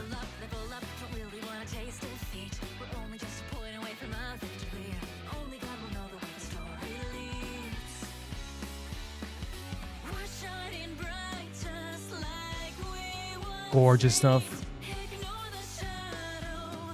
So don't even look at the shadow. Here we go again. I love that transition so much. It hits your heart right away.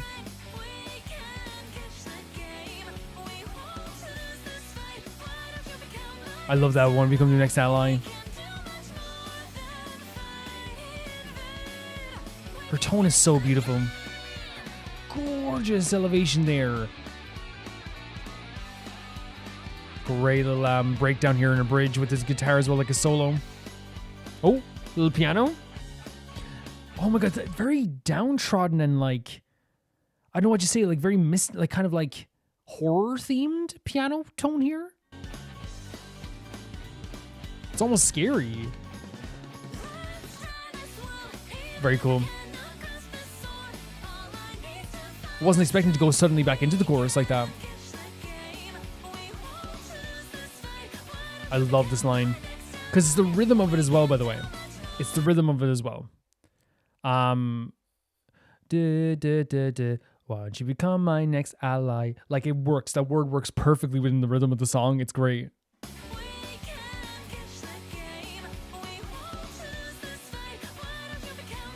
Ally. It works so well.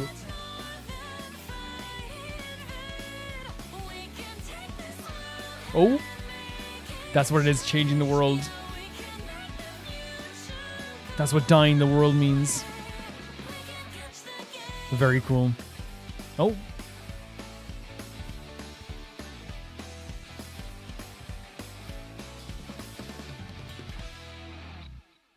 Very cool stuff. And thank you so much, Amelie, for this as well.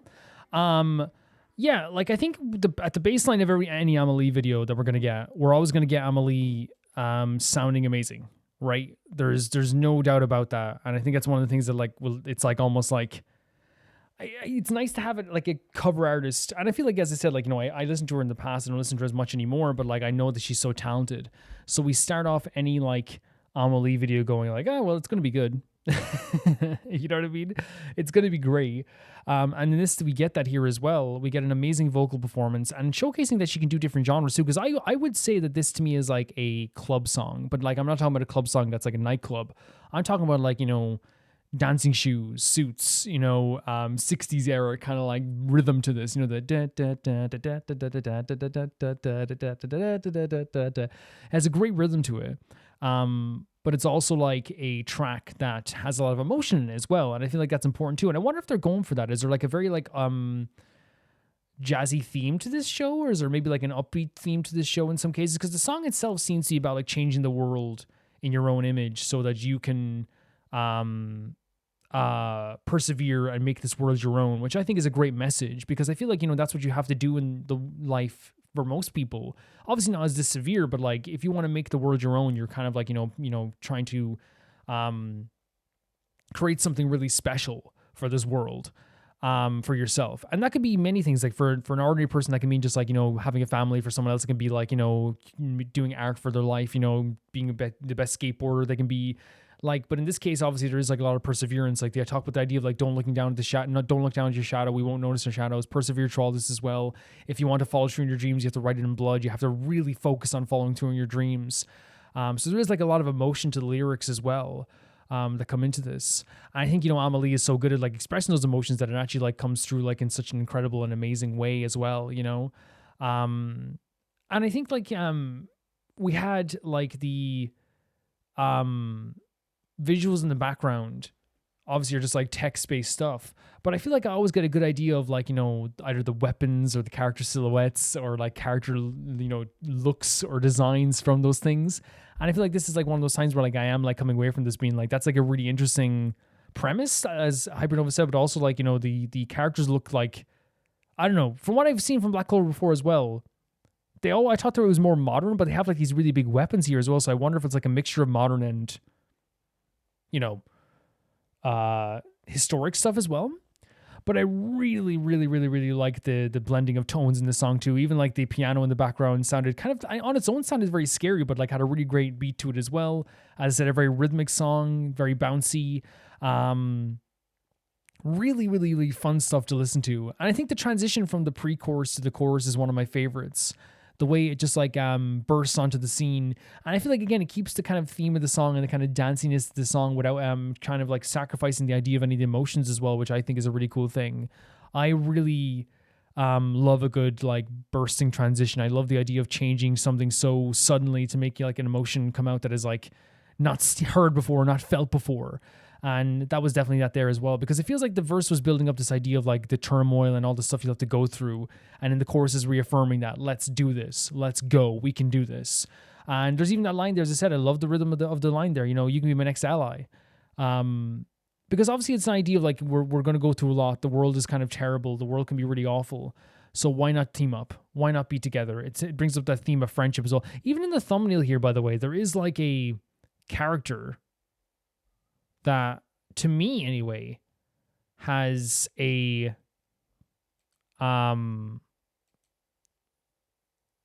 very modern outfit on.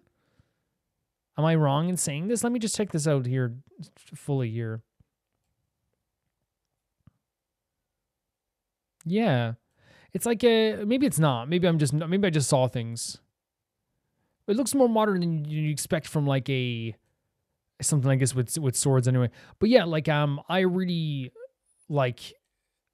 really think that you can catch me so easily with this stuff. And I mean like you can catch me. You can have me forever if you're able to do a song like this. If you're able to just catch me in a way. I keep saying catch me, but what I mean is like if you're able to like grab me and bring me on a journey through your song, and then during the chorus there's a transition that just feels so impactful, then like I really feel like I'm like really sold there. Yeah, this is a really cool track, emotional, while also having a very dancey, jazzy feel to it. It was really cool, Hypernova.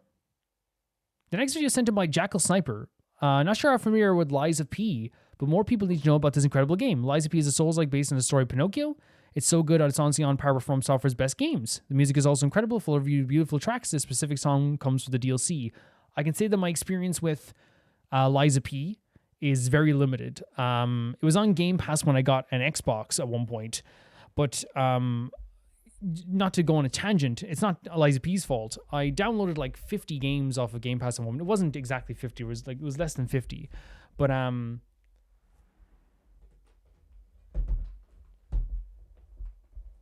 But what tends to happen, I feel like, when you download so many games, sorry, I was just moving something there, is you tend to not be able to play any of them. You know what I mean? So I think it was one of those situations where like I came away and I didn't get to actually play it. But I heard that the music is amazing. I heard the people who love Lies of P swear by it. I just never got a chance to actually play it. I played like a little bit of it. Yeah, no, I think I did. I think I played a little bit of it at one point. It might have been either like at a friend's house or something, or it was like maybe there was there a demo? Or so, I remember I played like something of it, but I never got to truly play it. Yeah, let's check it out. So this is Lies of P Overture, The Clear Blue Sky. Whoa.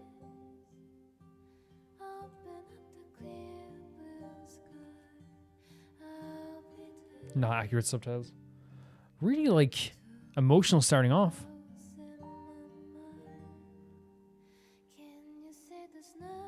Whoa. It almost feels like the credits for like an emotional movie.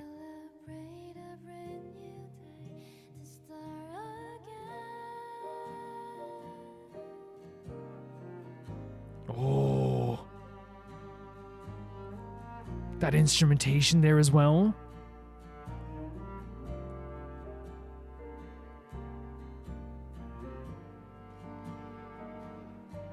Is that there's like a violin, there's like a cello there. There's like a strumming of a guitar. Man, it's hitting me emotionally. There's a sadness to this song. There's a melancholy. Whoa. That voice. It almost sends you like into like a... The way I would describe it is like I feel like I'm getting chills listening to it, the voice, but like along with the music as well, like I'm floating. It's like, well, not literally, you know what I mean? If I was literally floating, you guys need to call like an exorcist. But like I mean, like, you know, like the best way to describe it is that feeling of like, whoa, like this is like really, you know, I guess like what you could say, like, I mean in a good way, infecting me. It's like taking over. And I think it's just because like the voice is so beautiful and emotional and soft and gentle, with this very melancholic tune in the background here with the violin, the cello. It sounds like a strumming of a guitar as well. Really emotionally charged feeling to this. Whoa. It's heavenly. Heavenly voice.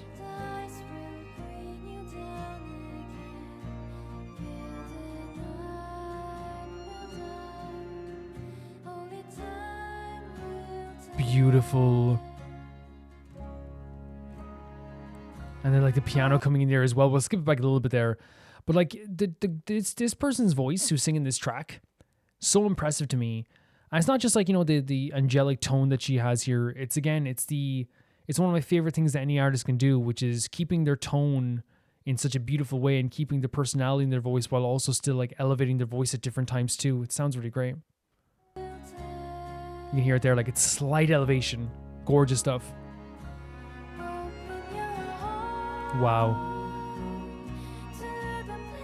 Oh my god. Oh, that hits so hard. It's stunning. Whoa.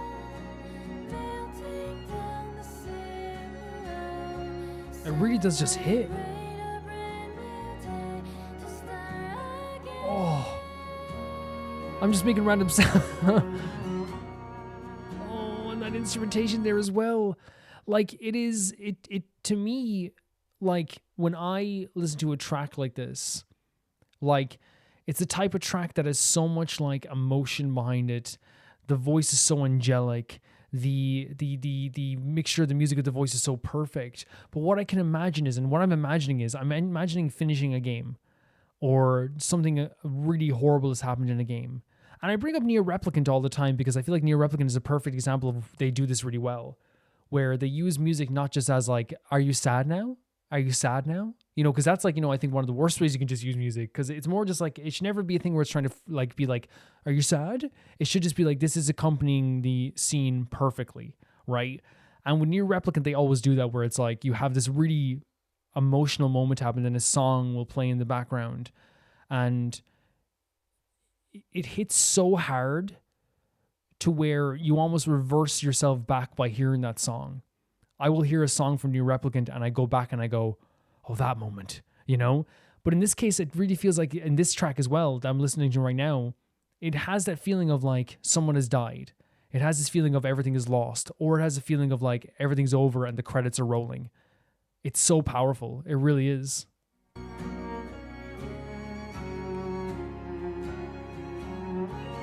Oh, gorgeous. Gorgeous. Gorgeous stuff.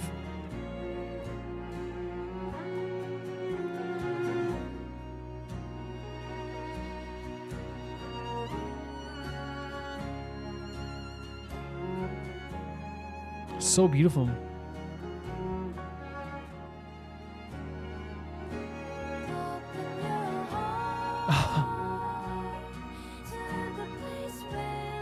This gal's voice. Oh my god, there's so much emotion. There's so much like melancholy in this. It's so heavenly. It's so beautiful.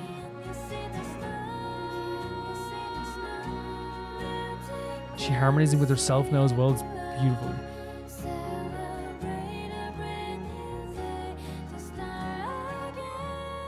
Amazing.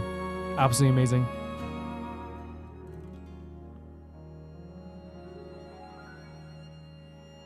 It gives me a feeling in the pit of my stomach. You know what I mean? This like nervousness, this... Oh,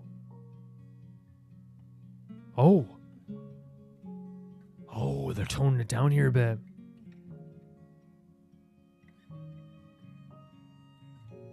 Very cool.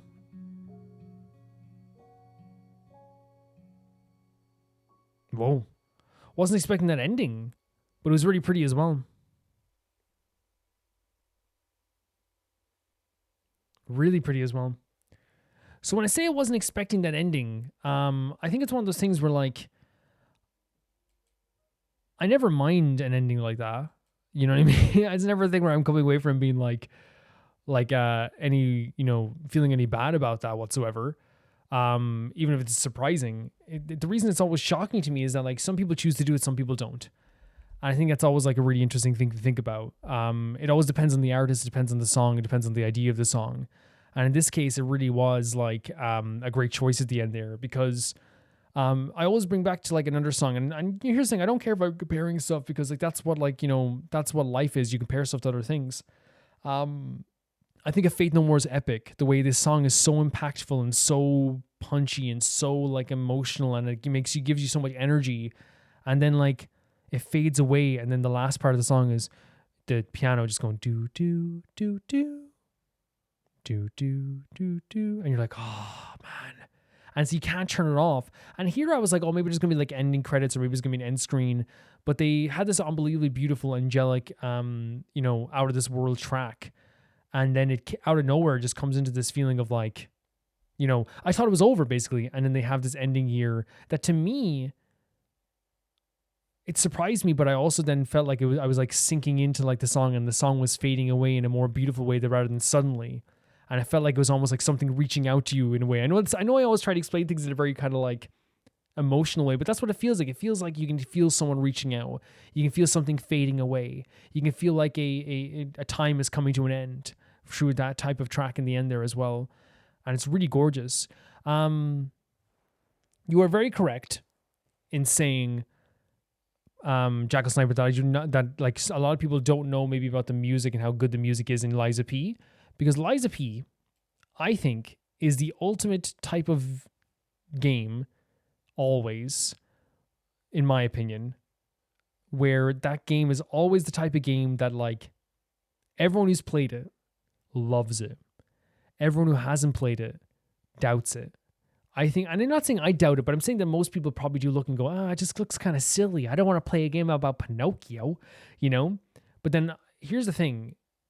Maximilian Dude, James Willems, tons of other creators I've watched play Liza P. They play it and they come away from it being stunned at how incredible it is. Honestly. And I think that's honestly like it's a testament to how good it is. Because I feel like there's plenty of like games out there that are fantastic on their own. And there's plenty of games out there that are bad. But to be a game that like is a hidden gem for the rest of your life, I think is beautiful and sad at the same. You know what I mean? It's like, it's always going to be that hidden gem from everybody. Even myself who hasn't played it, let's be honest here. I played a little bit, and I can't remember like how exactly I felt when I was playing it. It probably was a situation where I was like, oh, I'll come back to this. Maybe I don't have time for this. I'll play something else or something. But that happens all the time. Like there's games that I loved when that I love now. That when I originally played them, I was like, I'm not really feeling this. Genshin Impact is a perfect example. I was like, I'll come back to this, whatever. And I ended up playing so much of it. So like, it's like, it happens. Really to like put into perspective what I feel about the song, it's a really emotional song, really beautiful, breathy tones, heavenly tones. You can close your eyes if you like and just sink into your bed and listen to this and just feel whatever emotions you're feeling. And I feel like it's one of those things where you bask in the emotions of the song. Beautiful instrumentation in the background that feels very melancholic but supports the vocals so well. Has such an emotional pain to the instrumentation as well. There's, as I said, a feeling in this song where you could always feel like the ending credits or like at the end of the road or the end of the line. And, you wouldn't be surprised if this was like the ending credits for a song, but it works really well in that sense too. It's just unbelievably gorgeous. Like that's the way I would put it. It's unbelievably gorgeous. And I'm coming away from this like, feeling like I'm very grateful that I got to hear a track like this, honestly. It's a really stunning track. That I'm so glad I got to hear. Thank you so much, Jackal Sniper, for sending us in. This is another absolutely stunning, amazing, gorgeous, beautiful track here that we got to hear in this Rome Reacts. And honestly, like it makes me want to play it just to get to these moments. You know what I mean? It's one of those things where it's the same with like Sonic. You send in Sonic songs where I played the Sonic stuff and I listen to the Sonic music and I'm like, I would definitely like to play these games because of that. You know what I mean? And if music can do that, that means it's a good track in my opinion. Thank you so much for sending us in. The next video sent in by Cosmic Cadloaf. This is Had I Not Seen the Sun, the last official song by Robin. An instrumental version was played during the end of the main Penacony story, but the complete version with actual lyrics was released with the quest, where Sunday says goodbye to her. Oh, after all, this Robin song is about Sunday, their bond they've always shared and will continue to share, even though they are now separated by countless stars. Turn on the captions for the lyrics and enjoy. I'll do what I want. I'm joking. Turn on the captions and enjoy. I'm not going to do it. I'm not going to do it. I'll do what the hell I want.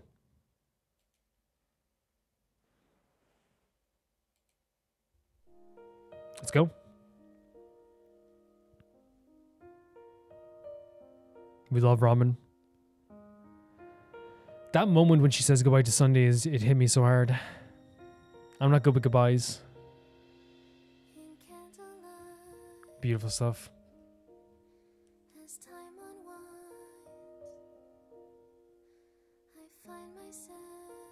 Man, the tone.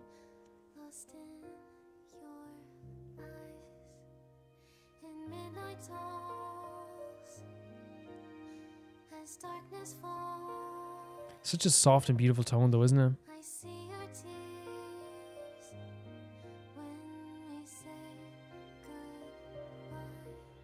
I think with oh, wrong thing. I pressed the wrong thing. I think when it comes to Robin's vocals and the vocalist for Robin, like there's always this feeling of like they are able to get Robin's personality so well through her music, which is like this very supportive, very beautiful, very soft, almost like it's not innocence, it's more like an optimism. But also at the same time too, there's like a lot of like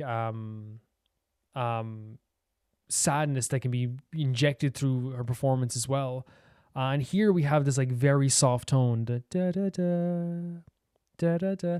And already like I feel this like tingling in my heart when I listen to it, because I think it's an emotional song already. They're beautiful on its own. It's beautiful vocals, it's beautiful lyrics, it's all this stuff.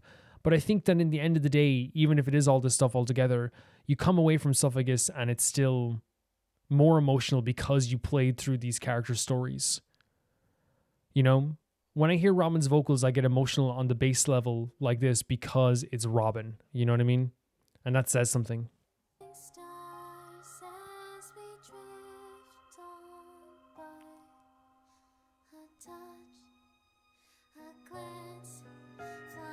Oh, stop. This part.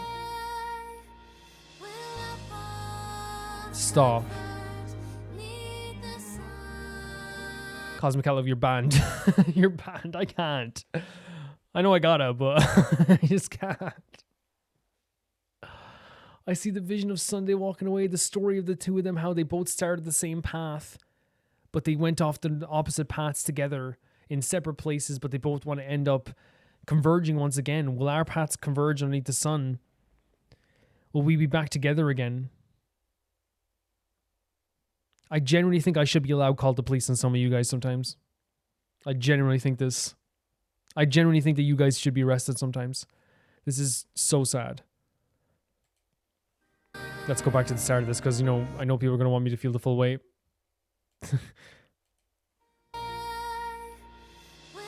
Oh. It's so perfect. It's so perfect.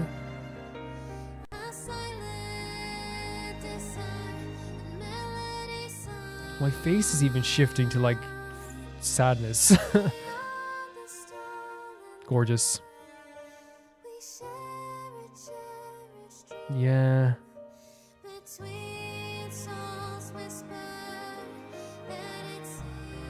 It's so heavy, right? And I think Robin always has like a very lighthearted energy to her voice, but I feel like she, as I said, she's able to like inject sadness through her vocals as well, and I feel like that's so apparent here as well.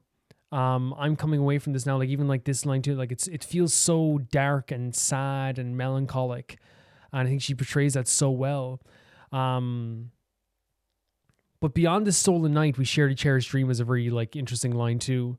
Because it feels like, you know, they've been constantly trying to fight or like take their own life or take something for themselves, take their own night, take their own stars, but they both, you know, they both sit under the same stars. We shared a cherished dream. They both shared the dream of becoming, or I guess a paradise in a way for people. But again, they both went about it in a very different way. They both dreamed of saving people, but they went about it in a very different way. It's really hard to listen to this. I'm not, by the way, Cosmic Caliph, I hope you don't actually take it seriously when I'm like, oh, how dare you? I'm one person who like, I think because I appreciate art so much in a way that I want to face it. You know what I mean? Even though it's hard sometimes. And by the way, that doesn't mean like if you're someone out there who's like, if you find it hard to face some things or listen to some things or watch some things, that doesn't mean you're like anyway less than me. It's just we're all different, you know, and you should always protect yourself as well. So gorgeous. Such a gorgeous tone.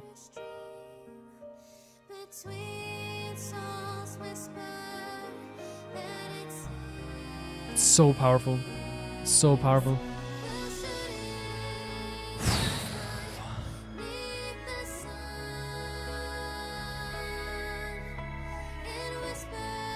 Well, mission accomplished. There's tears in my eyes for sure. So gorgeous. Such a gorgeous. It's just one of my favorite voices ever. No. Now I don't want it to end.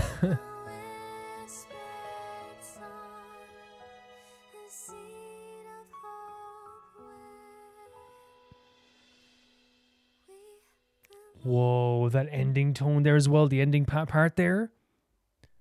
So beautiful.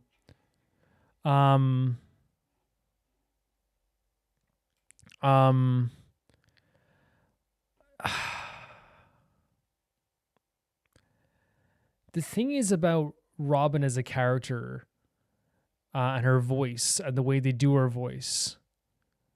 I think that she's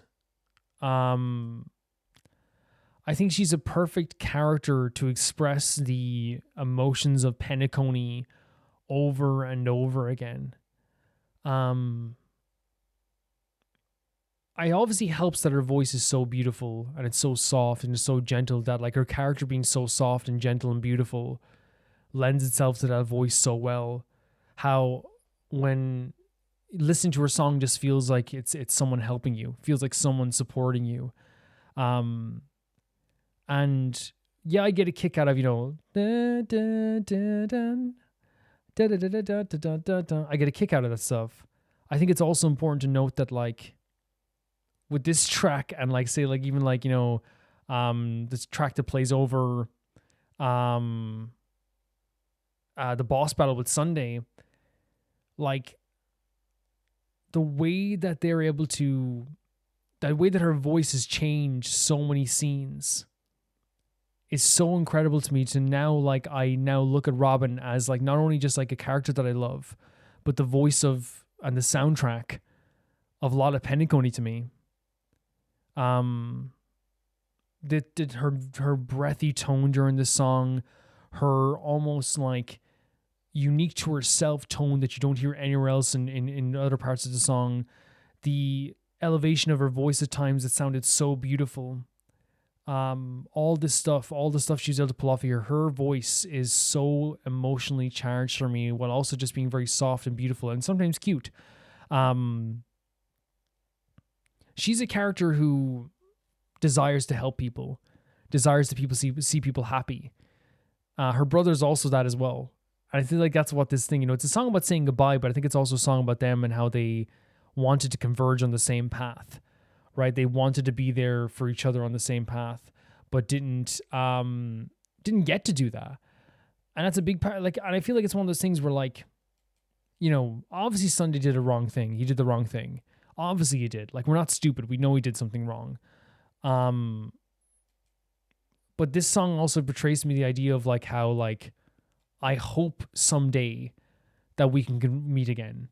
I hope someday that we get to the path we always wanted to. Because that was what the breakdown was. Because while on a big, like on a massive level for these characters, on the big gigantic level, the issue is for Penacony is that Sunday was going to do something wrong. Sunday was going to force people into this like dream world that they didn't have any say in. But on a on a smaller level with Robin. Robin is a character who and Robin and Sunday, by the way. The way Robin took it was, my brother is lost. My brother went down the wrong path. And now they want to go to the same path again. Will we converge? Will we go down the same path? Will we end up in that same way? It's so brutal. It's so brutal because I think even in that scene where this song plays over, and that's why it's so emotional, there's a feeling for me where it's like I want them to stay together forever and I want them to be together forever, but I know that the best thing for them is to not be together forever. You know what I mean? And that's a weird thing to say, like, because whilst like, my selfishness wants them to constantly just be in one place, wants them to constantly be to be by each other's side. But it's so sad knowing that, and even in this song, it feels like this too. Sunday knows that, like, or Robin knows and Sunday knows that he has to go, because this journey that he was on before can't be fixed in a day. These feelings that he had can't be fixed in a day. As Jade said, learn how the people in the world work and they live. And Robin knows this. Robin knows that it's going to have, it's going to be the best thing for him to move on and to do something with his life that's different. It's really, really emotionally heavy. It really is. Yeah, just an unbelievably emotional song. It adds so much to Sunday's story. I love the line beyond this stolen night. We shared a cherished dream, because again, they did have the same dream. It's just that they went down the wrong path for each other. But now hopefully they're going to go on the right path. And that's the whole freaking point to me of the song, is to eventually get onto the right path, is to eventually get on the right road, because they got lost, or at least Sunday got lost. And I love that, like, in this sense, Robin telling him to go off by himself and do this stuff isn't her forgiving the stuff he did. It isn't her saying that what he did was right. It's her loving her brother and saying, like, I want him to get better, and I want her to get on the right path. It's such a beautiful song. Yeah, it has so many emotional moments. It still hits me so hard. I think of that moment when he walked down by himself away, because again, goodbyes are hard, and that scene still weighs so heavily on my mind. Goodbyes are freaking awful. Even the best of goodbyes are awful. Thank you so much for sending us in.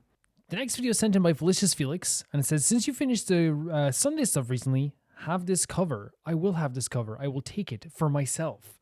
It is mine now. Let's check it out. This is Hope is a Thing with Feathers, Honkai's English VA cover. Let's check it out.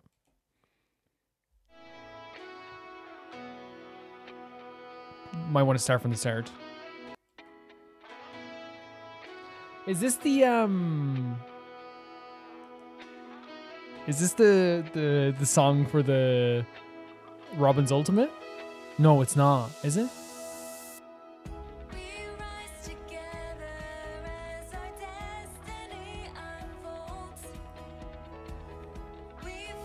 So obviously the singing voice is different from Robin's voice actor, I'm guessing. It's Chevy. Yeah. There we go. Because I remember she did someone sent in, I believe it was S. Monaco sent in a Chevy song. She did a song with someone else as well. Alice sounds great too, but Chevy's voice is just iconic. You know what I mean? It's just iconic.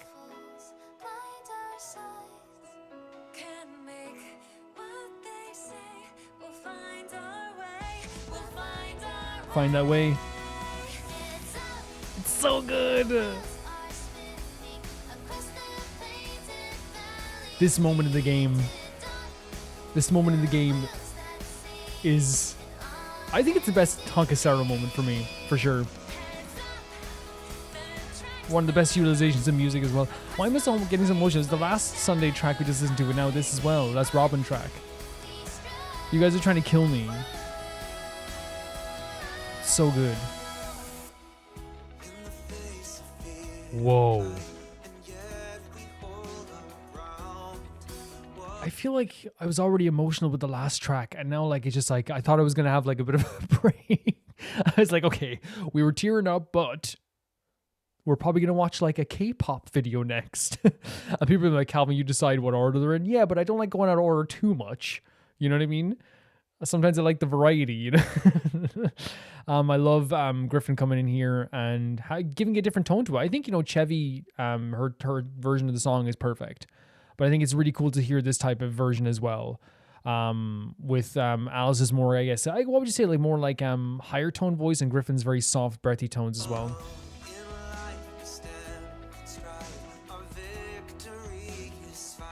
Very pretty voice as well. Oh, Chevy.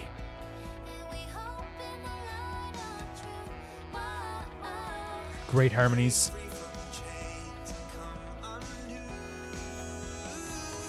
Oh. All together. Okay.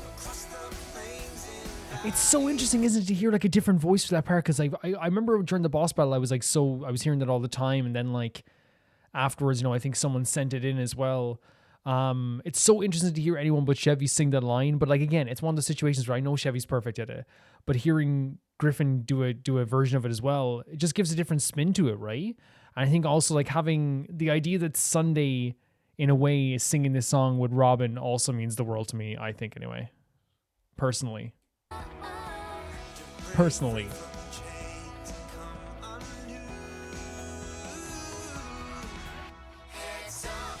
So good.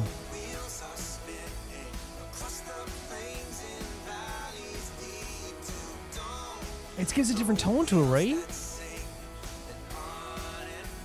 It almost goes from like a very like I don't know what like a very melodic and gorgeous tone, like this very like high energy, hopeful tone, almost to like a very like soulful, quieter feeling to it. You know what I mean? But I guess again, it's one of those things where I will stand by that. Obviously, the best version of the song will always be the original, but it's cool to see this type of stuff. There we are. Love that harmony. Love that harmony. Great harmonies. Oh, I love that because like my first, again, I hope no one sees this wrong here. Most voice actors in Hoyoverse can apparently sing, but it was one of those situations where I knew he was probably going to do harmonies with her like they did before, and my whole thing was like, okay,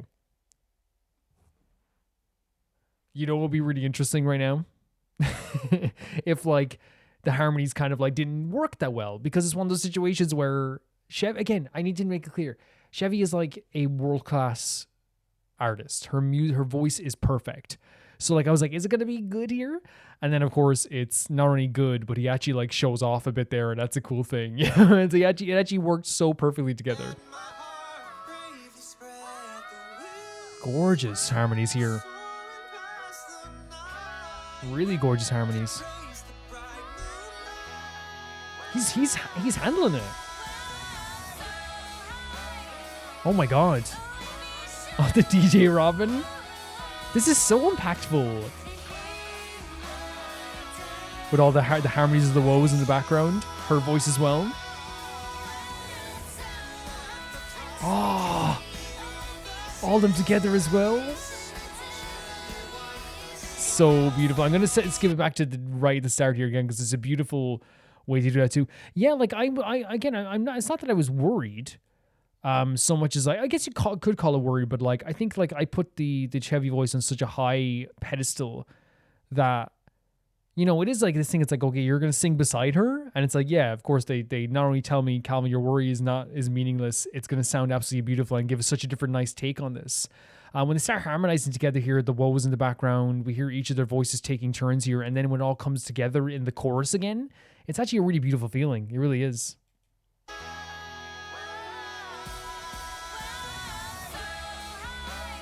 Her voice is so powerful.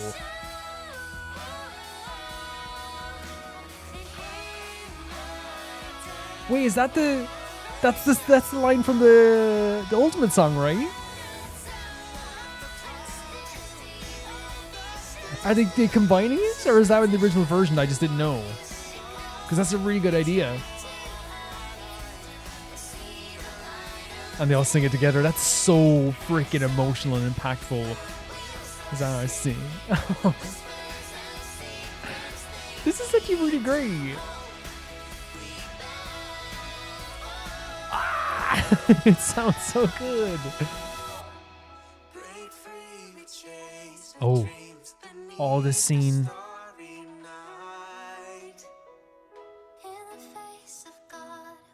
Gorgeous.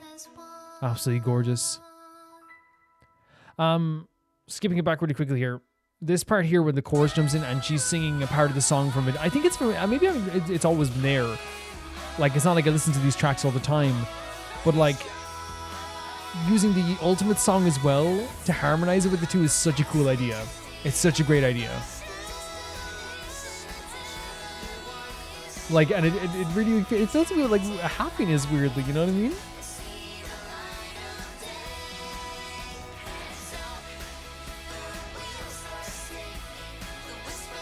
And they go into the chorus together. Really pretty stuff.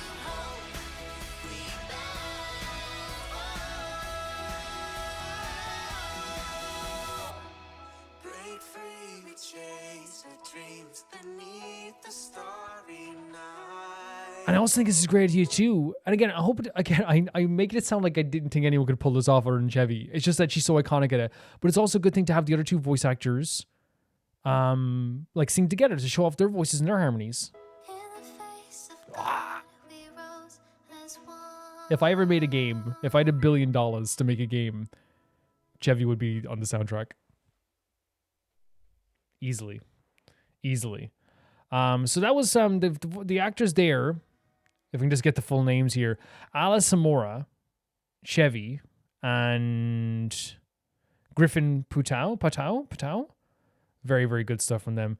Yeah, really gorgeous stuff. I think that like it goes without saying that like, you know, Chevy's voice is one of my favorite voices ever. And again, I don't want to make it sound like I was trying to be a hater or trying to say that it wasn't going to be good. I think it's very, you know, common for any Honkai Star Rail voice actor to just be a good singer. In fact, it's like something that's like just like if you told me like tomorrow that the Honkai Star Rail that like there's a Honkai Star Rail voice actor that I didn't know about and he's an amazing singer, I'd be like, okay, cool. You know, it wouldn't be a thing where I'm like, yeah, right.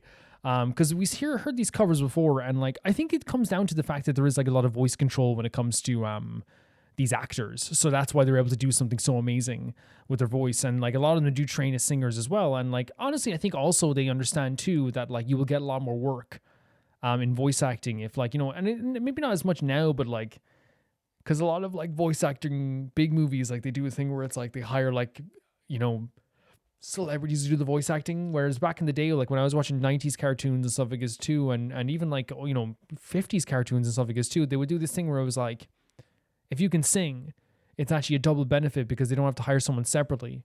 Because a lot of like cartoons had musical stuff in it. Legitimately, like even like early 2000s, you know, even like Cartoon Network stuff, even Nickelodeon stuff, there would be a lot of vocal stuff in there. And you might be like, well, like, you know, what about SpongeBob? SpongeBob's a great example of it, where like, you know, Tom Kenny, it's not that he can sing, it's that he has great control over his voice when he does sing. You don't have to be an amazing singer, but if you have control of your voice, and that's what we see here too. They're amazing singers, but they also have amazing control over the voices. I really love this cover because it's so special to me, because it's so different from the original in a way. Not only adding those lines at the end that were so good together, like I love the kind of like contrast and the harmonies and the way that it kind of flowed so well together. It's also the unbelievably stunning way that the voice that they chose 3 voices. I know it's because it was the actors for the voices and Chevy, who also does the singing voice of Robin. But like to me, like it works so well together as like, as we said, a very like powerful tone. That Alice had a very powerful tone. Her voice is really powerful. Chevy has a very sweet, angelic, almost like candy floss voice that just is so like sweet and smooth, and it's so easy. It's like so like it flows so well. It's gorgeous. And then of course like with Griffin, he has this very like lower kind of like soulful voice, and all of it together came together so well to make this like really great track. So by the end of it, I was actually like, you know, there was no worry with me whatsoever. This song I put on a very high pedestal. So like, that's why like I was like kind of worried a little. I know it sounds so bad to say worried, but you know what I'm saying? I was wondering how it was going to sound, because I put it on such a high pedestal because it is my favorite moment of Honkai Star Rail ever.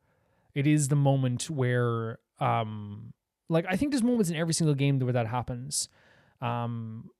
Like, it's not the moment where I was like, oh, I love this game, because I think that moment was probably, for me, I think the moment where I said I loved Honkai Star Rail for the first time was, I'm trying to think now. Like, because there's obviously like, oh, I really enjoyed this game, I'm really enjoying this game, I'm really liking this game, I'm really loving this game. But then there's that moment where like you sink in, and I think it probably was like some stuff. You know what it actually was? It's weird enough. I knew I was going to really like this game was when they played the song as we left the train station. Which is like so early on. But then like I think the moment with the Penacony stuff and the Robin song and that song there, what sunk in for me was like, it's like almost sinking levels deeper. You know in Haikyuu when they talk about like sinking levels deeper into your love? That's what it was. Where like when that happened, I was like, okay, there it is, 10 levels deeper. I'm here now. You have me. I'm not gonna be able to leave this world. And it's so beautiful and so stunning. Yeah, but I think they did a good job here, and I love the moments at the end with the harmonies, with singing the different song and adding the different lines into it, how their voices contrasted each other. It almost felt like, you know what it felt like? It felt like Alice and Griffin like were kind of like, you know, doing this like really beautiful harmonizing, and then they would each harmonize with Chevy. It really felt like Chevy was almost like it was like the leader of like this like unified unisex, you know, K-pop group all together. That sounded really amazing as well. No, but I'm really impressed. I'm really impressed by this. As I said, Griffin has an amazing voice. Alice has an amazing voice. We know Chevy has an amazing voice. And this song itself is so impactful and meaningful already. So to have other singers sing it and still have it be something that I come away from going, that's really emotional. That to me should sell the idea that this group is absolutely not this group, sorry, these three artists did a really fantastic job with this. Because to me, it's the equivalent of like if someone right now took I keep bringing up Near Replicant. If someone right now covered Devil and Popola's song from Near Replicant and they did it like for a remake or something, I'm going to notice everything that's off about it. I'm going to notice every single tinge of like, oh, that doesn't sound as good. That doesn't sound as good. That doesn't sound as good. But I think it's a testament to a song that's already so impactful in my heart that I can come away from it and be like, oh, that still sounds amazing. You know? Thank you for saying this in, Felix. This was really, really cool to see. The next video is sent to by Malcolm Condé. And they say, here's another video from Exerbia 1. This time he explains in detail the evidence that in fact you might not exist. Hopefully I don't exist. Jesus. Things are getting tough. Hopefully, Jesus. Let's hope. I'm using a mouse right now for this, which I don't usually use, so I'm sorry if things are a bit weird. Here we go. Let's go. Yeah, I know what you're thinking. What am I Where'd thinking? you come up with that title, genius? On the fucking toilet? No. Well, yes. Get off the toilet. Actually. And that's because today we're mainly going to be talking about consciousness and... Jesus, what the fuck? The bravery to film on the toilet. Fear is an automatic response in your brain to perceived scary shit. But fear itself is not under your conscious control. It is automatic. And if it's automatic, then that is not you. What? It is a thing your brain does, but it is not a thing that you do, conscious you. So presumably, because we can't decide to be afraid? You don't control, and then there's stuff in your brain that you do control. Stuff that is you. Let's find out where the line is then, shall we? Well, sure. For most of the day so far, you've been blinking and breathing automatically. Congratulations, keep it up. Please try to keep it up. So you're doing it manually.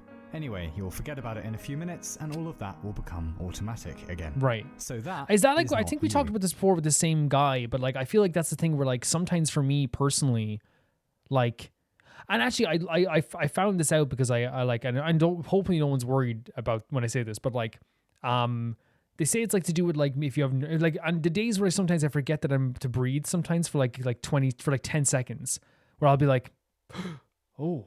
At first I thought it was like something very bad, but like apparently it's just like if you have a day that's really stressful or you're worried about like something, maybe it's like you have to like you're doing like, I think it was the day that I noticed it was a day that like I was redoing like tax forms and stuff like that, and like I probably was just sitting there like thinking about it, and like apparently it's like a very normal response, but you know, yeah. It's not that I like was holding my breath. It's just like you forget to breathe for like 5 seconds. But yeah. But I wonder if it's also the idea that like, you know, because I was thinking to myself, like, you know, the way when someone says this to you, you try to like question it all the time. I think it's a natural response. But instead of questioning it, I thought to myself, like, because I was saying like, well, I can decide the how to make myself afraid. And I think it's so different, right? Like I can decide to turn off my light in here right now. I can turn off the light.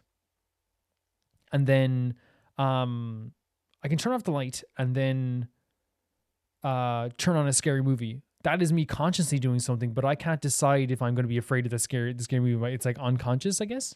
Okay, what next? Well, what about the things you like? Surely we choose those. Let's say your music taste, for example. Good music activates the part of the brain dealing with euphoric reward response, or the bit that makes you feel nice. Okay, fine, but did you choose to prefer Metallica over Beethoven or over the blood-curdling sound of 2 cats banging outside? No, obviously not, otherwise you just choose to prefer everything. True. Even though you can choose what to listen to, the preference itself, what presses your musical or foodish or social buttons, is out of your control. That's so strange to me when you think about it though, isn't it? You. Okay, so we'll push the line. So he's trying to say the stuff that like we can't control. When I think about that, it does always like really weird me out a little bit, like how like Like, you know, when you just don't think about this stuff like consciously sometimes. But when I think to myself, like I know people who don't like pizza and I like pizza. I know people that don't like chicken sandwiches. I love a chicken sandwich. I know people out there like who love mushrooms. I don't like mushrooms. And it's so weird how like we're all programmed differently like that.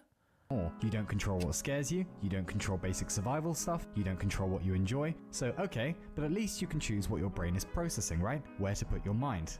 Yeah, well, not always. If you're a native English speaker or just fluent in English, you're not choosing to understand these words, are you? They're just coming in and your brain is doing the work for you. Stop. Like, try to hear these syllables without the meaning. An adequate kitchen. A stationary football.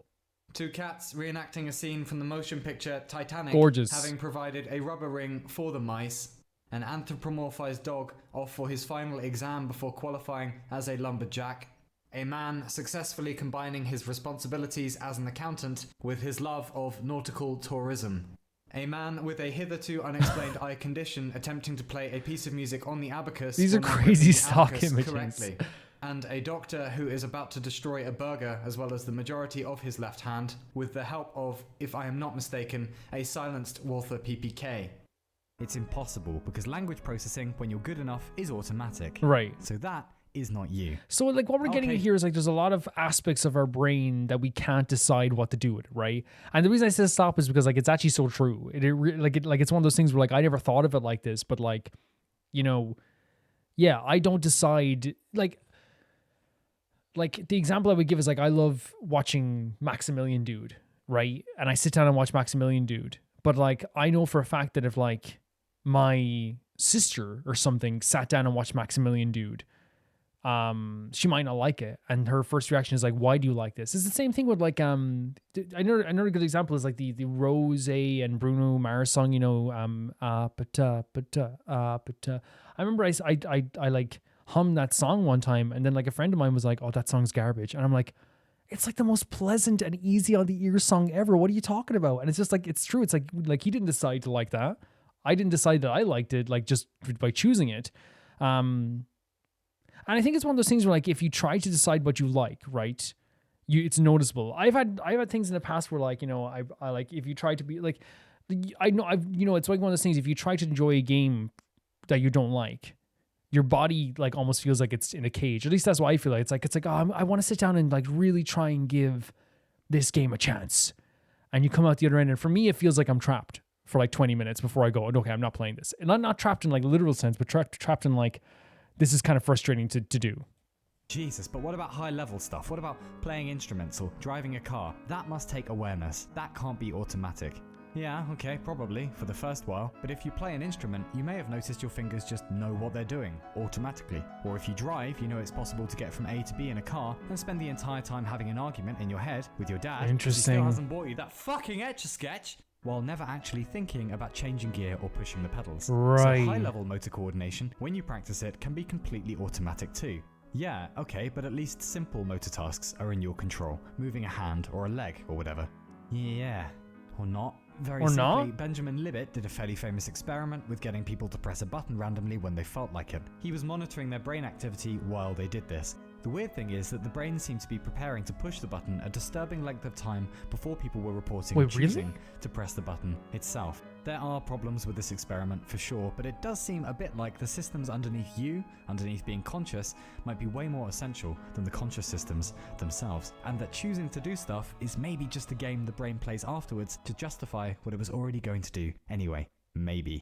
Okay. Wait, so so it's like the brain is already going to do something against our will, and then the choice that we make afterwards, or making us think that we're making a choice, is just something it decides to do afterwards? Is that what we're getting at? Like it's to make you feel like it is a choice? I actually have a question. Maybe Malcolm, you can give your opinion on this, because I don't know if I can't ask it directly to the creator. But for me personally, one of the things I thought about when they're talking about automatic driving was Dark Souls, and how now with Dark Souls, my whole way I play Dark Souls is I'm able to do it on autopilot. I don't even have to think anymore about certain bosses. And I wonder if that is the same thing, where it's like when I fight the Smelter Demon in Dark Souls 2,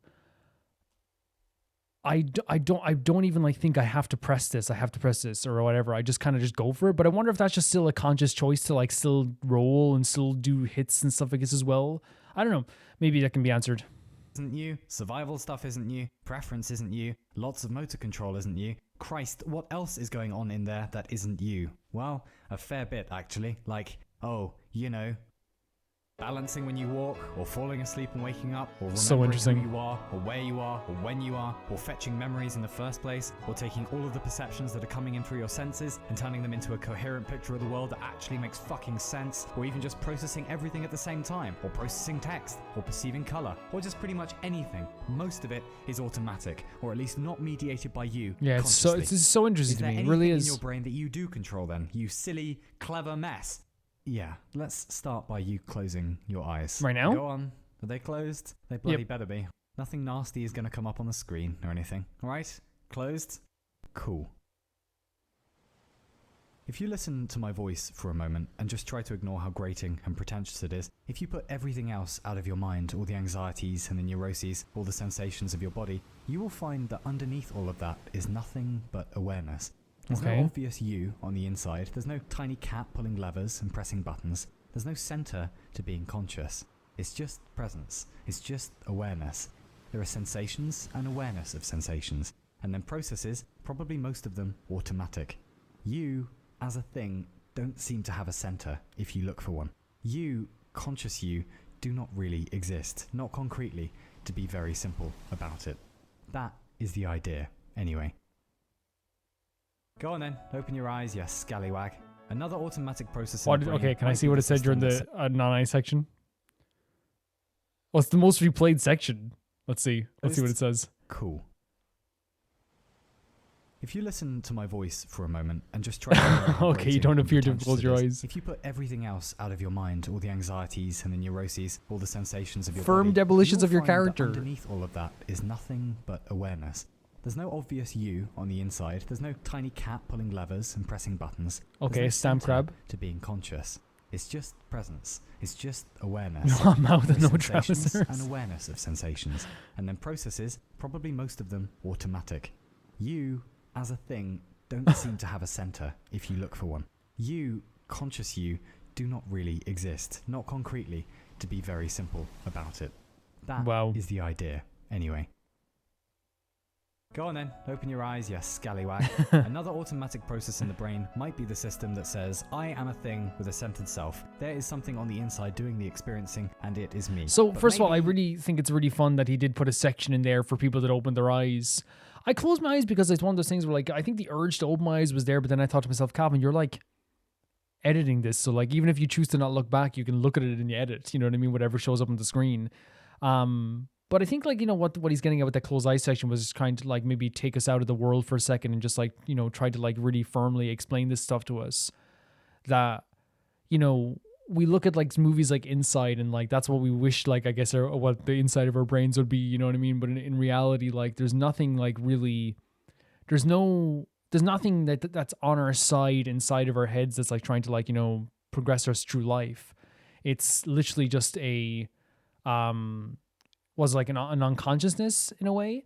And I do find it so interesting because I always think about those things as well. And we can talk about more at the end, but like, I never think about those things. But then when like someone brings it up, I'm like, man, don't stop, you know? But it's not like stop in a way that like, that I don't want to hear it. I'm usually like, stop, but come on, keep saying it, you know? Because I love those type of discussions about who we are as people and what we are as people. It's just that I never like, I try not to think about it all the time because it's like, I feel like if you do think about it all the time, you're probably going to mess with your own head. There isn't. Maybe there just fucking isn't. And what then? Well, insulting sign-off followed by jaunty classical music. Oh, wait, there's like a lot left in this video though. Hang on a second. Yeah. Even if you are kind of a lie, which you might be, me too, you are still self-aware whatever happens. And that is pretty I love he's putting this You disclaimer don't here. know how self-aware other animals are. Almost no animals recognize their reflection for some reason, except maybe some of the great apes, possibly dolphins, elephants, and magpies for some reason. But a bigger question is that's probably why like when I show like the front camera to my cat or something and I'm like, hey, look, it's you, they just kind of go, whatever. They look to the side. Species in the universe, and there probably are, and if they've been around a while, and they probably have, are they self-aware? We always seem to make out that advanced aliens will have gone down similar lines to us, starting as cells, going up and up, building fast food joints, smoking doobies, etc. But would they be self-aware necessarily? Like, maybe evolution accidentally made some higher mammals on Earth self-aware because it's better for problem solving or something in this one case. Maybe it was just one of those weird drunken experiments nature undertakes sometimes, like platypuses or Winchester. Maybe we just got Winchester? really lucky. This might be a one-time trick in the universe and we got to take it for a test drive. And that really gets one thinking, because what we need is a global holiday, and we'll call it Being Alive is Fucking Cool Day, where everyone gets the day off and just for a bit, even for a few hours, takes the time to remember that everyone you meet, however shit, is kind of a miracle. That's in very plain true. sight. And on Global That's very Being true. Alive is Fucking Cool Day, we'll all eat donuts and take leisurely strolls in the park. I actually and like be that a cool lot. to everyone, and around 3 o'clock, solemnly put our hands on our hearts and pledge the following: that as the sperm that won the race, as the mud that woke up, as a blob of carbon currently taking the shape of a human, I do declare that the world is fucking cool and being self-aware is fucking I actually cool. like this a And lot. I shall like this part a henceforth lot. hold doors open for people and fill pints right up to the top with only minimal foam, and endeavour not to be a knob unless it's absolutely necessary. And I do hereby furthermore declare that getting bored in a universe this weird is unacceptable, and if that happens, I should probably take up the tuba or organise a water fight. I mean, maybe. We shall have bad days, yes? We shall have good days, yes? Of course. All the while remembering that most things in the universe don't even have fucking days at all. Even if That's it's all such a great facade, point there's as well, isn't it? It's like that idea that like we have like we're like, oh, I'm having such a bad day, but then like I know like you're not supposed to think of it like that, but it's like most animals don't think like, oh man, Tuesday, huh? They just think like, yeah, whatever. Like sometimes it's dark, sometimes it's bright, you know? something on the inside that knows it's a thing, and that is the cat's pajamas. That is the veritable lobster's bottom. Oh, and there'll be hats and free beer and bouncy castles. And I will see you there, carbon units. Russavaper, Biob, now gutter for all. I actually like the way he ended this. There's the Patreon. There's all the other videos. I actually like the way he ended this because I think he did this something like this last time. Maybe it wasn't the ending, but I really do enjoy the fact that like he did sign off at the very least with a kind of like a remember, hey, it's not that bad type of thing. You know what I mean? Like, because I think that like, you know, having this type of knowledge, but there's also, I think, what this creator understands is that there is a responsibility to like, you know, expending this knowledge. And I feel like last time they also talked about how like there is morals to this and there is like a thing, because I think they don't want people listening to their video and being like, oh, so there's no point to anything, and then going out and doing something bad or something like that. You know what I mean? That's the last thing they want. They also like, you know, talk about how like life is beautiful and things like this. And I think it's a really cool way of doing that. But yeah, I think it's one of those things, as I said, like I always find very interesting whenever people like explain what it is to me, because like I generally don't ever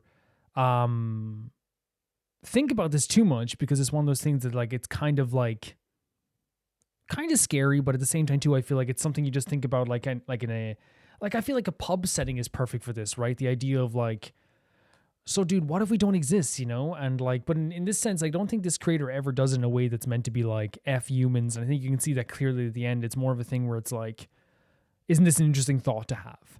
Like the idea of your consciousness not exactly being something that is so entirely like there all the time. You're not entirely there all the time. And I think it's actually not a bad thing it's not a bad thing to discuss, right?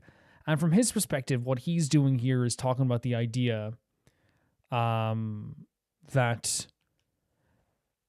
there's stuff in our brain that we can't control. There's stuff in our brain that we can't decide that it's like that we can't decide happens. Like for example, the idea of automatic breathing, automatic driving, you know, the music we like, the food we like to eat. And I think that's like a really interesting perspective, because like we think of those things as being us, as something that makes us, right? And in a way, I think that's this video isn't denying that whatsoever, because it is like, again, we are individuals, we are our own people, and it does make us unique in our own way. But like what this video is trying to say, and I actually think it's a very interesting thing, is like those things that make you different are also the things that make you like less conscious. You know, walking, breathing, like walking and breathing are two like huge things. Breathing's a huge thing. You don't control when you're hungry. You don't control these things. And even like they brought up the question of like, what if like the thing that we do, for example, like the choices that we make that we think are choices are actually just stuff that was supposed to happen already. Which I think, again, is another interesting point to make as well. But I do love these type of discussions just because, again, I don't think about this stuff all the time. So when it does come up, it's one of those things where it's like, oh, interesting. And I think like it's one of those things where like these are the type of discussions when I remember when I was like, whenever I was a teenager, or when I was hanging on the pubs or whatever, like I had a friend who would always talk about this type of stuff, like that would be like very like meta and very like, what are we talking about here? And people would try to always like shut him down, but then I'd always be the one to listen to him for a bit. But again, it's usually like, you know, stuff like, dude, what if like this happened and this happened? You know what I mean? But in this case, it's like, you know, backed up by a lot of like, you know, it's a theory, right? And I love the way in this video he does like mention that it is like, he's like, in my view, and like it kind of doesn't say that it's a fully realized idea, but it is an idea, like theoretically. I also love at the end of this, like he does end this whole thing by talking about how important life actually is. And that's one of the things that always like really, you know, saves me from being like too down in the dumps sometimes, is that like, you know, some things are miracles to me. And I always think of that with video games. And of course people are miracles, but with video games, it's like I always think like, how is this even made? You know? And I think of like the stuff we have, like I'm looking over right now at a lamp. I have a radiator over here. There's a, you know, a mirror, there's a TV in this room, you know, it's all this stuff that feels like, how did this happen? And with humans as well, it's like even less of a chance, because like the person who invented the TV, the person who invented the mirror, the chair, all this stuff, there is a chance in this world that they never lived. And it's a high chance. There's a chance that I never lived. And it's high probability, right? There's a high probability that like I would never be making these videos for you. Ever. There's a high probability, which I think is like actually like a interesting thing to think about, because at that point then it's like, yeah, you survived. And honestly, like I don't think that's gonna save someone when they're like down in the dumps too much, but like I always think about like that way where it's like, you know, when I start thinking about this world in general, I know it's like one of those things where it sounds like stoner logic, but you ever like look at your hands? Do you ever like look at like anything like I think, you know, one of the wildest things to me ever is like, you know, when you like look at what my hands are able to do, and it's like, that's crazy. I'm not even a stoner. It's when you think about it, I don't know, that's the answer. When you break down anything to like the aspect of what it is, of course it's going to be crazy. Of course it's going to be wild.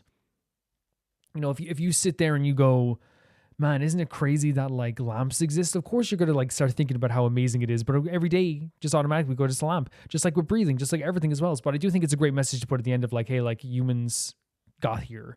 Animals got here, people got here, out of this primordial soup, we all got here. But yeah, I think it's an interesting topic. I think it's an interesting idea. The idea of like is your consciousness truly you? If the part of your brain that's not conscious is it truly you? And my, you know, I don't push back at it whatsoever, because I think it's just a fun topic. But like my whole thing as well is that like I just don't think about it. I just go through life not thinking about. Now I will think, and it's not a bad thing, by the way. I hope Malcolm doesn't take it as a bad thing. I think I will, like for the next few days, probably like when I have a shower today, I'll probably be like, oh man, did I decide to have a shower? Or did my brain send a signal to me being like, you stink, or something like that, you know what I mean? Which I think is going to be interesting as well. But yeah, Malcolm, it's a really interesting video. Thank you so much for saying it's in. Really cool stuff. The next video is sent in by Flowerbit, and they say, onto another pre-debut Loona solo. Because Latency is debuting this week, which is fantastic, I thought it'd be fitting to do Hyunjin. She was the second member to debut. The Loona 1/3 girls would all have their own locations, and Hyunjin's is a girl of Japan. So her MV was filmed there. Her representative animal is a cat, which I actually found out about this because there's like countless shareable videos I think I've seen on Twitter, like clips of her doing like cat poses. But then again, like idols love doing that, but still. And her color is yellow. You'll notice this MV is pretty unique. Unique way of presenting the song. So don't be alarmed by how the first verse sounds. Oh, that's interesting. There's also a 10-minute short film version of this MV as well. But I thought for now I just best stick to the main MV. When someone says "don't be alarmed," it's always like very interesting, but makes me kind of excited in a way. Let's check it out. Don't be alarmed is how we're starting this off. Oh. Interesting. Like, almost like, oh. Oh. Oh.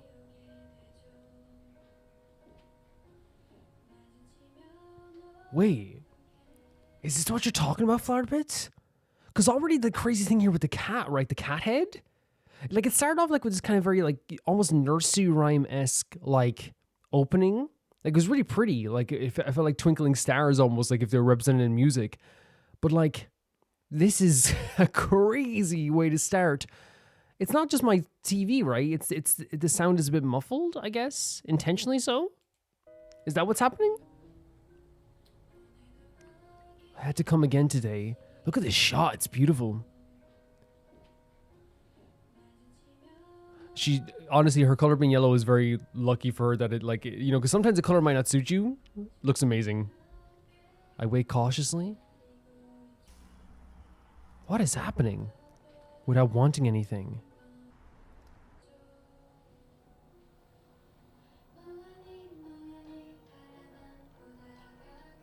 Vacantly then leave? I have to assume the way the sound is going has to be intentional, right? Because that's why I was like, because again, I'm glad you said don't be alarmed, because I genuinely think like what would have happened is Roam Reacts would have stopped for an hour. For me, I would have checked everything to do with my sound and stuff like this for an hour, looked up like why is music muffled on my TV. I'm glad you said this, but it's a very beautifully shot video. I like that she's like kind of like in this like direct light here, and everything else is kind of in darkness. There's like an amplifier here, which is really cool. But yellow really suits her, and I guess it suits the lighting here too. Yeah, from afar I wish to be only one. It's very muffled. It's like in the distance. Like a child, I look at you like I'm hiding every day. Good acting here.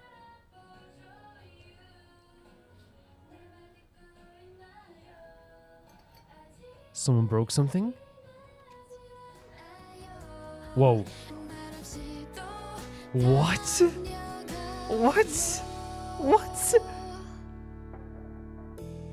So it like amplifies the music when she finds the bracelet? Like that's such an interesting way of doing this. I'm sure there's like a meaning to this as well. We're going to maybe decipher as well, like the reason why they would do this, but... So something breaks. I actually think, like, and this is, I think, always a compliment. I think she looks like she could be a really good actor in a drama or a K-drama.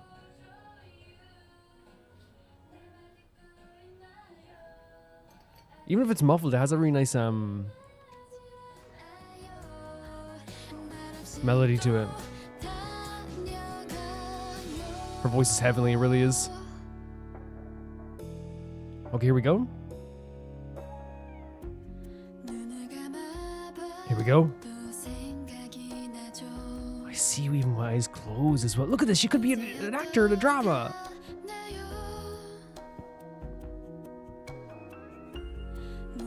This looks amazing.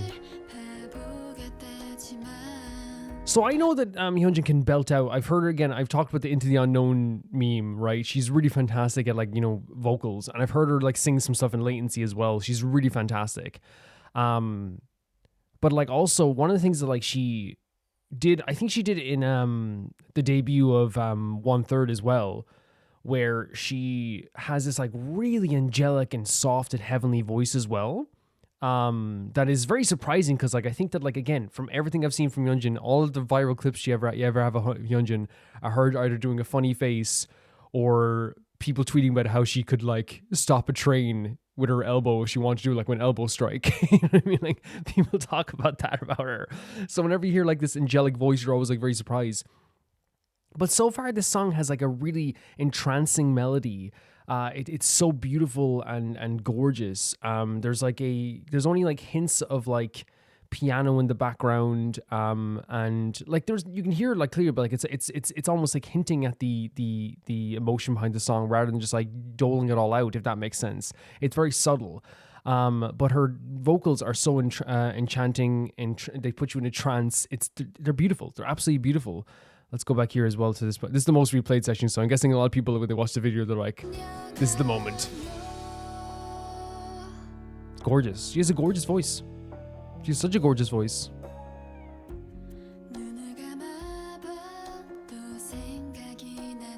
There's such a beautiful breathiness and sweet tone to her voice. Everyone says I'm a fool.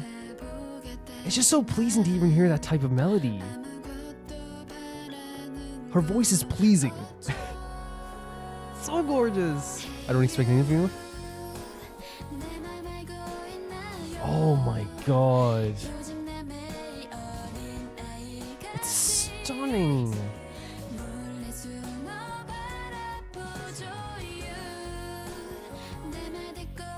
So pretty. This is giving me chills. So gorgeous. Look at this place as well. We're going into a bridge, so I'll pause here for a second.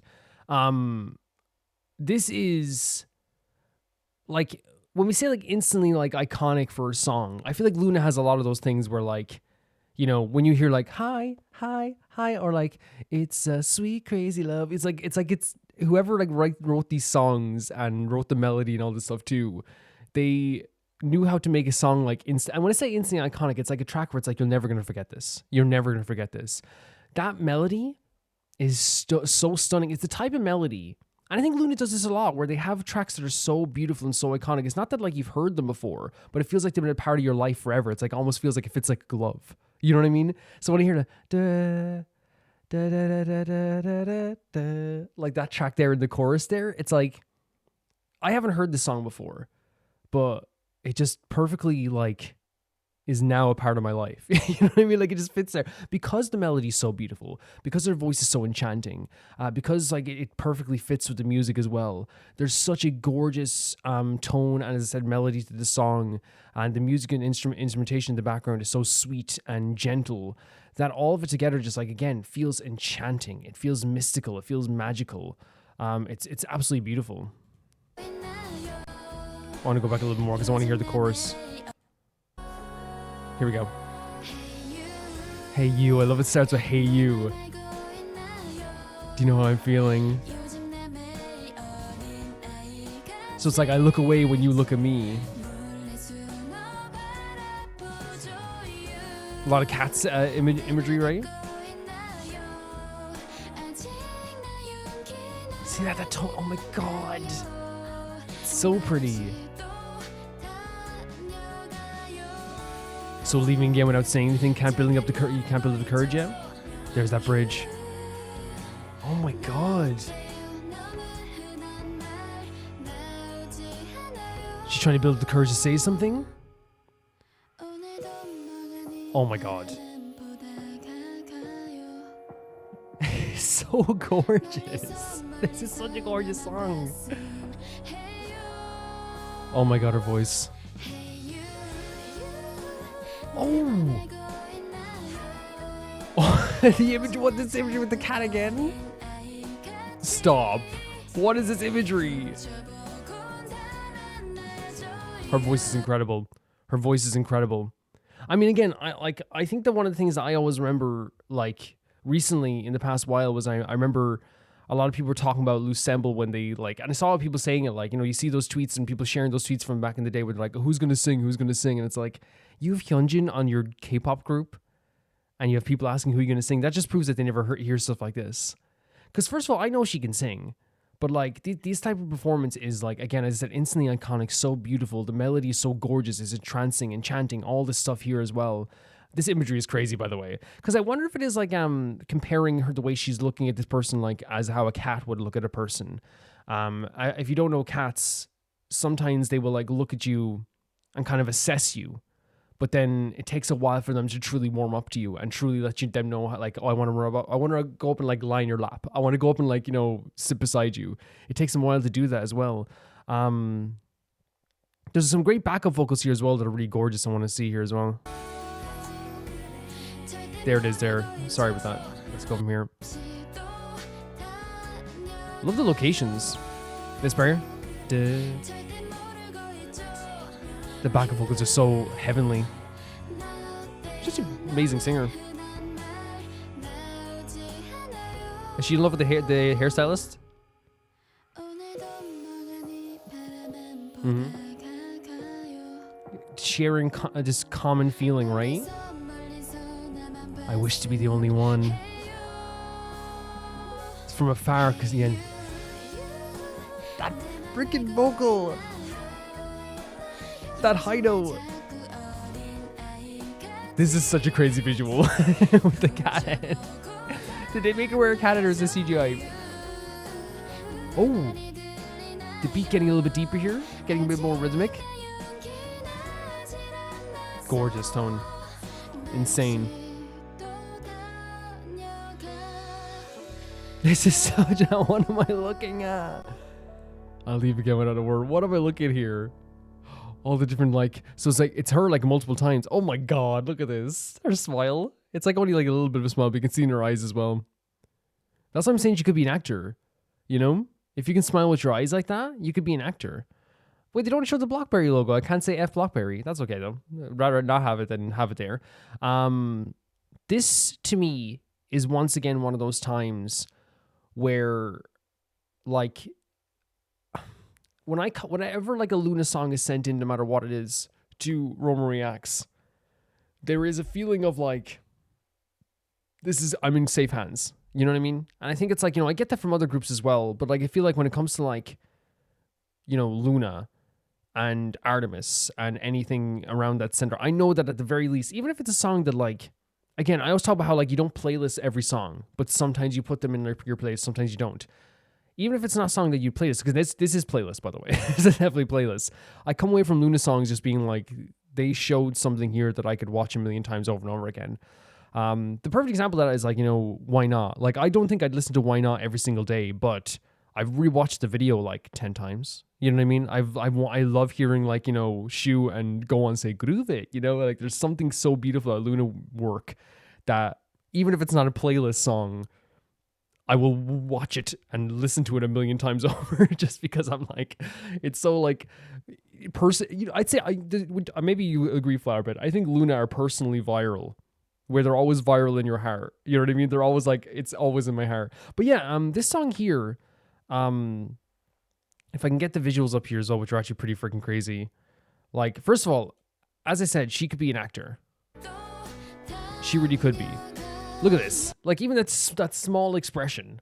Perfect, right? But then these visuals here with the cat stuff is such an interesting choice. Right? It's such an interesting choice. I see you in my eyes closed, so I see you all the time.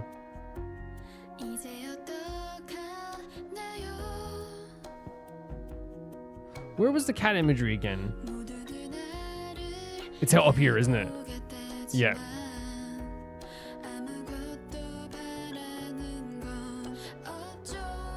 It was one at the start, and then there's cat imagery later on. Look at this chorus. As I said, instantly iconic. Oh, look at the lift of the shoes. Excitement. Looking up at this person. Yeah, let's get up some cat imagery again. It's around here, isn't it? Look at it. It's so crazy. But again, I feel like, again, I'm not sure. I know like some people have different feelings on Jade and Jong, but like, I think you would agree, Flowerbit, as well. Like I think he said this where he was saying that like he liked things to go viral before that viral was even like a word at the time. No, I know it was a word at the time, but he meant like in terms of like music stuff. Like there was no really memes being shared at the time, but in music, but he wanted people to like share things as much as possible at the time. And this is one of those things that like, you know, the cat face would definitely be a thing that like people would be like, oh my God, look at this. But yeah, the vocal performance in this is, as I said, enchanting. It is such a beautiful, soft and gorgeous tone. I come away from this like just like, feeling all like tingly and happy from this track, you know, and it's so emotionally charged, but in a very good way, to the point that like I don't feel like I'm coming away from this feeling like, you know, sad. I'm coming away from this kind of like, you know, very understanding of like the way that they perform the song. I think the analogy they're using for cats is probably a very good thing, especially with what I think the meaning of the song is trying to portray here, which to me the song is portraying. We'll talk about it a little bit more in a bit, but like the idea that like you like someone, but you can't really build up the courage to tell them you like them, and you want to be a part of the world, but it's really difficult to become part of the world when you can't really express that you want to become part of the world. And I think the way that this song is performed is perfectly that, like the tone of her voice, the music in the background. It's not something that feels very aggressive, or because I think that, you know, there's a different song, like for example, like Shu's Heart Attack is meant to be very like it's meant to be like very excitable and forward and like, you know, you attack my heart. Like it's like, it's like literally like trying to be in your face, kind of like, this person, I like this person. This song is more like, you know, what fits the tone of the song, which is an idea of like, I don't know what to do right now. I don't know what to say right now. I'm trying my best to like contain myself, but it's very difficult. I'm trying my best. I can't express myself. I should say, not contain myself. I can't express myself because it's very difficult to do that. And in a way, it's kind of like this internalized emotion of like, I want to say something. And I feel like the best way to portray that is through this beautiful, soft, gorgeous tone that Hyunjin gives off here. The hey you, and the music in the background is so like magical and beautiful and gorgeous, you know, the da, da, da, da, da, da, da. Oh my god, it's like floating, it's so beautiful. And then the verses feel like it's like a ballad almost, and that's why I think it's so perfect for, again, the theme of this song. It feels very emotional, but it's almost like a longing rather than an emotional song trying to express a very forward feeling of like, we're going to be together, or like, I want to be together. It's longing to even like take the first step, right? And I feel like you're having much more softer and reserved and kind of like, would you say like, just really airy, just really floaty. It feels like the purgatory between saying nothing and trying to say something, right? It encapsulates a feeling of longing, I think, in a very, very beautiful way. And I feel like, you know, what I love about Loona lyrics is that they never shy away from like having like some very like, you know, real feelings in them, I think, as well. Like, you know, even the line, it starts off with, I had to come again today. And it's like even saying like, you know, I'm wondering what would happen if I even ran into you. And that is something that happens when you are like, when you like someone, and I think everyone's probably done it in some way to some degree. We've all like, you know, at least one time, I think, not everybody, but like, I think some people, like if you know, they have this idea in their head where it's like, if I like the same show that this person I like likes, then we can talk more about it. This person I like works in the cafe. I'll go to the cafe every day. This person I like does cross-country running. I'm going to join up the cross-country team. You know what I mean? It's like this thing where like you try to like, you know, get like involved in their life in a very natural way without actually being invasive or weird. You know what I mean? And people can say like it's weird. I don't think it's weird to be like, you know, when someone's like, oh, I'll go to the coffee shop because I like really like this person. And it's, of course, you already know them. I'm not saying like, you know, dudes out there don't go to a coffee shop just to harass a lady. But you know what I mean? It's like, in this sense, it is that type of song where it's like, I want to meet this person, quote unquote, randomly, so then I can figure out exactly like, maybe this time I'll say something to them. Like, but they also like relate the ideas from being like in a cat, like a cat's emotions. You know, when they like look at a human from afar and they, you know, are working up the courage to basically like see like, is this the person that like I is gonna be my human? And in this sense, it's like she's looking at them from afar. She says like a child, it's like, I'm hiding from you every single moment, because that's what that type of longing is like. It's not unhealthy. It's not horrible. It's like this feeling of like,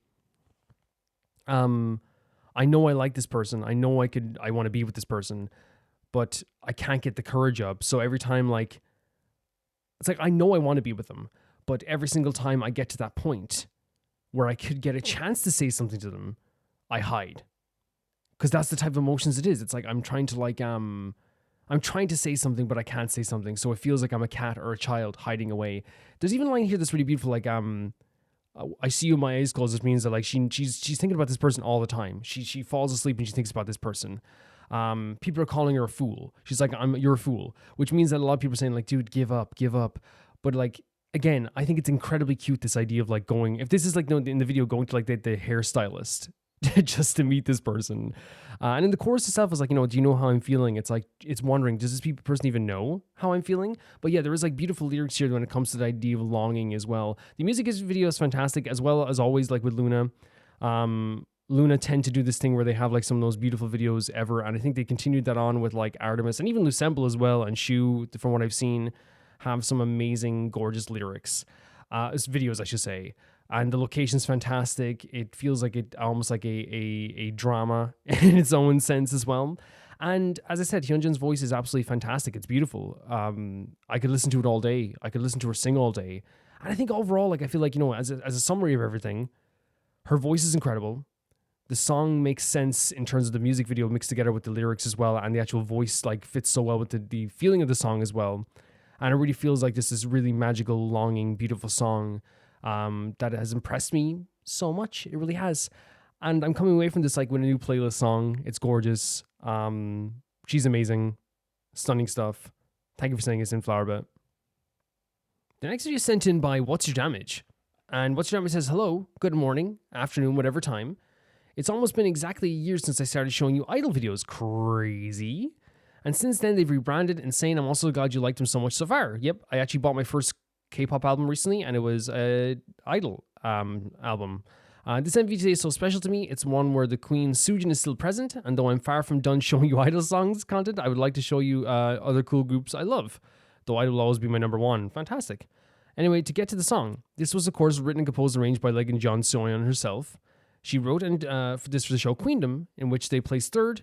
The MV is full of symbolisms and amazing detail. I would explain further if you wonder about anything. And of course, this was, in Soyeon's words, inspired by the live-action Lion King at the time. This is one of Idol's top 5 songs ever, in my opinion. I hope you like it. See you during Idol's next comeback. Yeah, like when it comes to Idol, again, it's one of those groups that I have so much faith in. No problem, have no faith in. Lion is a song that I've heard of a million times over because it is, I think, one of their most famous and like popular songs ever. It's a song that Idol fans talk about religiously, and why not? Like it's one of those things where I'm like very very enamored with Idol myself, so like I understand. Let's see where the song takes us. Idol, Lion.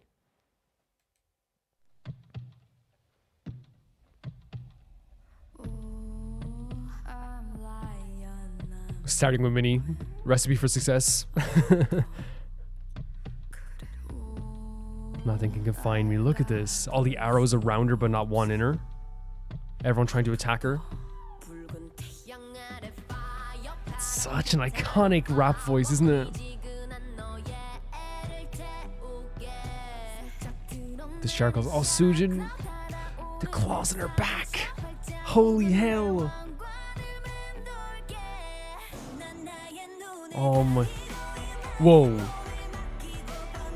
What a transition. Neon's voice is incredible, isn't it? Speaking of incredible voices.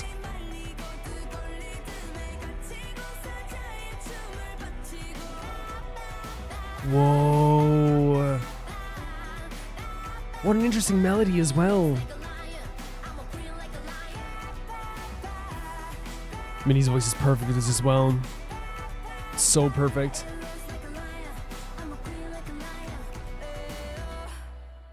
Whoa. Oh my god! Shua, I'm sorry, I'm going to pause for a second. I'm going to come back to this and I want to watch this in full. I'm so happy that you have like a big gigantic section because you always deserve it. This transition is very sudden, but I feel like it's very like, it's aggressively beautiful, right? And I think that fits maybe the theme of a lion as well, where it feels like it's like this really like punchy, like in your face, very sudden change. But I think if it's going with the theme of like, of being a lion, of feeling threatening, of feeling like, you're gonna, you're backing people down. I feel like coming in with that like really powerful thing from Mion there was like a really good idea. I think Mion's voice is like, to me, as I said, like it's one of the two best voices I've heard in K-pop and in the world. For me right now, the two best singers in the world are Mion and Hasul from Arnabis. And so like you're always, utilizing how impactful her voice is such a good idea. And in this case as well, we had Minnie starting off too. And Minnie has such like a very like, I think an emotionally charged voice in a way that like draws you in so much so. And like we have all the other gals, of course, like killing it as well. Like they're absolutely killing it. She's in a cage here, by the way.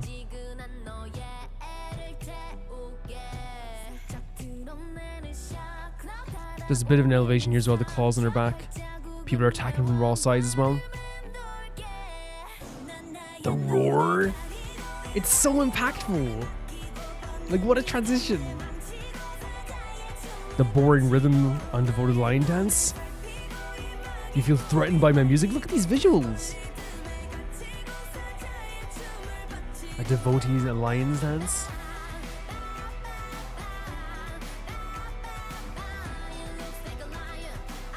It looks like a lion. See what I mean? Her voice draws you in. That lion hand symbol there as well. Before Shua gets into as well, the idea, first of all, this to me definitely symbolizes the idea that all these arrows are coming for her. There's so many people coming for them. The claws on the back of, you know, Sujin, Soyeon in a cage, all this stuff. It really feels like there is like a lot of symbolism of like, even though people are attacking them, nothing is hitting, nothing is destroying them, nothing is bringing them down. She also said it looks like a lion. So I wonder if the theme is like not just saying like we are lions. I'm like a lion. But I don't have to take that like notion of just like describing me as a lion as well. Look at her. It makes you come back to me. The shields as well. It's a really cool rhythm. Da, da, da, da, da, da. It's really cool. The melody pierces your ears. Sujin! Like, Shua doing an amazing performance here. As if we're surprised. Like Sujin and Shua doing amazing here as well. I think that like, you know, with the idea of like talking about like the melody of their tracks, the melody of the song here, drawing you in. Like here's the deep dark ocean, the rough melody pierces your ears. It's like there's even through like the darkness, this thing is going to be so apparent to you as well. But like I feel like, you know, the fierceness of this music video is adding so much to like the themes of the song as well. Like we're seeing like, you know, like Shua standing here like almost like again like royalty herself, but there's still like a very violent feeling to it, right? A very aggressive feeling to this, and even the dance moves as well feel very aggressive also. But I love Shua's part here. Don't seek what you can't have. You can't have what I have. I may turn violent. Sujin, oh my god. Oh my god. Ling takes his crown. Whoa. Whoa. Breathe again, the transition again, but this time from Minnie's voice. Having Woogie and Minnie do the chorus here is such a good idea too. Oh my god, look at the outfits here as well. I love the claw dancing as well. It looks like a lion is such an interesting line to me. Look at the dance moves here, the outfits. Tell him, Shua. Oh, okay, we're getting a Soyeon part. Fantastic. What's so crazy is, I mean it when I say this, like having like Woogie and Mion, and again, all the gals like are really great performers. But I really feel like when you talk about like, and again, we talk about that, Minnie had like such a great belting vocal there. Duh, duh. Like that line there. We could probably get back up here as well. It's actually probably the most replayed. It is. Of course it is. Like this here.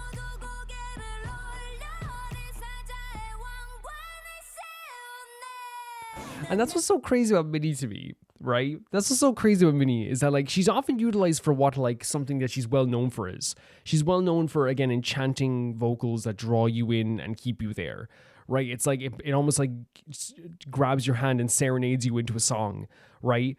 But I think that like one of the things that like when they're producing these songs that they always sometimes like do with Minnie, and we've heard it before, like even recently with Good Thing, you know, hey boy, you never knew what you... I'm not going to sing it like Minnie does, but like that, like, you know, holding until I die, yo. It's like one of the best vocal performances ever. And like, I think it's one of those things where like, you know, I think when people talk about like, the vocals of Idol, I understandably so, Mion has talked about a lot. Woogie has talked about a lot. All the gals are really great singers. They're all really fantastic singers. But I think that's what makes Idol so strong, is that like when people go like, oh yeah, like, oh Idol, yeah, the two best singers in Idol are Woogie and Mion, and then you'll hear a song and you'll be like, wait, oh, Minnie's just as good. You know, it's like, oh, Soyeon's just as good. Oh, look at Shua, she's like gotten to the point where she's also just as good now as well. And I hope that no one takes that as disrespect, by the way. I think that like it's very clear to see that Shua has grown so much throughout the years. And I think that criticism that people have her now, where they're like, they still use the same criticism they had when they started, which is like, she was just not as good as the other gals, when like she is like a powerhouse like the rest of the gals now as well. And Sujin's, of course, always been incredible. I just wish that, like, you know, she... With this, we're not going to talk too much Sujin because to just make everyone sad. But, like, Sujin is the type of artist that, like, with Idol, that whenever she's here, it genuinely feels like it fits like a glove. It doesn't feel out of place for me. Because sometimes I'll watch a group and, like, there's an artist there where I'm like, oh, they left the group early. It doesn't feel normal. But when I watch an old Idol video, I see Sujin and I'm like, this just fits. It fits like a glove. It doesn't feel out of place at all. This on top of Mion's powerful voice. I cover my eyes and feel this music. Destroy the boring rhythm and devotees line dance. So it's like it's destroying the current boring rhythm. And now you feel threatened by this music. It's like I'm taking over this now.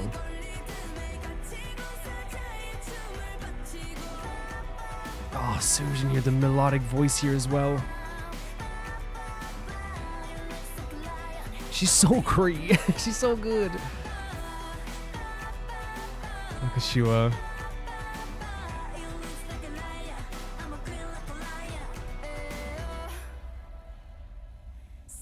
Oh my god.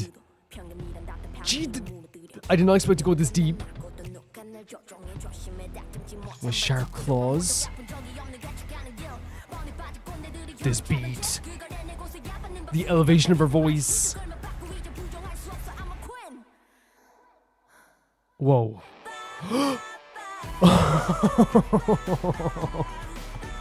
That is a perfect transition. There's a lion. That is a perfect transition. First of all, this here, I wasn't expecting the beat to be so dangerous to the point that it did feel like an attack. It felt like I did something wrong. And that's not a bad thing, by the way. It just felt like really aggressive in the best way possible. Listen to this. It feels like an attack. Your suffocating prejudice who would dare stop me? So this, again, this idea of like destroying the boring rhythm and the boring songs, you know, stopping your prejudice, all this stuff as well. It really feels like it is a song that, like, while, you know, is bringing up themes of like lions and like obviously like was inspired by The Lion King. I think it's also like the same time too, like we have a track here that clearly is like a very idol-centric theme, which is you look down on us and we still shock you every time. Every single time that you look down on us or think we're, you know, bad or you have a horrible opinion of us, like we destroy that thought in your head. We destroy that prejudice you have against us. We destroy that boring devotee song that you have.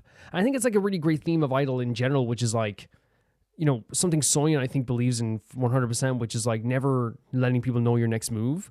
So there's never ever like a time where like Idol become too samey ever. And I feel like this is what it's trying to say here. It's like, you know, you can come for me and you can do all this stuff, but like you didn't expect me to have these claws. You can try and insult us, which they've done in the past. Like Soyeon is the most, well, I would say like top 5 most criticized idols in the world for doing nothing but just be amazing. And whenever they just say something about her, whenever she's on the ropes, you know, she comes back and the whole group comes back and does something incredible. Like, I mean, like after the stuff that happened with Sujin, like Jesus freaking Christ, any other group would crumble and fall. But after 400 and something days, they came back with one of the most iconic songs of all time, Tomboy. Like, you cannot ever count these gals out and ever would. I created a new path that no one's attempted before. They click their tongues. It's such a dangerous part of the song. It's like, I've gotten this taste, and this is such a great transition. It's so good. The claws in the back. Oh, Woogie's voice.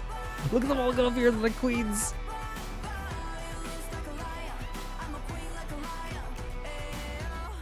What, the outfits here as well? Sujin? I got chills. I got chills.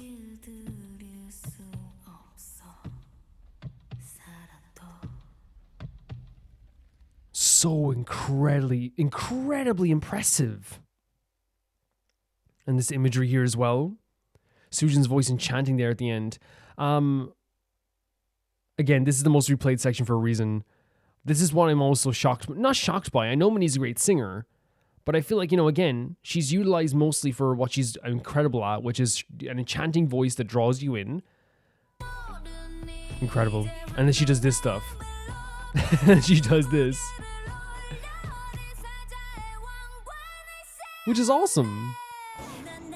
and then the transition back into Mion's voice is so powerful that I just think that it's a great idea for a chorus to start a chorus ever. They did it with the song we listened to last time, Dum Dee Dum, before as well. She's also the first in Good Thing. She's the first line for the vocal parts, which is hey boy. She's the first voice you hear too, because I think that like when they are producing these songs, they understand that Mion's voice is something that like instantly just makes anyone who hasn't heard Idol before go whoa. Not that they're all not incredible. You know what I mean? Like it's definitely one of those things. That like you're always like really, really amazed. Let's see, the other most replayed section is obviously the start of the chorus too. I think the transition here was really incredible too. This imagery too, because it was out of nowhere. I know there's a roar, but then it goes into it. It feels like I'm not waiting for you to get to a pre-chorus. I'm not waiting for you to get to a point where you're ready. This is our time, Which if you go with the themes of songs, it makes sense. Were those knives? Was that knives? Let me see this. There's knives around. Yeah, it's like it's a, and they're all pointing towards her as well. Woogie's hair is lovely here, but then again, that's like goes without saying, isn't it? It goes without saying. Yeah, there's arrows there as well. The outfits here are very like bare bones, but I think it's intentional as well. It's like it's almost like wild in a way. Really cool stuff. Really cool stuff. So with Idol, I think it goes without saying how like amazed I am always by Idol. I never have a time where I'm like, I think like, they're bad.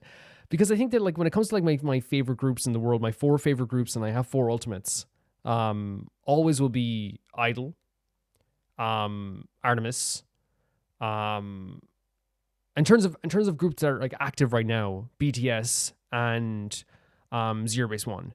But I think, P1 Harmony, Illit, and obviously Loona, but obviously Loona is not a full group right now, but like they always like come up behind it there like 100%. Loona is like one of my favorite things ever.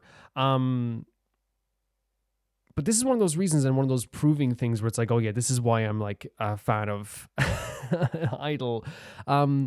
There's something that happens always with Idol songs, that there's like a connection of themes, music video, song, feeling, symbolism, vocal performances is always so on point. And I think it comes from like the fact that they are self-produced. It comes from the fact that like whoever is producing them, like obviously Soyeon has like a very direct vision for each song. And I think it's always like a really great thing to hear, because like while like it's like you don't need to have a I don't need every single track to be this like incredible masterpiece where like it's like everything works so in synergy. I do think when it comes to this track here and Soyeon's tracks, they always do have that theme down so well. Because you look at this song and then you look at Fate, right? You look at the Fate performance video. You look at Good Thing. You look at Dumdy Dumdy. You look at all these tracks and it's like they're so varied and interesting. Klaxon, but they're always fit the theme and the vocals. It's so incredible. It's so incredible. It's all done. But yeah, I love the symbolism of like all the arrows pointing towards the gals, but still nothing is hurting them. I love the symbolism that someone came to claw at their back, which means someone could come to betray them, but still they're a queen. They're queens like a lion. I think the idea of like a lion is like, because like obviously like you would call like a female lion a lioness, but I think that one of the things that like Soyeon always like likes to do is like play on the idea of like gendered stuff, where it's like it's not just like, oh, I'm a lion, you're a lioness. It's like I'm the king of this jungle, even though I'm the queen. I'm the king. I'm the king. I'm the queen of this jungle. The queen is who's ruling this jungle now as well.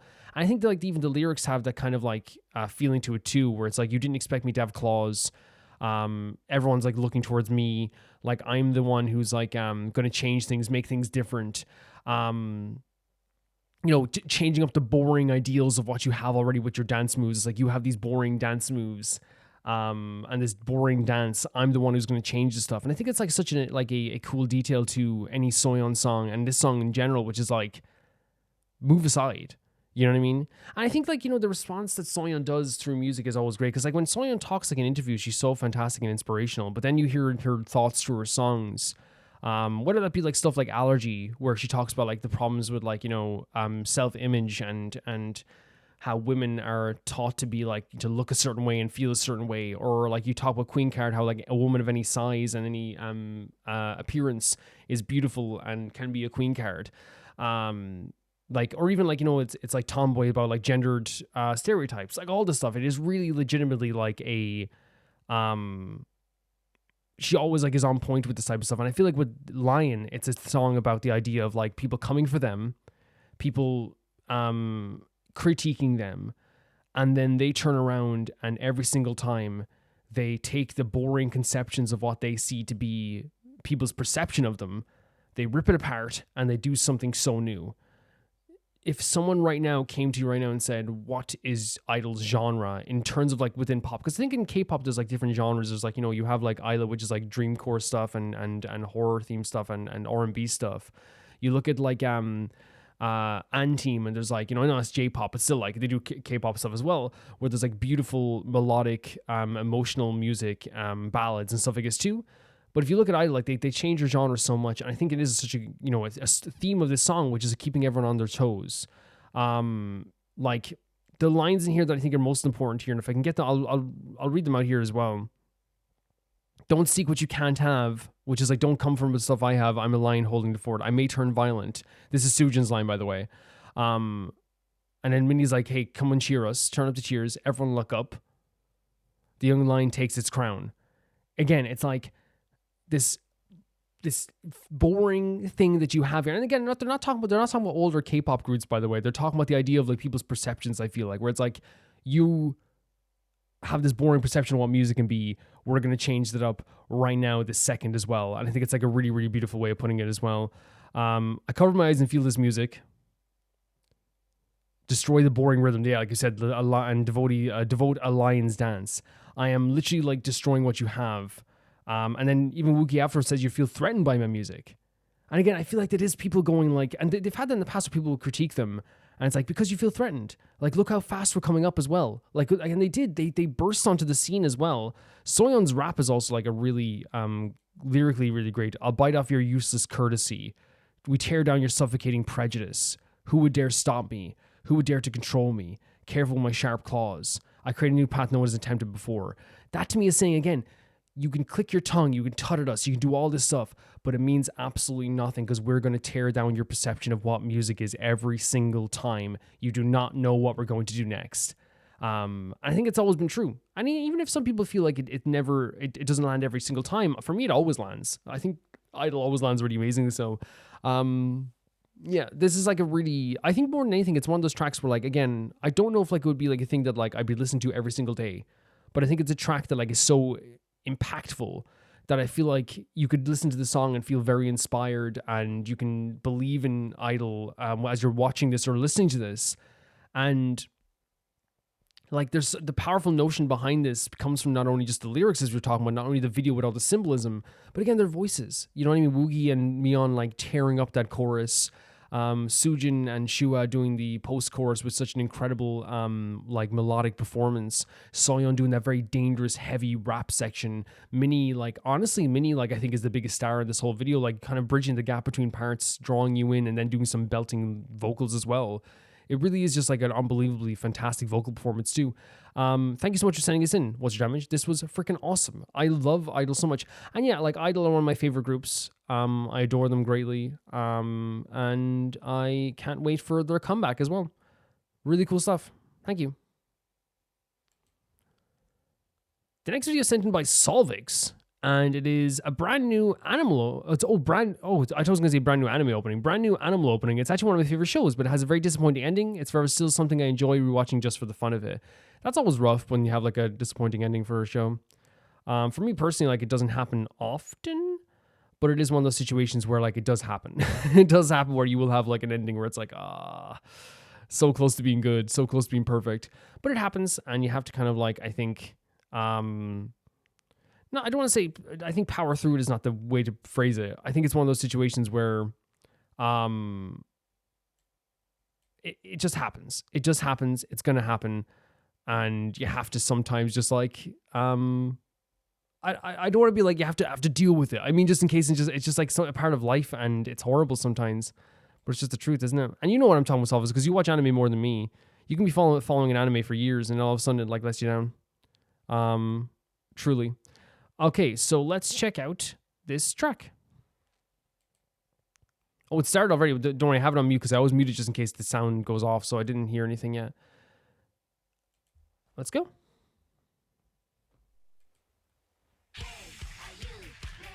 Are you ready to go?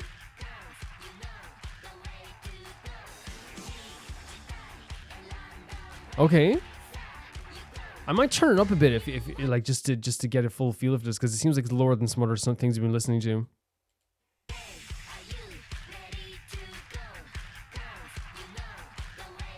It's a very like chanting start, right? Almost like a cheer. Whoa. Whoa. A very extreme start, right? Brand new animal. B&A. Wasn't expecting this kind of start. Oh my god, the art style is also... We don't have subtitles by the way, but it's okay. Unless there are captions in English, we can check. No. Oh, here we go. Yeah, it doesn't... You can auto-translate, but I don't think it's never as good. Beautiful visuals here. Oh, it's like KFC, but with animals. That's like Budweiser, Subway, tapas bars. Really cool stuff. Really cool chanting start, and then into kind of like a very like rock vibe to it as well. But the visuals are already really great. Love the visuals. The logo's great too. Great coloring. Like an energizing voice, right? Look at the lighting here.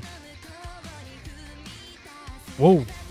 In the shadow, like and I know it's intentional. Oh, look at these designs. Great designs. In the shadows, like they obviously looked, that's intentional. They looked like a wolf. But when they came out of the shadows, human. So I wonder if that is like a theme of this, where like, you know, there are animals and maybe ambi-humans, or maybe they turn into animals as well. But they maybe have to stay hidden, or they do stay hidden in some way, possibly.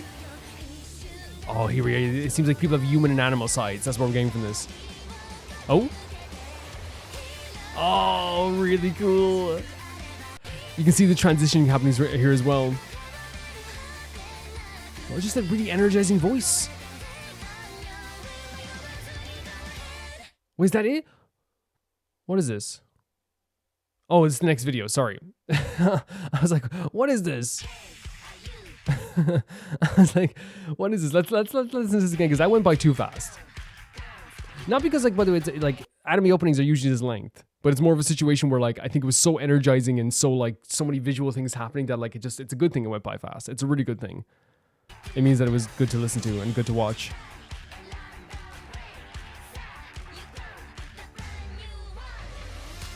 Like, this is such a cool, like, rock part with a bit of electronic there.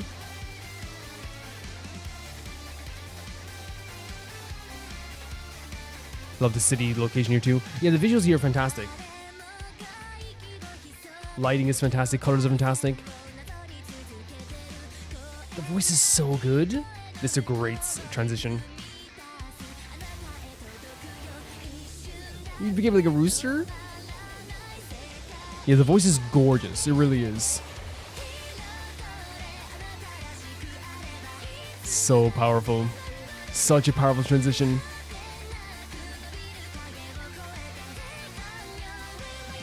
Really cool. Again, it feels like... It feels like almost like it's not... It's like...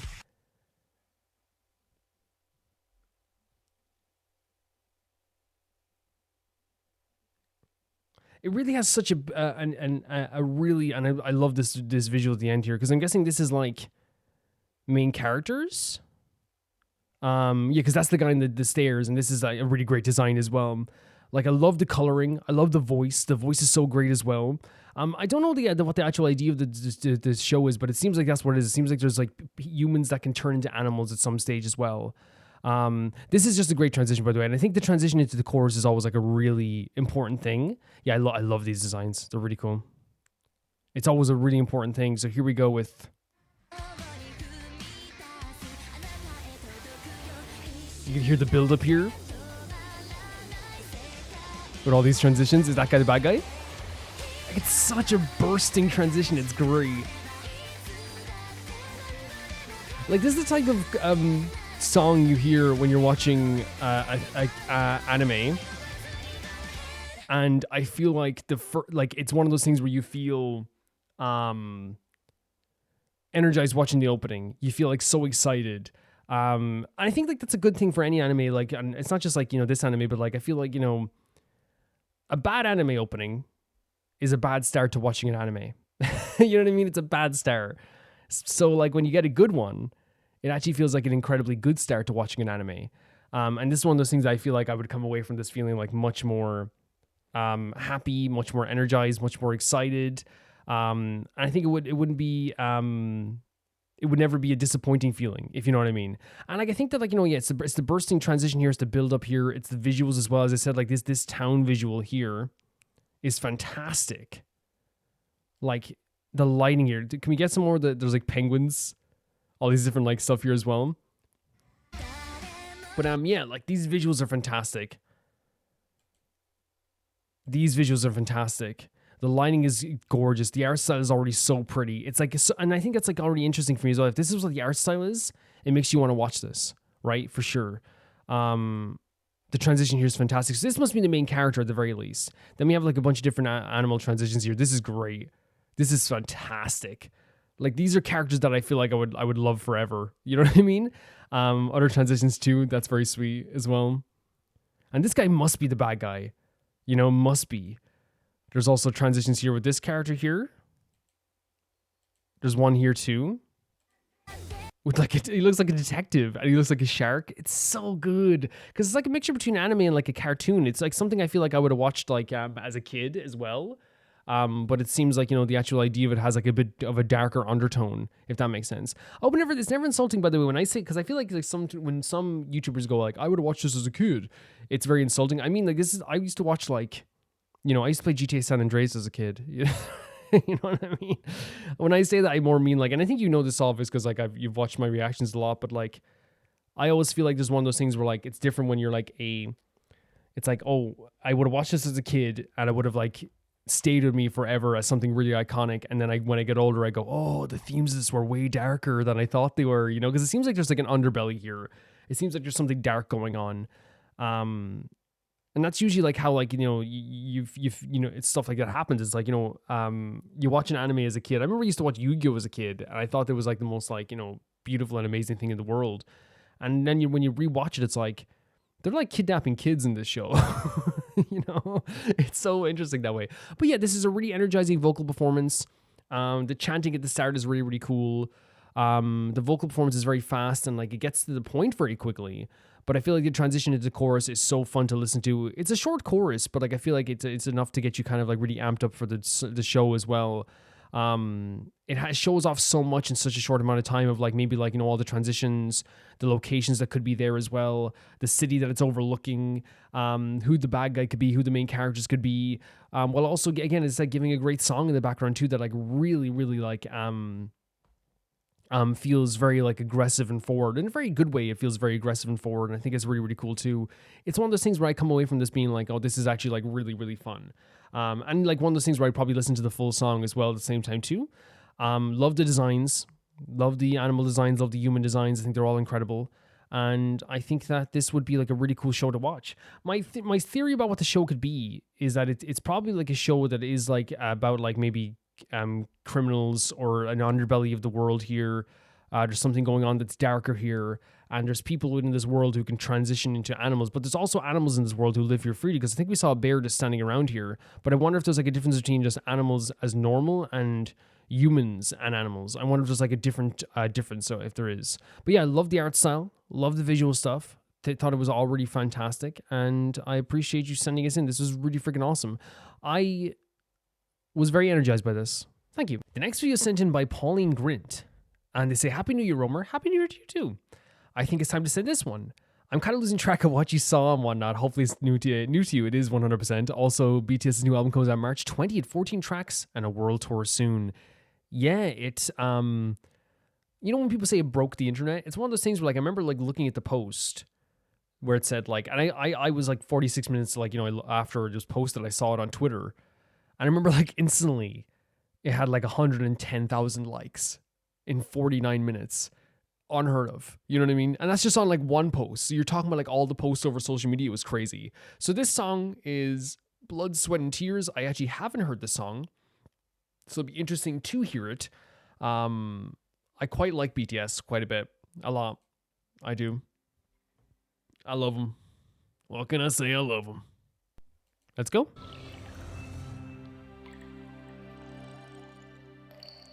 A 6-minute song as well, by the way. There's Jimin walking ahead, right? Who slapped him in the head? Who slapped? Was that Suga? Oh, look at Taeyong's hair here. They all look fantastic. They really do.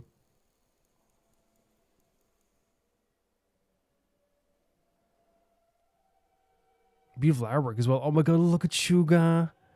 Suga slapped Jimin in the head, by the way.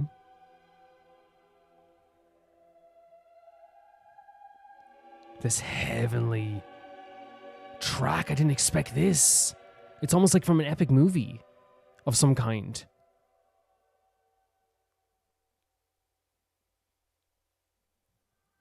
Really intense. And look at this visual as well. Oh my god. Look at this with these visuals. Jimin's voice is so amazing. I can't believe we're stopping already, but like some crazy visuals to start off with this stuff. Again, the epic music in the background. This looks incredible. The lighting, the visuals of these guys all here as well. And Jimin's voice, by the way. Just so amazing. And Suga's the one covering him too. The outfits are great too. Jimin's voice is angelic. It's beautiful. It's such a straight shot to the heart. It's so gorgeous. My blood, sweat, and tears. Take my last dance? So it's asking someone to take their blood, sweat, and tears. And my cold breath? Jungkook hanging from the ceiling here. Look at these visuals. They're insane. They're insane. Whoa. I did not expect such a punchy dance beat. At all. Whoa. Whoa. Whoa, whoa, whoa, whoa. So, RM, no, I do not mean to interrupt you whatsoever, but Suga just did a rap here that like, and it's like a very subtle rap, but I feel like Suga like is doing like a very breathy tone here, which is not bad. Like, it's a bit of a change though sometimes from what I'm used to, because I think Suga's like usually very like aggressive and direct and like very forward with his stuff as well, and they all have their own traits, the rap line.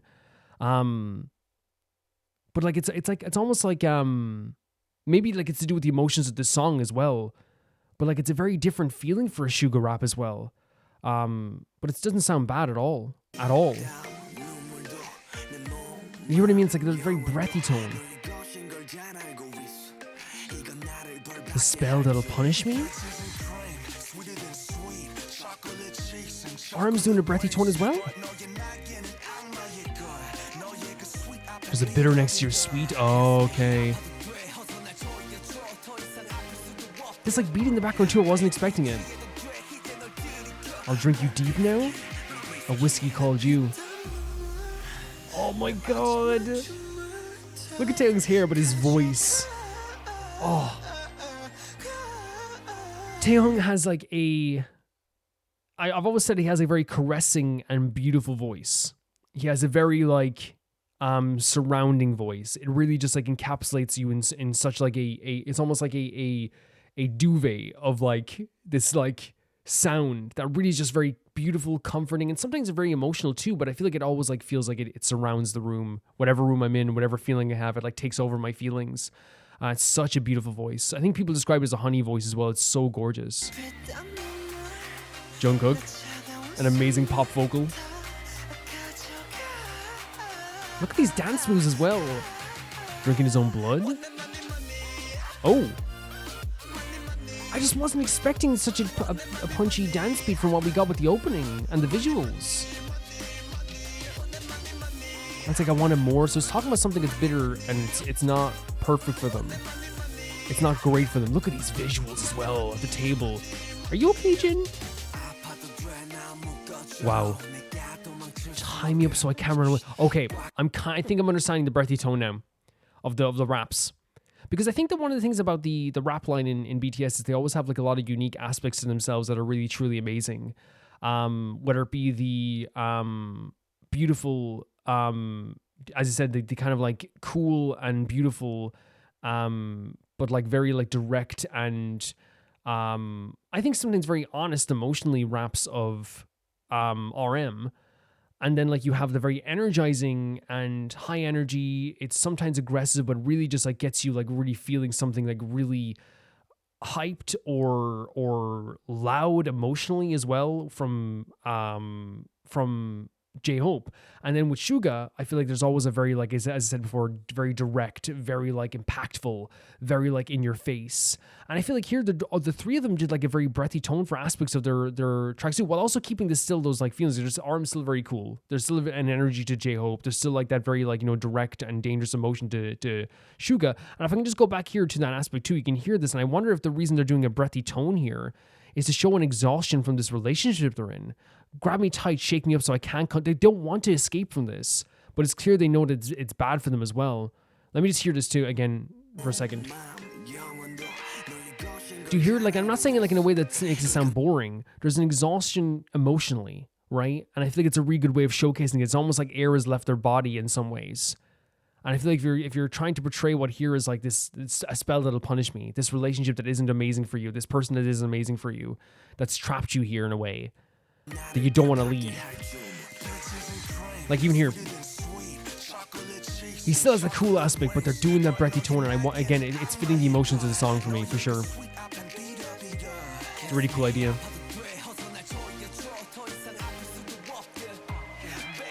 It's like, so I can't feel the pain anymore, so it's like being drunk off something. These visuals are insane. Taeyong's voice here. So my blood sweat is like, it's like take everything. My last dance is take everything, so I don't need anything else but you now at this point. The wax turning to blood. Cold breath is like when you're about to die as well, right? Like, that's crazy. What a crazy lyric. And drinking his own blood. And they're like, I wanted more. Yeah, the choreo is insane. I mean, that goes out. That's like saying water is wet when it comes to BTS. And this visual at the table as well. And if we're talking like drink, are you okay? Jin, are you okay? Before we go into the next part of the song, like it definitely does feel like they're trying to portray an emotion. Like, this is a perfect line. Tie me up. That is like something like seems sweet, but it actually is bitter. Something is not perfect for them, but they still want to be here. You know?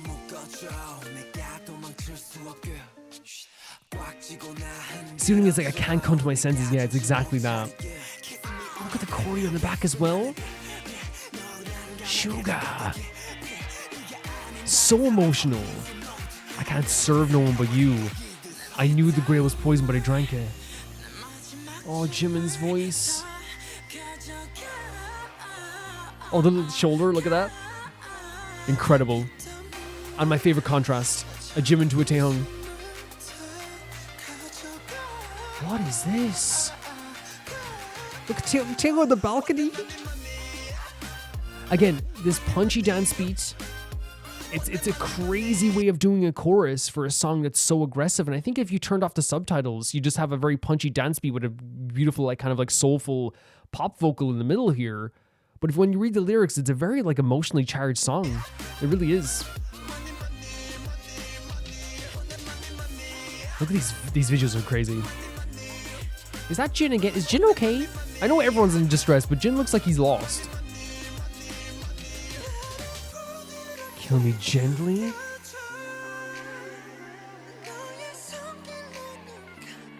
Oh my god, that vocal. What are they doing to Jimin? Whoa. Oh, that freaking falsetto, that high note.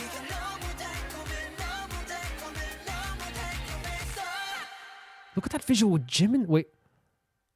He too was a tempter. What? He too was a link to the second. The evil world with which I no longer wanted to have anything to do. The evil world I don't want anything left to do with? Whoa. Wait, whoa. What are we doing? Is that Suga on the piano? I know he can play piano. But I just wasn't expecting this transition. At all.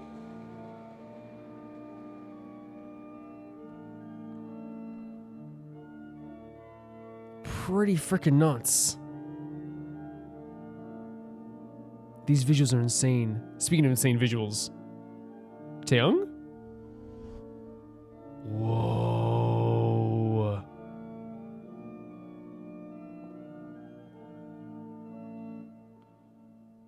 Like a marble statue with black wings. Is that trying to say like something that's super sweet?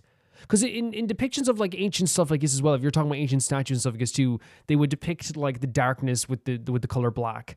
And it's like the same thing with anything with like in themes like with the devil or like God, it's like white and black.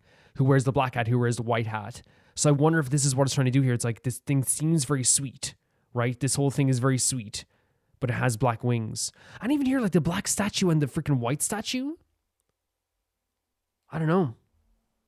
It's very interesting visually.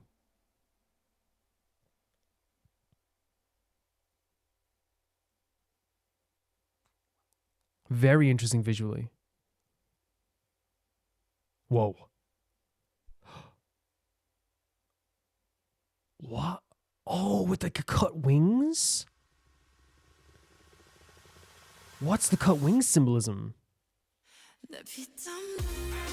Oh my god, what is this color bursting too? Are you okay, Jin? Look, that Jimin stuff is crazy.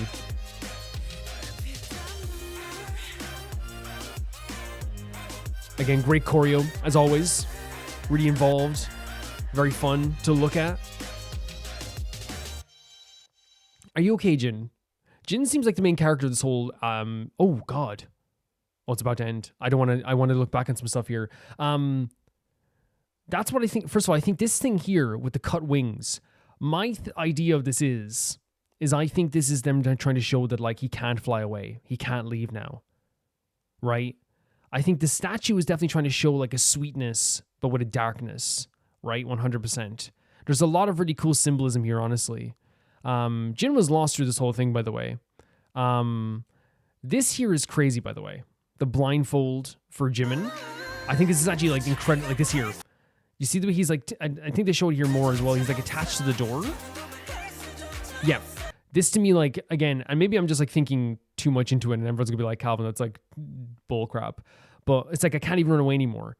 The only thing he has to do to help himself run away is walk over here, open the door and leave. But he's hanging over something that's very dangerous, this glass plate that could break at any moment. And again, this symbolizes to me like a toxic relationship sometimes, where like if someone has like this senses, they can sometimes be like, okay, let's leave. But what happens is when relationships like this, where like things are hurting, but that you can't leave this person, is that you are blinded. You're blinded to sometimes the bad stuff, even though at any point this could break, and all you have to do is leave the door. And I don't think BTS would put like symbolism in their video without actually having it mean something. And I think that's what it is. It's like all that's locking him in place is the door. Didn't mean to click that. You know what I mean? All that's blocking Jimin here is the door. If he walked over the door, he's out. If he took out the blindfold, he's out. But again, relationships like this blind you. They contain you. You're just too sweet. Listen to this. You're too sweet. I'm saying there's a sweet aspect to this person. But as Aurum was saying earlier, there's like a darkness to them as well. There's a bitterness to them as well. I think here's like even J-Hope like really explains it amazingly so. To be hurt, so tie me up so I can't run away. Grab me tight and shake me so I can't come to my senses. To me, like it is talking about like the idea of like a toxic relationship, right? That like you can't leave because this person is so amazing. And I think BTS don't look at this. I love this formation here. It's so cool. I think BTS doesn't shy away ever from doing stuff like this. I never see BTS shying away from doing darker themes, doing darker ideas. It's something that has always been a part of their music because they're not artists that like really like ever like there's in their sometimes in their videos they've had people being stabbed, they've had people being hurt, they've had people being homeless, hurt and sad and crying, bitter. They've been falling into like a dark place. Like we saw like in Fake Love, for example, the visuals in that are dark. They're very beautiful, but they're very dark as well, and intentionally so. They're very dark, and that's what we're having here as well. Like a very, very dark and honest and brutal visual here that is, to me, like very incredible. It's like a really incredible visual. And I truly do think that it's symbolically an amazing video, right? It's an amazing video. It's honestly really well acted too, because like Jin like worry, and while everyone else has like their own like worries in this video too, Jin like was just like really worrying me. Like he was so lost during the video. He was like, he looked like he wasn't like and I wonder if it is trying to symbolize like everyone else is really lost in this video. They're really stuck here. They're not realizing what's happening. But Jin is kind of realizing more and more what's happening. But in the end, he's still caught by this thing. Because I feel like when everyone else is like enjoying this, like drinking up the whiskey, drinking the blood. That because Jungkook drinking the blood to me is like a symbol of like, yeah, I'm hurt, but I'm like embracing it. Jimin not being able to leave with the blindfold on his face. Even though like it's gonna hurt him. There's like a lot of like symbols in this video which to me showcase people not being able to leave a very damaging situation because it's so beautiful at times too and so amazing at times too. And I feel like, Jin standing and kind of like, every once in a while you see him realize something. I think it is also the thing where it's like, I know this thing isn't perfect. When in the end he ends up kissing the statue anyway, which again, the statue to me, oh, look at this. Actually, I'll show you this, guys, as well. The statues to me like are very symbolic of stuff. Look at this. White and dark again, right? White and dark again. Oh, and Taehyung's standing on a balcony. Can we get that here as well? Again, beautiful shot. Glorious light. He's looking up. The light is shining down on him. But this is a very precarious and dangerous situation. If he falls, he's hurt like hell. Once again, this relationship, it's so beautiful. The light is shining. But one wrong move, he falls, like it's very, very good at showing that as well. This idea of like taking my blood, sweat, and tears, to me, it is, again, as I said, a song about, I know this isn't good for me. I know this isn't amazing for me, but I want it anyway. And that's I think you could take it as just like a relationship that's not perfect, but I think toxic relationships is a good way to put it as well. Jungkook hanging from the ceiling is like another example of this. The breathy tones of the rap line showcasing the emotions of this, the exhaustion of this relationship, like talking about like how she was talking about like, I know it's all yours. I know that like I'm being punished by this, but I love it. And then like RM talking about how like this is literally like you have so much sweetness to you, but your chocolate wings are devil wings. There's bitter next to your sweet. J-Hope talking about how like, he wants you to kiss him even though it hurts, It really is like to me a track about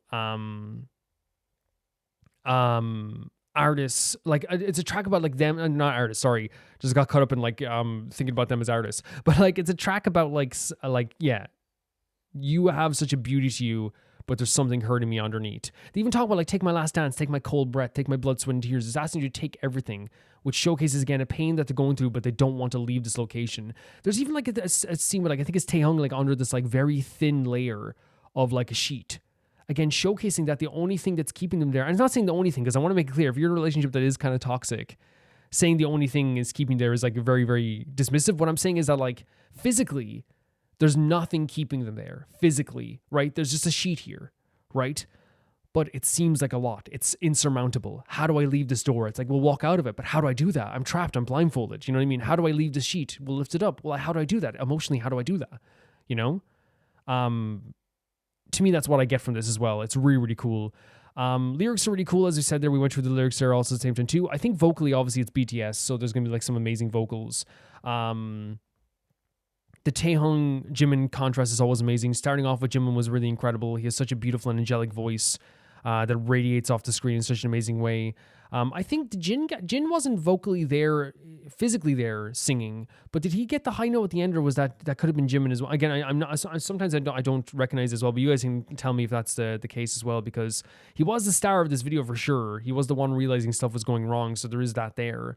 But yeah, as I said, the rap line did such an amazing job as well of keeping their personalities intact while also like embracing the emotions of the song at the same time too. Jungkook has, as I said, like a perfect pop vocal. I always say with Jin, by the way, like I say it every time, he's like the type of artist that you could drop him in the 80s and he would have been fine. And the 80s was the time when you had amazing vocalists. But yeah, Taehyung's caressing voice and Jimin's angelic voice.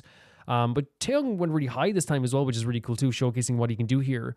But I think like you can see here, like they knew what they had with Jimin. Jimin's voice is just so gorgeous. It really is. And I also love that they showcase some other talents here, like, you know, Suga playing the piano was really cool here as well. The acting skills of Jimin were absolutely on point and fantastic, because I always see clips of him and he's always been such a silly Billy, and then you see, like, you know, stuff here and he's like so emotional and so like engrossed. And I think it's definitely intentional that everyone else was kind of like embracing what's happening here, and Jimin didn't truly embrace it truly until the end, right? And that's his character throughout this whole video, which is like, I know something is wrong here. Everyone else is kind of like moving on and enjoying this. I know something is wrong here.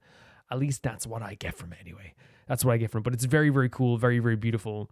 A really beautiful video, beautiful vocals, beautiful energy to this as well. I think emotionally they really like outdid themselves with the stuff here too. But it's BTS. Again, I know I don't want to just say it's BTS, because I feel like, you know, it's demeaning to be like, well, it's BTS, of course it's good. Yeah, Water is wet, of course. But that doesn't mean I'm not going to praise them as if they aren't just like one of the most incredible groups in the world, because they are. And there's a reason they got good. And you can see it here as well, because there's so much emotion in this. The acting in this is so incredible, so it resonates with the audience in such a big way. The vocals are so on point. The dance moves are so, involved. And when I say involved, it's like really involved with each other and really interesting to watch, and really like sometimes sporadic, but I think that means, like, you know, it's trying to show the chaotic nature of this too. The way that the video is shot is incredible. Like, it's no surprise to me why tracks like this have like 1 billion views. Because it is someone, oh my God, someone wrote 8 years ago in the comments, who is ready to break new records? Who is ready to break new records? True. Yeah, just incredible stuff. Really emotional, really heavy. And you can hear that through their vocals. Again, I know like all of them are amazing singers, but I could literally listen to Taehyung and Jimin sing forever. I could listen to it over and over again. Thank you so much for sending us in, Pauline. This was freaking awesome to hear. Really great stuff. Awesome stuff. Thank you. The next video sent in, it's actually a group that we've heard once before, but haven't heard in a while. And it's sorry for pronouncing your name wrong, Kuralu. And they say, this is a song on my mind 24/7. I'd love to share with you, Romer. It's Dune by Ateez. This is a B-side track from their World Outlaw EP, and honestly, it's one of their best songs. Ateez is a K-pop group I dearly love, and they're truly so amazing at doing some wild and different stuff. And well, they're pirates in their concept. Okay, so of course they will be wild. That's pretty cool. I think you've seen their Halazia MV. I have, and I remember the Halazia MV was very shocking and striking and really, really out there. So maybe you feel a bit similar vibes from this song too. As well as Halazia was part of their series of albums about destroying the government and fighting your own freedom to feel, hell yeah. To make love and art. So Dune shows the struggle between outlaws in the world, and this song kind of reflects the themes of hopelessness and rebellion against total control, which we love a good rebellion as well. Yeah, I have heard of Ateez before, and can I say as well, recently, because I'm in a different space right now than I usually record, and I don't know how long it's going to be for right now, but it's one of those situations where I took it upon myself to be like, okay, let's check the local music store if they have any K-pop stuff. And I'm saying this right now, Ateez is everywhere. They are everywhere. Like there's a whole section just for Ateez. I think their fans are also like very, very big into them as well, which is obviously understandable. But look, this is a B-side video, and I don't think views are all that important and everything as well. But like, this is a B-side video that's not an official video that has like 500k views. That's insane. It's insane. Their fans are dedicated. So the members are Xianghua, Hong Zhong, Yunho, Yosang, San, Minji, Wu Young, who I've heard of. Wu Young, I think, is very famous, and Jongho. I think Wu Young is very famous, right? I feel like he's like the one you hear first sometimes. And it's not to say the others aren't, probably amazing. I just know that when I on Twitter or something, I always hear Wu Young. I hear Wu Young a lot of when I hear about Ateez. Let's check this out.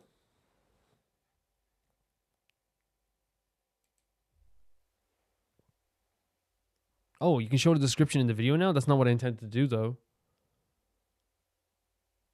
That's pretty cool, though. We'll go back to the start.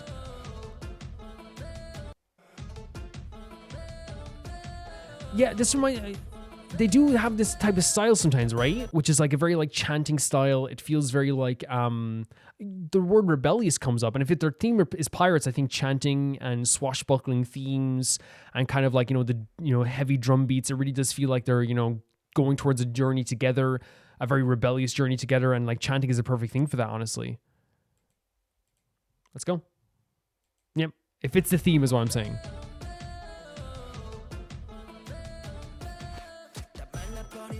Oh. But a very hip-hop beat, right? Whoa, with the chanting in the background. Nice vocals. It's such a very gorgeous. Oh, that was a really gorgeous part of the song there. Already it feels like very like I don't know, it's like very impactful in a way that like makes you like stand and take notice. Like there's a very like cool beat in the background, but I feel like the way that they're like swapping back and forth between each other is very fast paced and energetic to the point that like it's almost like you can't keep your focus away from them for a minute. So even like pausing there was kind of difficult. It's very energetic and very, very impactful here. But that beat is crazy in the background as well. Gorgeous vocals. Whoa. Whoa. That note from San? Oh. Whoa. Whoa. I was not expecting this. Jesus. These notes. These notes.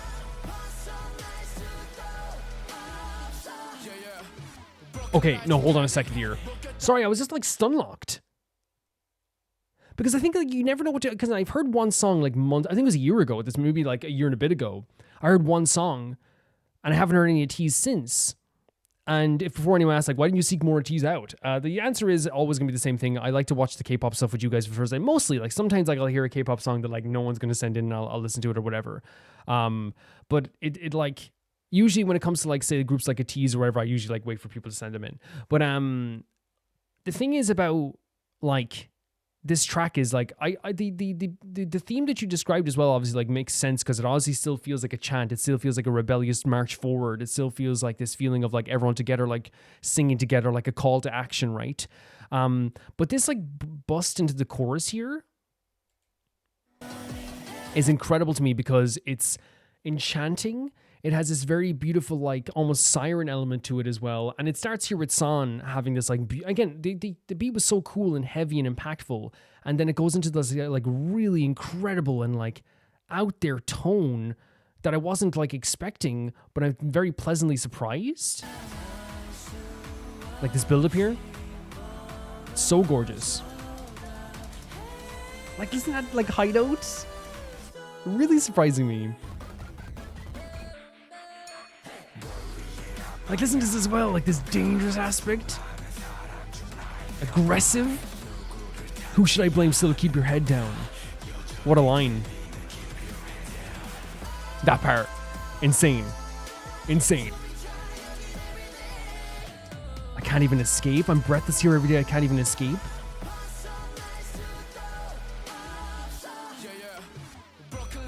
Yeah, that's what I'm talking about. It's really incredible, really emotionally impactful. We'll go from the start of this rap section as well, just so I don't want to interrupt it too much.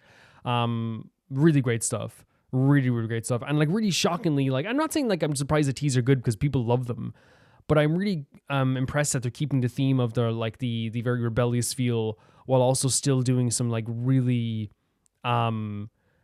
gorgeous high notes and gorgeous notes mixed in with like some very aggressive and dangerous vocals that were so freaking cool as well. Broken Lights Panic. Whoa. Is it Mingy? Mingy? He's incredible. Whoa. Stop. The rap stuff is incredible. Son, sorry. We're only 1 minute 35 seconds into this. That's a great transition for both these guys here in terms of rap vocals. Is it Mingy and Hyunjin? incredible stuff. Like, I was hand on my head there for a second there. Let's go to the start here again. Just to listen to this one more time. Like the rhythm, especially with the extreme music in the background. You could be my doll. Pop, pop. That elevation of the voice. Boom. Like there's like his pop to the part of his vocals, which sounds really cool. So much personality in it. Take my hand, save me. He sounds amazing too. So there's nothing here for them. He's thirsty. The water's gone dry. Great stuff. Great rap section. Really cool but impactful, right? Really cool, dangerous, great elevation in Woo Young's voice there, but then it's also, I feel like it's like Woo Young had this very like down to earth, grounded feel, and Hyunjin had this very like cool and like very like, I don't know what you say, like smooth vibe to him as well. Like really good stuff.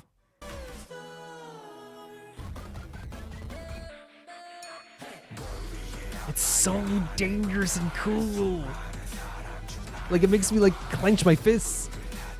Who should I blame? Still her, keep your head down. It's such a great line. There we go again. Such an impressive vocal. A great, and this is a B-side. You could imagine a music video for this. You know what I mean? Not the B-sides can't be incredible.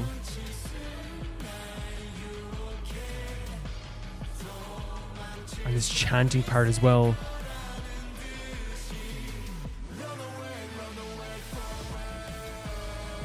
Awesome.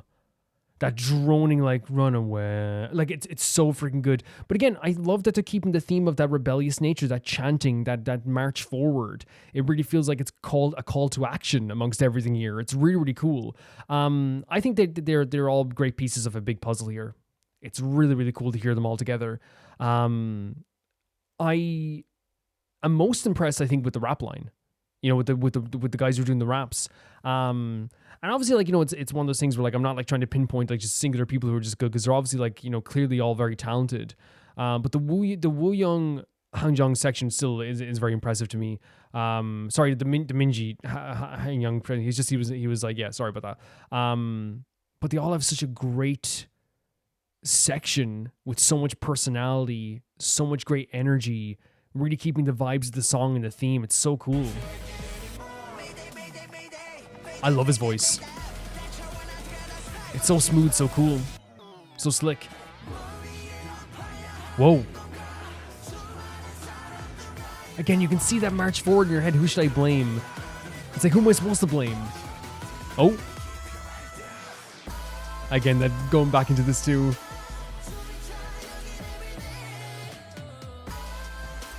Really cool stuff. Gorgeous vocals. That harmonies in the background as well.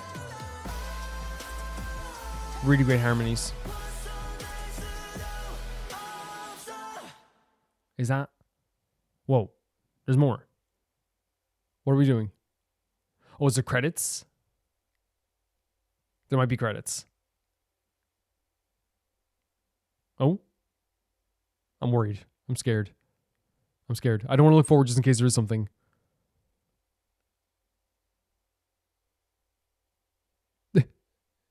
It might just be credits. It is literally just credits. Okay, that's fine. This is a impactful.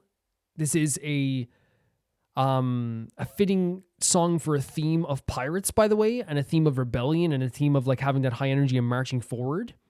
This is a track that like infiltrates your heart and your soul almost instantly. It's so impressive to me. From the second it starts, by the way, it has like a very chanting feel to it, right? Woo Young here has a voice that is very like subtly beautiful in a very that sounds very like there's an element of like a little tiny like cuteness to it, but I think that also that softness lends really well to like starting off a song very like, you know, that's gonna have like very, very high energetic emotions in it. In my opinion. Desire My Eyes has gone down again.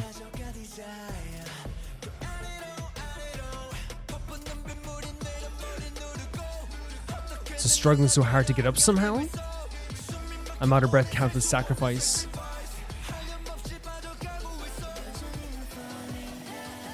This is amazing too. Unreachable is getting further. Heaven's door. So they can't reach where they need to go. There's something trapping them here. I think that's what the idea of who's to blame. If you're going against government stuff and like going against like, you know, the man and going against the you know, conforming or going against something that is like considered to be like the authority in the sense. I think it is something that feels like you're being held down. I think it's what these lyrics are trying to get at here as well. Really. And like even here, Unreachable, it's getting further. Heaven's door. Gorgeous. This part here is insane.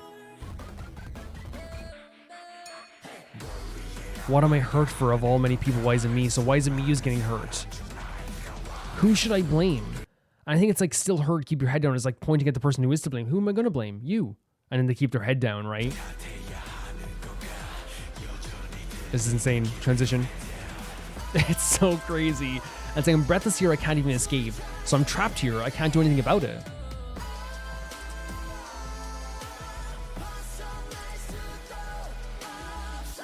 This is a great part, this transition here.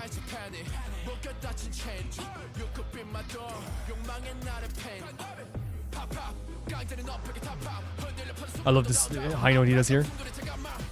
Yeah. So cool, so slick. Hyunjin is already, I think, and again, I'm not trying to pick favorites here, but I kind of am. I think his voice is like my favorite so far. It disappears is risky. It's like, will I even be able to remember any of this stuff as well? It does seem like it's a song where, like, you know, they're going through some really tough times. They're trapped here. They're struggling, and they can't even make it towards, like, as they say here, heaven's door as well. I think that's what the lyrics are trying to express here. I think what's like always like so interesting about listening to a track without like a music video is that like you have to be able to express emotions in a way that like maybe other groups are able to do through music. And again, like, you know, that's what the idea of a good song is, you know, is like expressing emotions and making you feel something, even if it's like, and people might be like, well, I don't listen to music for the emotions. And it's like, everyone kind of does, even if they say they don't, because if you listen to a song just to pass the time, right? It's like, I just listen to songs when I'm walking to the store. Okay, why do you do that? It's to pass the time. Yeah, that's there's an emotion there to make you feel happier. But when it comes to like these guys here, I actually feel like this track, as I said, fit the theme so well of what you're saying here, the idea of rebellion, the idea of going against the government, going against the man here, but also like, you know, talking about the pressures that are here is, you know, that it really feels like it's weighing on them. You know, the desire in my eyes is gone was one of the lines. The pouring rain pressing on my head was another line too. How it's a struggle to even like, you know, move forward as well. There's like an idea of sacrifice as well too. Asking like, why am I the one that's hurt? You know what I mean? Who do I have to blame for this? Like, who's the person who kept me down here? Who's the person that's keeping me down here at this point too? It's so hard to move towards heaven's door. That big line there from was it Young-ho, which is like breathless here every day, I can't even escape. The rap here, the idea of how there's no water left, I'm thirsty, it's dry, which means that there's nothing here to like, there's nothing in the well, you can't get anything out of this for the people, you know? And even like the line too that's really depressing to me, which is like, will I be able to remember my shriek of desperation? To me is a line that like is talking about the idea of like, even though this stuff is really horrible, is this something that I can even like remember for myself, you know? The idea of not being able to take it anymore.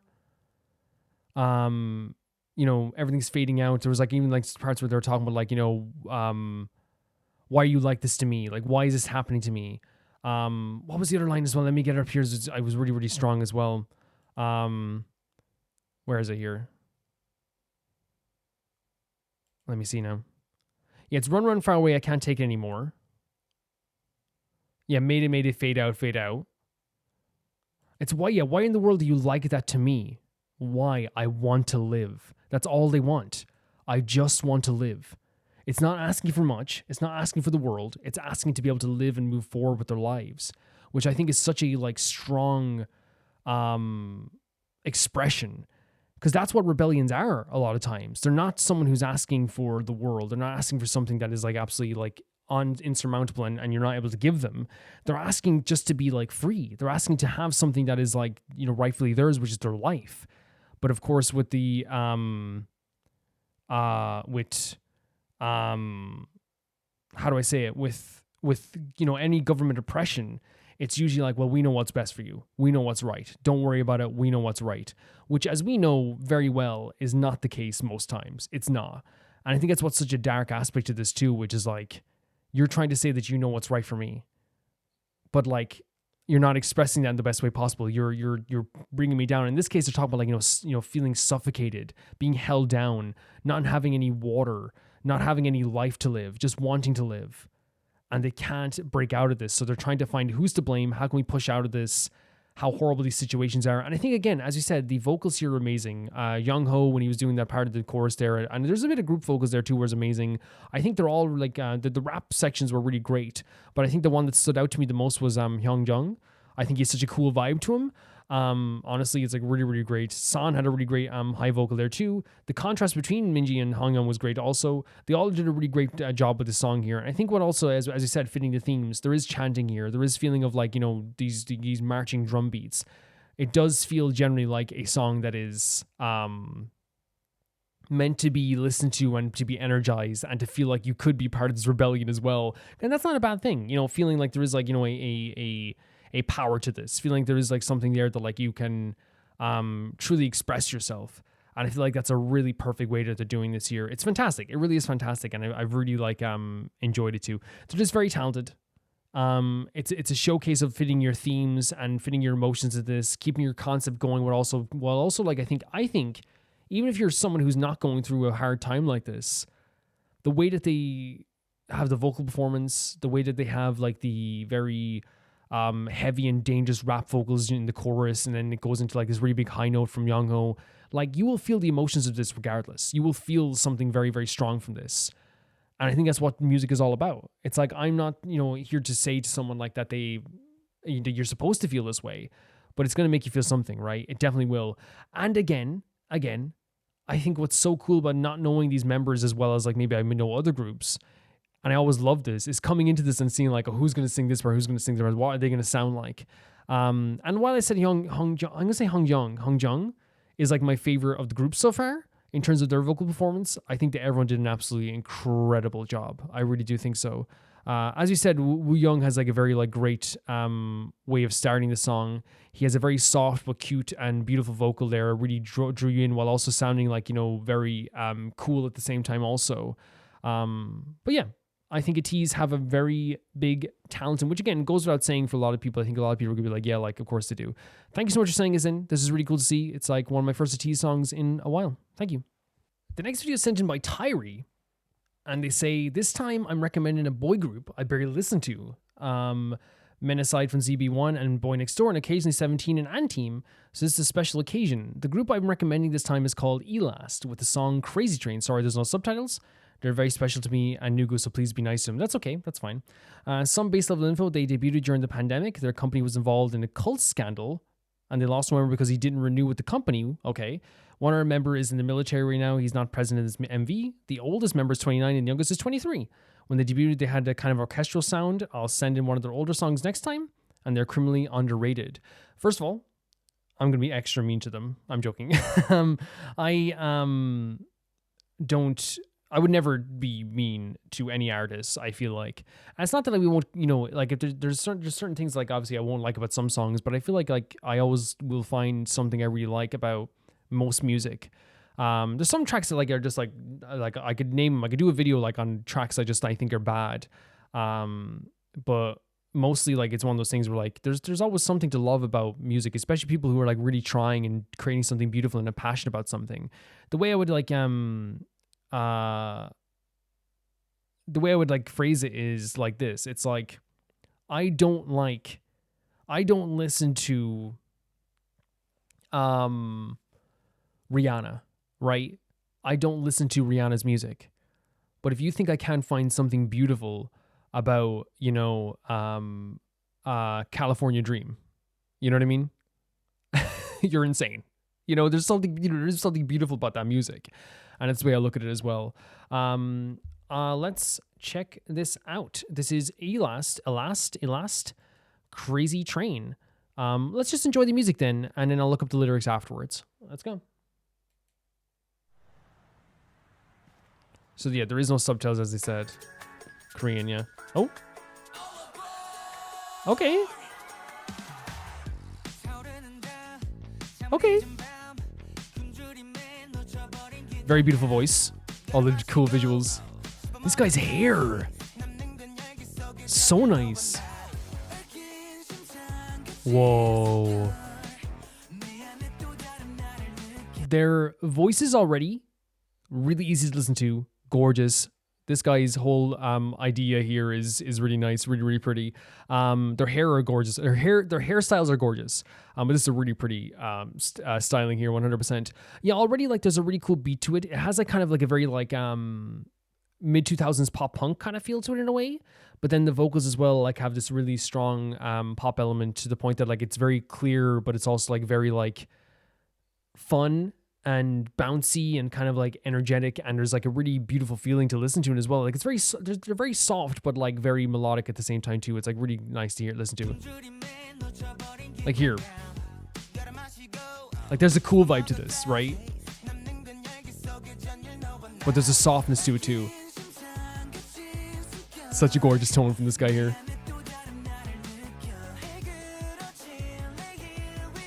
I think they're all made for each other already. They match their tones so well. Oh. We're building up to something here. Oh. All the ball. That was a really cool transition. Okay.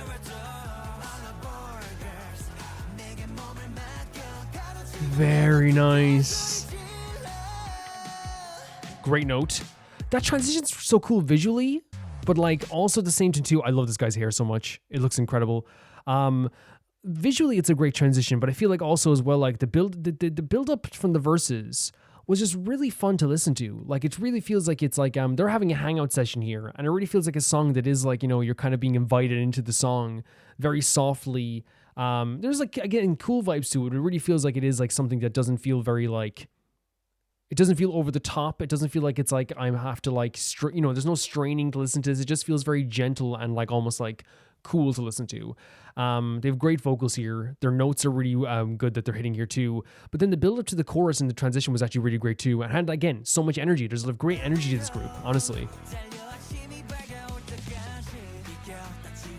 Like here, like this here, it's like almost like an opening to like a show or something in a cool way. It's good stuff. Like that transition's great. Love the choreo. Like they pointed the gun. Oh my god, the kicks back as well, like the movement there too. Sorry for pausing again, but I'm just gonna like point out this movement here at the back here that I love so much. The choreo's so fun. Like I love the leg movements. The outfits are great. The place that they chose to do the chorus is also great too. This guy's adorable. Like that there, the like little dance kickback is so fun with the gun pointing as well. It's a really cool idea for choreo. Great note. Look at these visuals. Oh, the fight game. Oh, great backup vocals.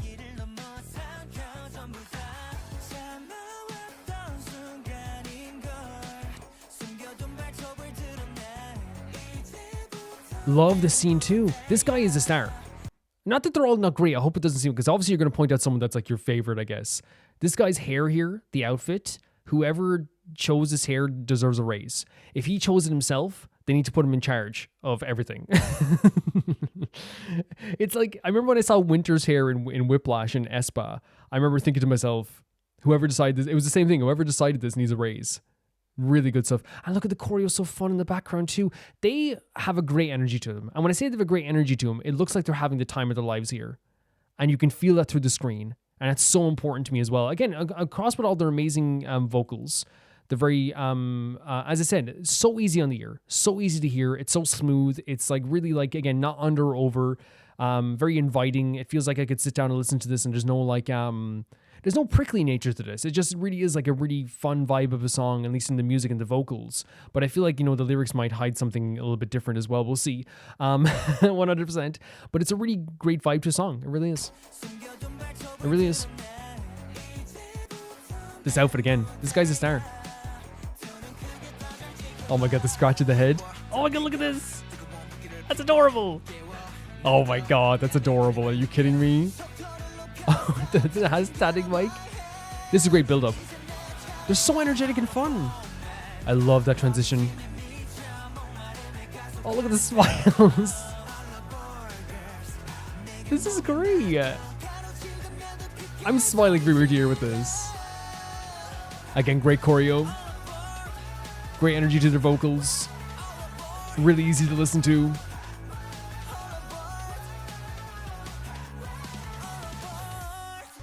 Gorgeous. Ooh. Mr. Crop Top with the freaking high notes here. He said, look what I can do. Watch this for a second. Beautiful high notes here. Oh, look at their faces here. They're so adorable. So, this guy obviously stands out the most to me. But this guy here is like if an angel came to Earth. Honestly, this Crop Top's great styling. All the styling's very good. But you can tell that they're just like fully invested in this. They made this like so inviting and so fun to watch. Like they really get the, I think, the performance aspect at the very least.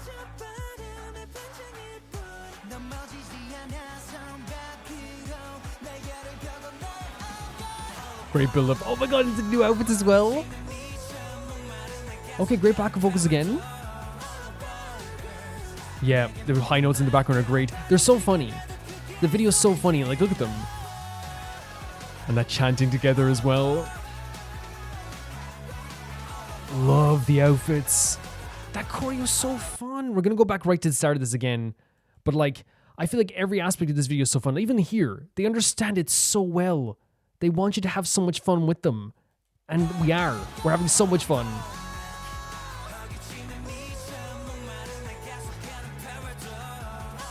I'm having the time of my life watching this.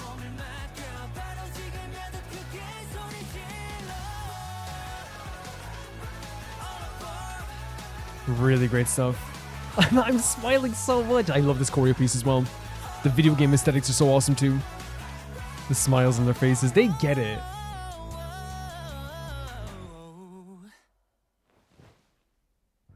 Like, you want to be here.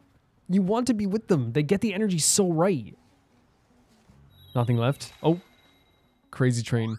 Yeah, so as I said before, I love the transitions here into this here already. Great visual. The brightness of this is great. Even the color of the building they chose here is perfectly super. Look at that transition into this great choreo. So there's so much movement, so much energy. His smile is angelic. It's so fun to watch. And I feel like that's so important for me as well as a viewer. I love energetic and addictive choreo that I can go back and watch a million times over again. And that's what we see here too. And we saw it in the previous chorus too. Crop Top's really great at dancing as well. Well, they're all really great at dancing, but you know what I mean? I'm just pointing out individuals every time I see them. Yeah, the choreo is really fun. The leg movements, the dance movements is very like fast paced, but also at the same time too, it's like really like detailed in its movements as well, which is really cool. I think the video is adorable though, as we're gonna see here as well. This is so cute. This is a great sequence. The outfits are great. Love the video game aesthetics. Love the video game aesthetics. It's so fun. This guy's voice is incredible. Love these outfits here. They should have like showed even more of this sequence, you know? It's really awesome. This guy's, I don't know if it's just one of those things where like I don't know if they style themselves, but the styling is so good. But he just stands out a lot to me, I think. And I think it's just because maybe he has the style that I like sometimes. Because they all look great. This is awesome. You're adorable. I feel like I could have like literally my car could crash. My house could burn down. My life could fall around me. And if I see this image, I'm going to be like, you know what? Maybe life ain't so bad. Love this. Pokemon the teddy bear. How many takes does it take? Look at this. This is what I'm talking about. They get the expressions so well. I think they're like, I know you said they're Nugu, but like, I think the acting part of it is so down. Look at this. They know how to be cute. Yeah, very energetic, very easy to listen to as always. His smile is going to kill me. His smile is going to kill me. And we can definitely, I wanted to hear the high note again just for a second here. Or not the high note, the falsetto. Gorgeous stuff from Crop Top here. Yeah, I think that like what we're seeing here, I'm gonna be here forever if I keep doing this. But I think what we're seeing here is actually like a great showcase of a group that I think, even though you said they're Nugu, they understand like what they're doing, I think, more than like you know, like even groups that are maybe bigger than them do understand. Because I feel like, you know, sometimes when people try to act cute or they try to like you know, do a very adorable sequence, what tends to happen sometimes, from my perspective, is that it can sometimes feel out of place. It can sometimes feel kind of too forced. But I feel like what these guys were able to do here that's so really incredible is that the acting is so on point. And when I say the acting, I mean like, you know, their facial expressions, the way they like, you know, dance with each other, the way they move around each other, they laugh with each other, the way they're doing like the stuff with the teddy bears, or even like the stuff like where they were dancing, they had these great expressions. And I just want to point that out like right away, because there's other stuff to love about this too. But I feel like, you know, the one thing I get right away is that they get this. They get the idea. There's one, I don't know what the guy's name is. I'm probably going to have to look them up afterwards. But there's one guy who has like these rosy cheeks and these big red lips, and he's so adorable. He's the one that, like, you know, I said was adorable in the teddy bear thing. Like, he was born to be adorable. He really was. And it's really like great to have something like this, because again, I don't think everyone gets it all the time when they do this type of stuff. I don't think everyone gets the idea of like, I'm of the cute aspect of the cute idea around it. Not everyone truly understands how to do it in a way that like really works and doesn't feel forced. Because I think that, like, you know, like K-pop groups do like, you know, cuteness all the time, but you can always tell sometimes like, I think it's even cuter in this way though too, like when an act like doesn't want to do the cute stuff and it makes it even cuter. But I feel like in this sense with this group, like they did it perfectly. Now in terms of the song itself, it had like a very like, you know, early 2000s, mid 2000s pop punk vibe to it. Had so much energy. The vocals are so fun to listen to. And I said even from the start, like they were very like inviting and like perfect to listen to. And that just means like, it's not saying that like there's like no personality to it. It more means that like, it's one of those things where like, there's no problem here. There's nothing a thing where I can sit here and be like, you know, oh, I wouldn't, you know, like you could put this on and like anyone could listen to it and be like, oh, that's like a great vocal. That's a great vocal. It's fun, energetic. There's times when the notes are really beautiful. They have a really cool vibe to them sometimes too, but I feel like, you know, it's very inviting. There's never a time where I'm feeling like I can't listen to this. And I think that's the important part. It's gorgeous in that sense. And I think that's like, there's something to be said for that, where there's no hair out of place for a group. That doesn't happen all the time. It doesn't. There's nothing prickly about this. There's nothing that you can get caught on where it's like, oh, this is beautiful, but this isn't, or this is beautiful, but I can't catch this. So their vocals are all like, again, they range from very fun to just beautiful. You know what I mean? And I think it's like a really good sign of a group that like really gets what they're doing here. The rhythm of it, again, had a very, as I said, energetic and fun. And then the chorus has like it brings you kind of like down into like it's a different part of the song too. You know, the all aboard now, with a great choreo with the gun pointing at the dance moves and stuff like this too. But I feel like it is kind of like it's a very different like feel for a chorus than we hear all the time in Roma Reacts, where it kind of feels like there is kind of like a party vibe to it, but I don't think it's party was what I'm really getting off this. I think it's more just like, it shifts from a very like purely fun style to having like, again, that cool vibe then in the chorus as well, you know, the all aboard now. Like it has a great tone to it that like really sinks deeper into like a different emotion than just having like fun. But I do think the whole song itself is like really fun to listen to. I love as I said, the music video is fantastic. The fighting game vibe that they have going here was done perfectly. The stuff with the teddy bears looks so aesthetically pleasing and adorable. You could tell they were actually having fun with each other. The locations that they chose were also amazing for this too, which is also like a really cool thing at the same time also, which I love too. And I think that they just have like an unbeaten vibe where you can tell again that they're having the time of their freaking lives in this. I loved I think my favorite member I was noticing is the guy in the blonde has a really cool vibe to him. And he has really great, cool facial expressions. I don't know if he's considered like the cool one, but then there's also the guy in the crop top who has this like really like incredible vocal that set the tone for that bridge so well, to the point that like it was building up to something so incredible, and it really like worked out in the end for me. Where I think if you have this song that is so fun and so pretty to listen to, and then like you also add something like that to it, I think it showcases like, hey, we can have this fun and we can have this energy and this really, really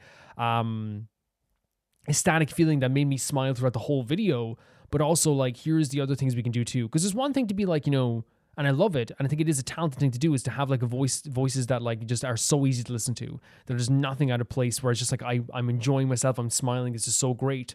But then showcasing like that very kind of like beautiful falsetto in this much higher note showcases that they can do like so much here. They really can. Let's look at the lyrics for this song as well.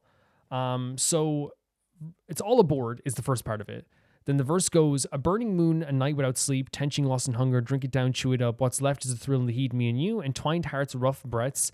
I feel another me inside along the distorted rails, run until the morning light arises. So the video is very cute, but the verse actually brings this feeling of kind of like this very kind of like dangerous kind of like, we're intertwined here. We're feeling something here. We're definitely like, you know, there's deep breaths or rough breaths. And there's another me inside of me. Something is about to pop out, I guess is what you could say too. The pre-chorus is move, clear the way, getting on, baby, push harder, tell me that this feels crazy. So again, such a beautifully cute video, but they did with such cute expressions. The lyrics are very intense. It's like, man, we're like pushing harder. We're like really feeling crazy here. Speed it up, stop talking, get off my head. Now it's my turn. And the chorus is all aboard, men.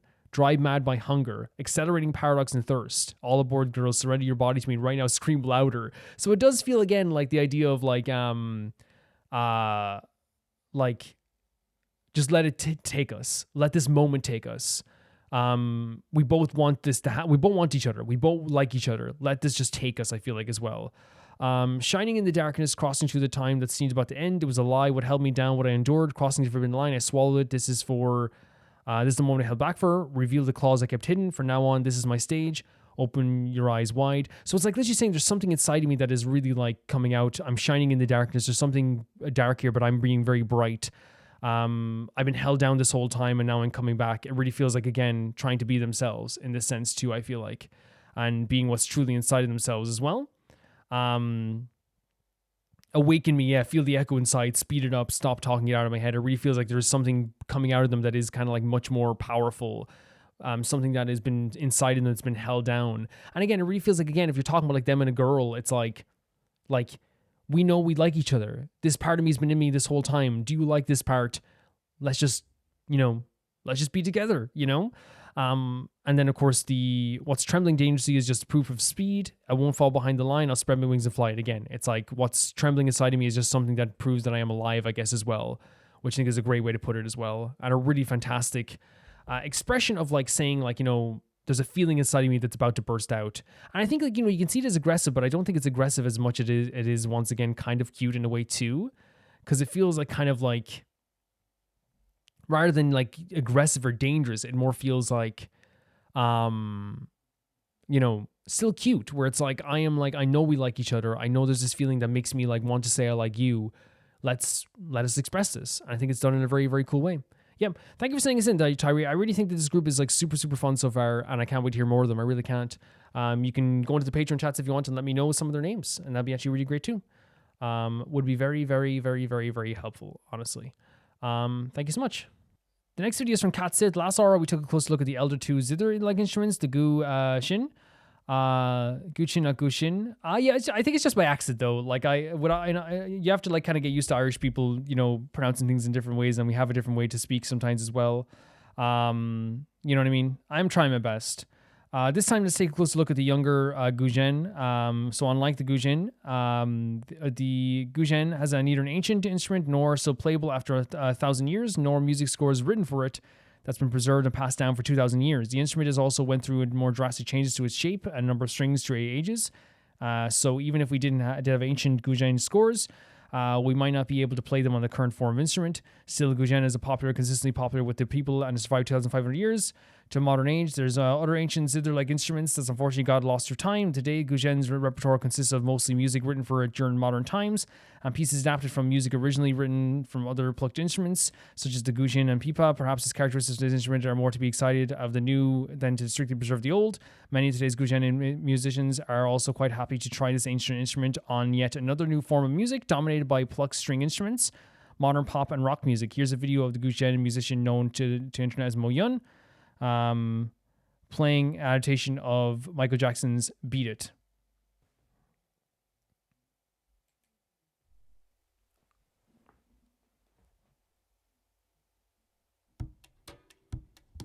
has the hat already as well.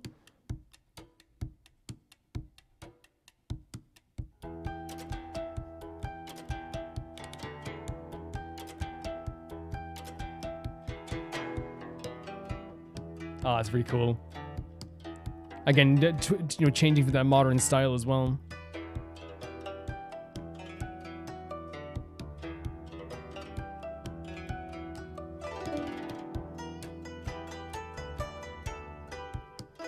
Yeah, it's really cool here. Like, 'cause again, it's obviously very recognizable, but obviously in a different style for this instrument, right? Like, this is one of the most recognizable songs ever.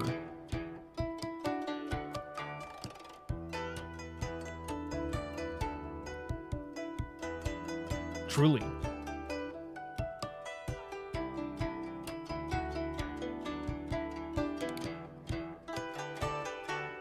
Let's have the chorus. Oh! Using like a very fast, like plucky motion as well for the chorus. It's a very interesting style.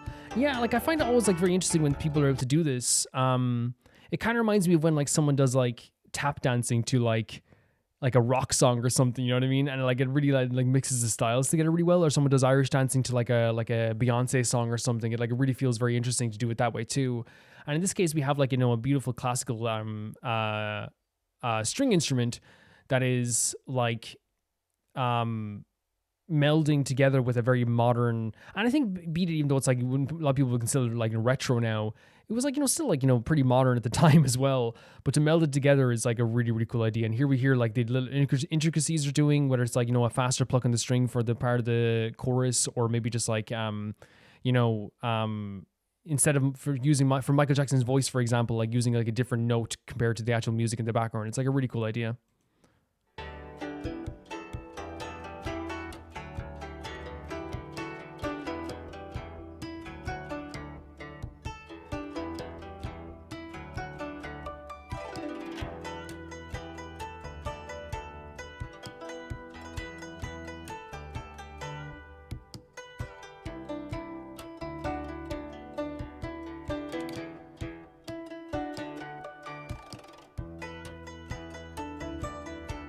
Yeah, it's really pretty to hear. And it just shows a passion for this instrument as well, right? I love seeing the hand movements a lot. Really neat idea.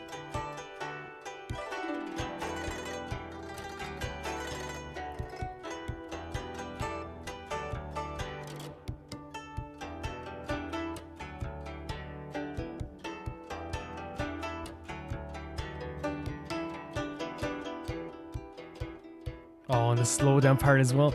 Yeah, like it's just really like I love seeing the hand movements, as I said there, because it like it's the same thing with like someone playing guitar.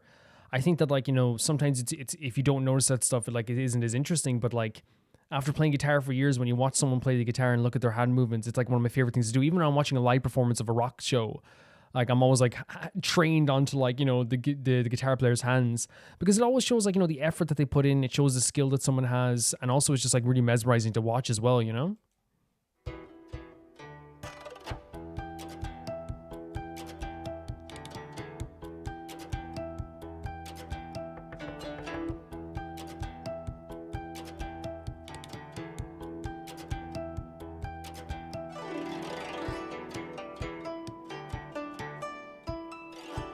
Gorgeous stuff. Oh my god, with the guitar. They're doing the freaking solo of the guitar on the freaking instrument. On the Moyun. Oh my god, that's so cool. This is an iconic solo, by the way. So to hear it performed here like this is really cool. Oh, it's over. Really cool. We might skip it back to the start of the solo as well. Here it is, yeah, most replayed. Playing the solo on this instrument is awesome.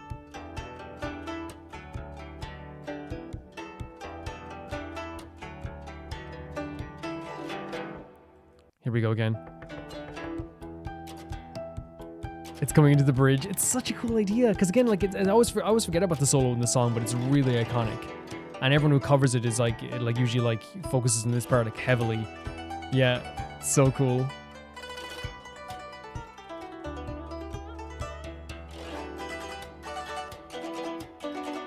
Really great stuff.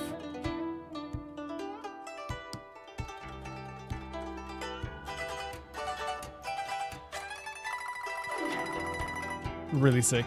No, it's really sick. It's a really cool idea.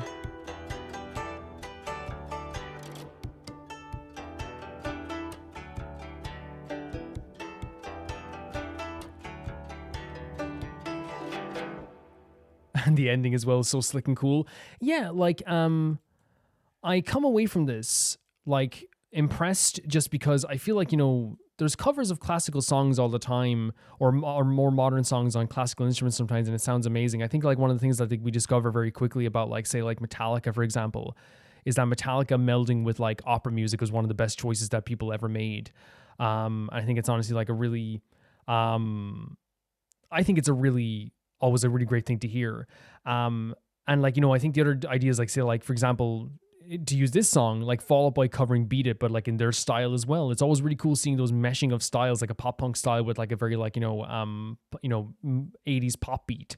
And in this sense, we're hearing like, you know, a very classical instrument performing something that is honestly like a song that is like not only like well known, but is like one of the most iconic songs ever, and people like really care about the song and love the song. And I mean I'm like the same way with like some, well, I don't listen to Michael Jackson, I'll be honest, but like I feel like it's one of those things where like growing up it was like a really iconic thing. So like covering an iconic song is difficult.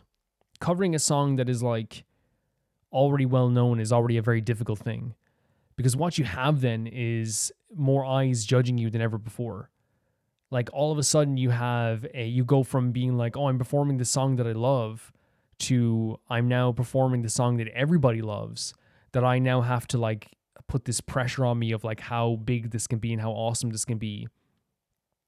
Because people are going to notice like little changes and little tiny things, like when we notice the solo, when we notice the way they're using their voices, the plucking of the strings to do the chorus, which is really, really cool too, the really fast plucking. Like all that stuff is like really well done. And I feel like the way that they did this was really cool. It was really, really cool. And like, I think, you know, I was waiting mostly just to hear how like the whole song was going to sound. But like, then I think the solo caught me off guard, because I think like sometimes, at least from my experience, when people do covers like this, they sometimes will skip the solos because it sometimes is a much harder part. But like, actually they did a really fantastic job of just like not skipping anything. I think that's like so cool, because like they could have easily just went like, look, I'm not doing the solo. But the fact that they were able to do the solo, perform the solo, make it sound great in that own traditional style, but also still keep the integrity of that solo intact. Because I think like, you know, there's iconic solos throughout history that are really, really impactful and powerful. You know, we think of like, you know, to me, like when I think of like really great solos that like have hit me hard throughout the years, I think of the Down from the Sky solo in Trivium, or when you hear like the any Iron Maiden solo, like they're really iconic. So to tackle them on an instrument that's not a guitar, pretty crazy and pretty impressive. Another thing was, as I said, seeing the hand movements is very cool. I love seeing the different like movements of the instruments. It's really awesome. I'm always, as I said, mesmerized by the idea of like a person who plays an instrument and like the hand movements. Always, I said that before, like with guitar, I'm always like that too. And here you got to see like, you know, the slapping of the instrument, the little finger plucks, and it shows the talent this person has, and also like the energy and the power that they put into their performance. It all is like there and all really on point. And I really feel like that's like really another like great element to this. I don't come away from this at all feeling like this was how do I say it? Like this was not perfectly well done or amazingly well done. I don't think it's meant to be perfect. I think it's meant to be like such a great melding of styles. And that's what the showcase here was, like an amazing melding of styles that I thought was really cool. I quite enjoyed it. I did enjoy it quite a bit. And I think as well, I think that these instruments, these ancient instruments, these old instruments always have such a deep and full of depth sound that, and I know there's a lot of high notes here, but it feels like it's always like very full of like emotion and depth. So like to transition to like a very like punchy pop song is a really cool idea. It really is. Thank you for sending us in, Kazit. This was cool. The next video is sent in by Meg Bowl, and it's a cover featuring 40 HSR VAs of the song White Knight. Hope you enjoyed. So I actually did see this before, but again, I will watch it again, no problem. But it's one of those situations where I think, it's one of the situations where like I can't keep track of what I react to all the time. Sometimes I know, sometimes I don't, because we react to 30 videos 60 videos a month, and since January 2024 we've reacted to some. I think at one point we were doing 90 videos, 120 videos a month. So like, yeah, I'm not gonna be like, oh man, why didn't you notice? It's one of those things where like, you know, some people just don't see it, some people don't see it, and some people maybe didn't see it. So let's actually like watch this here as well again. I have no problem watching again, 100%.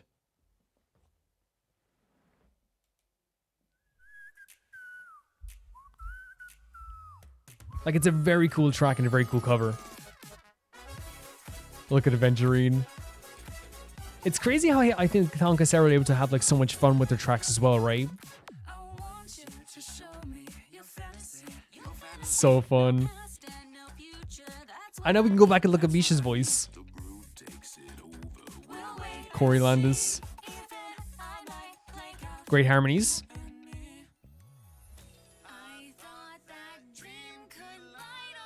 Great stuff.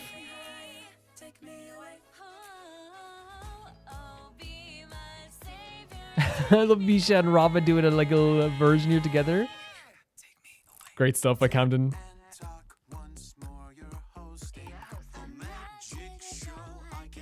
Lizzie has a great voice too. Like, the harmonies are so fantastic. And I think that's always, like, we said it before, but like, it's always a great thing hearing from the Honkai Star Rail cast, like how great they are at like harmonizing, how great their voices are. It's almost like they were meant to be together this whole time. They just really sound great, honestly.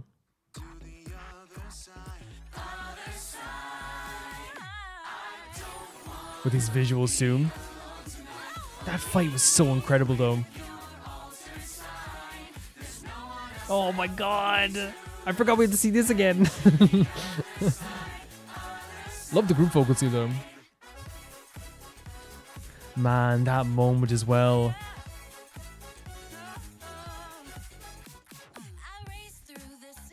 Oh, the beat here as well is awesome. It's always shocks me though with Cheryl. Amelie is Jing Liu, by the way, which is crazy. It always strikes me with like Cheryl's voice actor. Like, she has the sweetest voice ever, and Kafka's like the coolest character who ever freaking lived. You know what I mean?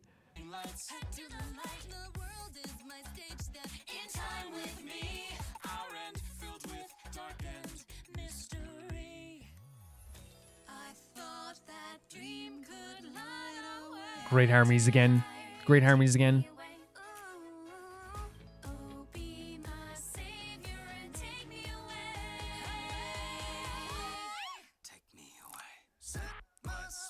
Great stuff. I love the whispers here as well. Danny being so cute, Sarah having such a cute voice as well. Yeah, it's just, I think they're all meant to be together. It really makes sense, like, honestly. Yeah.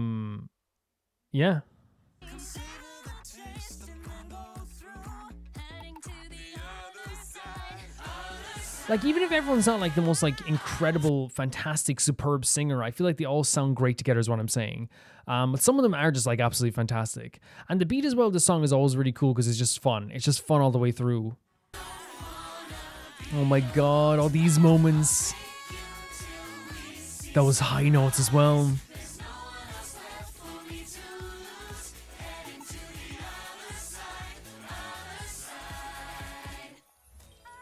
Oh?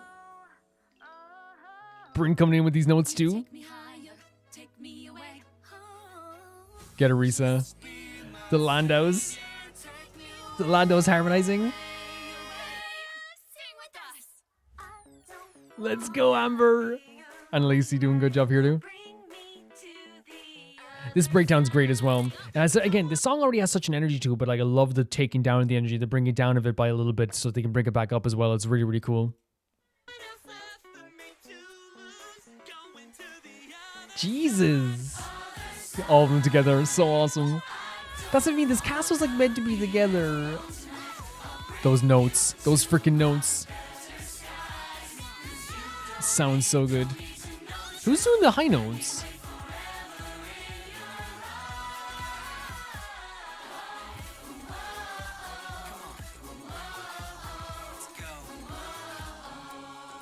Great chanting as well.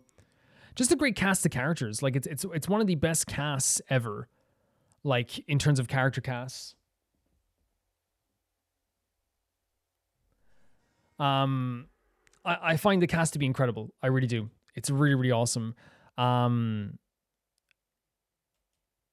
It's a cast that is obviously very good, like as performers in terms of voice actors, but also so good in terms of like, just like, you know, vocals as well.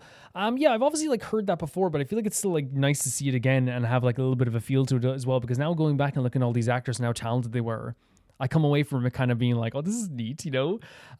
And seeing all the different notes and seeing the high notes and seeing like the harmonies they have together, seeing the different vocal performances everyone gives and the personality everyone gives to their voices. And again, as I said, some of them like obviously like, you know, aren't trained singers, but I think that makes it even more fun to have like them doing chanting parts or harmonizing with someone else.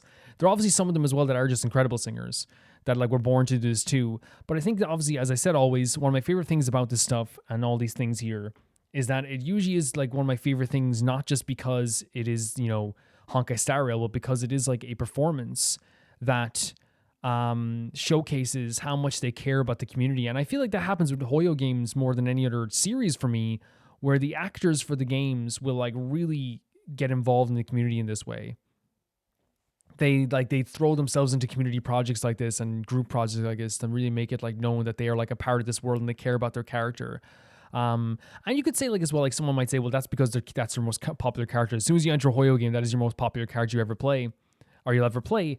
But I feel like it's one of those situations where like, you know, if fans are resonating with your character so much and you want to resonate back, that's not a bad decision and a bad choice. It's one of those things where like you resonate with whatever people resonate with sometimes. And while you might resonate with a character that people don't resonate with, I think it's one of those situations, if I'm like someone who's playing a Honkai Star Rail character and people are loving Welt and people are loving, you know, Jingliu and people are loving all these characters and I play other characters, but I'm noticing that all the time people are resonating with this character in droves, it's probably a fantastic feeling. I know like there's some, you know, Hoyo actors like say like Erika, who will generally not have to worry about that whatsoever, because I think she has probably the most resonating characters in history at this point, maybe apart from like Laura Bailey, but like, you know, so many characters that people resonate with anyway. But it's really cool to see them really showcase like with their love for their own characters here and their acceptance of the role in such a way that like really showcases that they care, you know. And yeah, getting all these groups together, getting all these voice actors together is such a feat. It's such a big project. To do something so amazing with this and sing this song, which is already such a great track. And it's a great track, not because it's a track I would listen to personally, but like it's a very upbeat track. It has a very like punchy, bouncy vibe to it, which makes, you know, any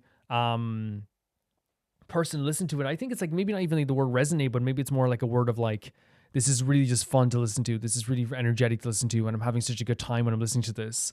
I think that's like probably like the way I'd put it is like, this is like the way I feel coming out of this. And I'm coming out of it like kind of like very, you know, it's a happy feeling. It's like, oh, this gives me so much energy. This makes me feel so good. This makes me come away from this feeling like pretty freaking awesome. And I think that's like the important note to this is that I come away feeling better than when I came into it when I'm listening to this track as well, because it is a great track. Obviously I can't pinpoint all the really great singers here because there's someone doing high notes at the end that are absolutely incredible. But I know that like the actors for Robin can sing really well. I know the actor for Sunday can sing really well. I know the actors for, I'm trying to think now, the actor for like, say, the Landaus can sing really well. So it's one of those situations where like, I know there are great singers amongst here.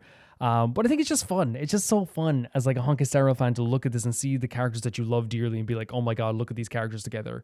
This is so fun. This is so great. This is such a really great time to be a fan of this.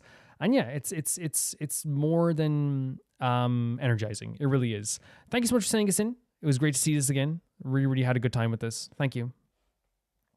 The next video is sent in by Blop. Let's see here. Glad you enjoyed the Mario Strikers videos last week. They said Happy New Year as well. Thank you, Blop. I played a bunch of it as a kid, mostly Waluigi and Daisy being my mains. This video shows all the losing animations, which would trigger if your opponent scored too many goals. I really like the aggressive and over-the-top approach they took to some characters. Definitely something Nintendo wouldn't allow nowadays, but it works really well with the whole vibe of the game. And also Bowser's theme when he loses his shit is such a banger. Let's check it out here. The losing animations for Mario Strikers.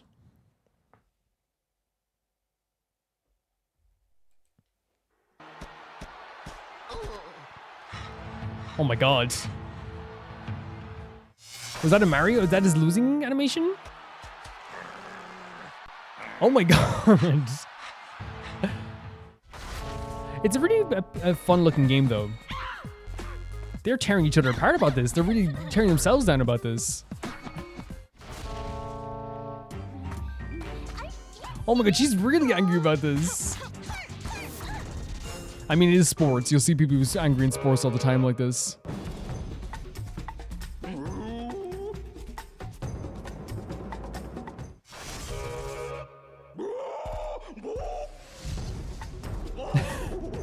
He's making his problem everyone's problem. Everyone's just pretty calm about it. 1 to 18. He's like punching the camera. That's great. Like, again, it is like a real soccer freak out, you know, when they get really upset and like they go towards anyone who's around it, whether it be a cameraman or like a official, and you might get some violence in there too. Really funny stuff. He's so upset about this. I love the locations and the stages. Oh, Luigi. Luigi's devastated.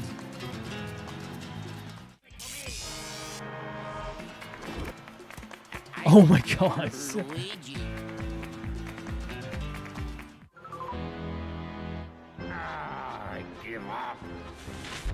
Just up a bomb, he blows himself up. Yeah, I love the crowd stuff as well. The crowd looks great.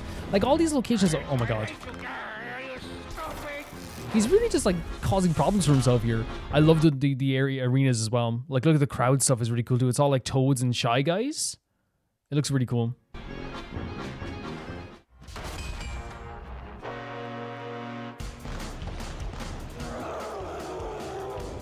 Bowser is depressed.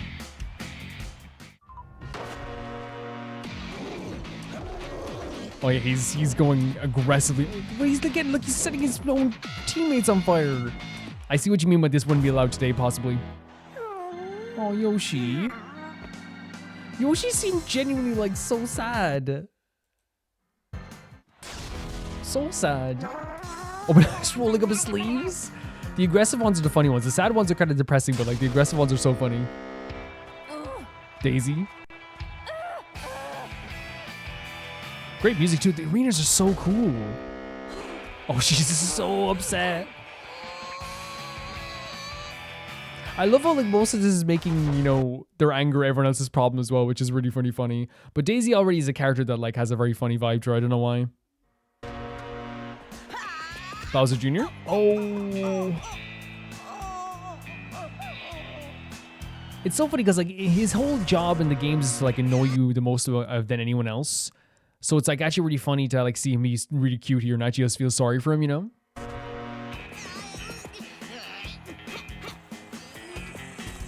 He's trying to chase after people as well.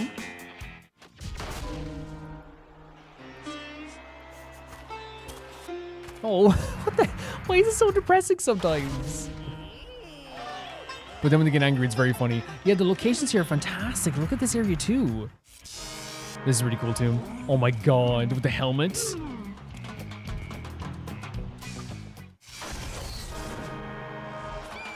Oh my god, they're running from him. Not very nice, is it? Not very nice at all. Oh, that's it. Okay. This is another just fun video. It's one of those things where like I'm coming away from this kind of like this was like a I don't know, like it's the type of stuff that I used to love as a kid as well. Like, and as I talked about it last time as well, like one of my favorite things about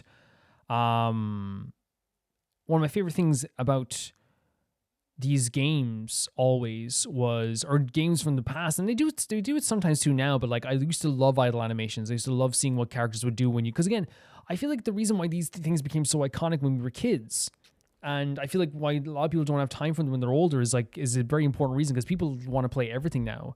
But back in the day, like you had a game that you played, and that was your game forever, for like a while. Like I was allowed 2 games off my grandmother and 2 games off my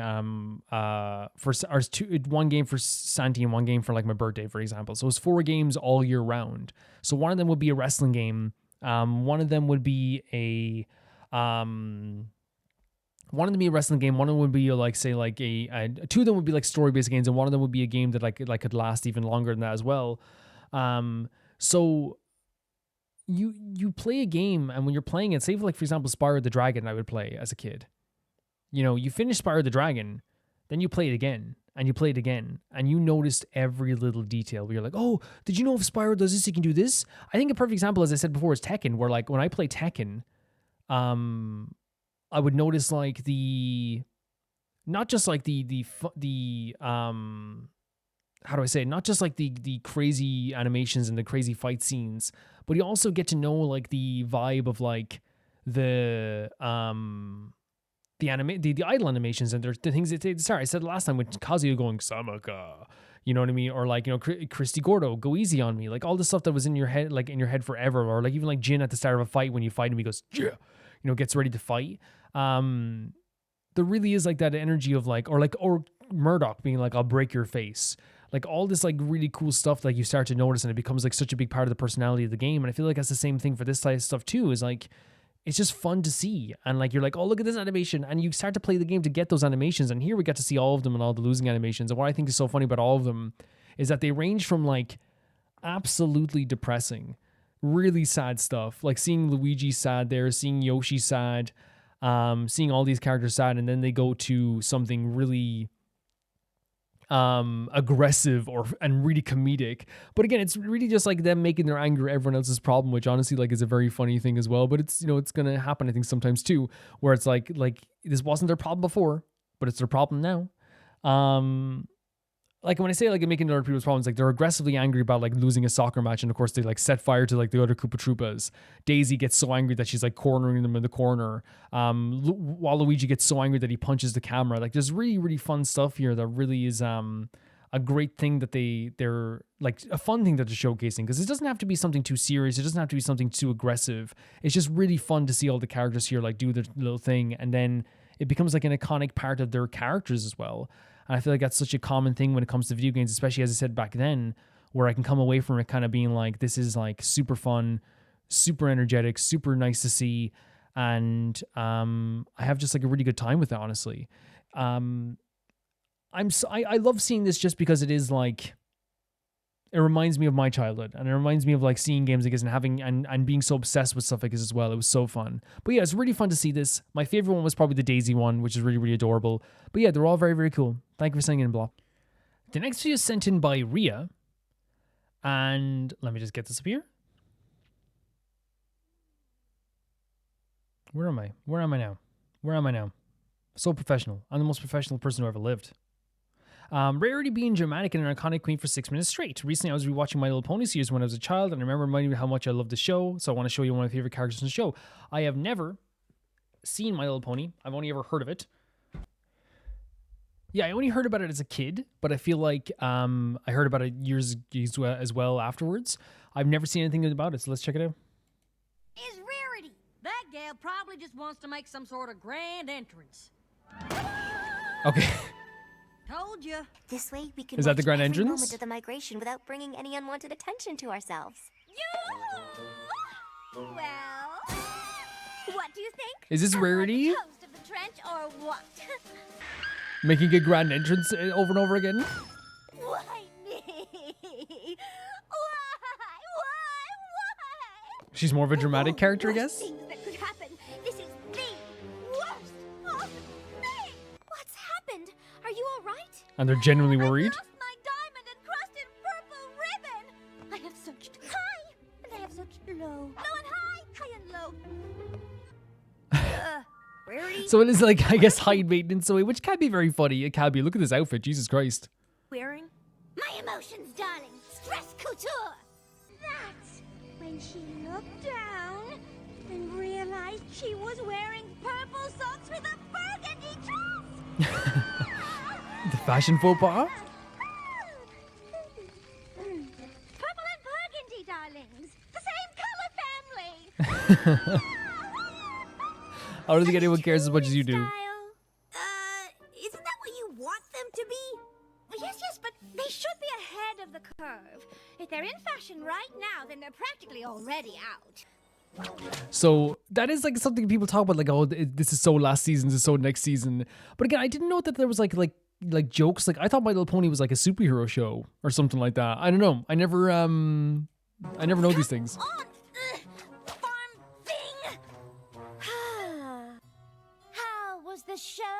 But they're like humans here, so were they humans at one point?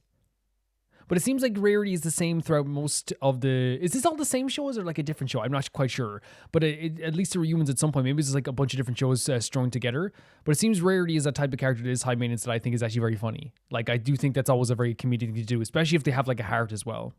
Perfect. I was being judgmental, darling. What is the point of throwing shade if no one's there to catch it? Upset that no one is getting insulted by herself? Whining. I am not whining. I am complaining. Do you want to hear whining? This is whining. Oh, this harness is too tight. It's going to shake. Can you loosen it? Oh, it hurts and it's so messy. That's actually kind of funny though. It's like, hey, like, I'm not, like, if you want to hear some complaining, I'll freaking complain to the high heavens, you know? Everywhere. How can I possibly finish my latest creation if I can't find it? Never fear, Rarity. As your friend, I'll do my best to help you find. Oh, there it is. Isn't it always just the last place you look? Honestly, These powers they have as well, like she uses her horn as powers. Man, again, I all I've known from My Little Pony from outside was like, you know, people talk about like My Little Pony. Sometimes it's a joke. Let's be honest. Sometimes it's a joke. That's the way people talk about it. Sense of humor. So she tweaks a few ponies every now and then. Maybe they deserve. I'll destroy her. Please tell me I did not forget the plates. I did. I totally forgot them. Of all the worst things that could happen, this is the worst. She worries about everything to such a crazy degree, right? Okay, this is a great theme apparently. She makes the chair appear in the distance with magic. What? You didn't expect me to lay on the grass, did you? Why didn't you clean it first? It's gonna leave a stain. The wagon's getting Making your making your kidnappers like hate you and want to give you back is honestly based trait. Make it stop! Stop whining! But I thought you wanted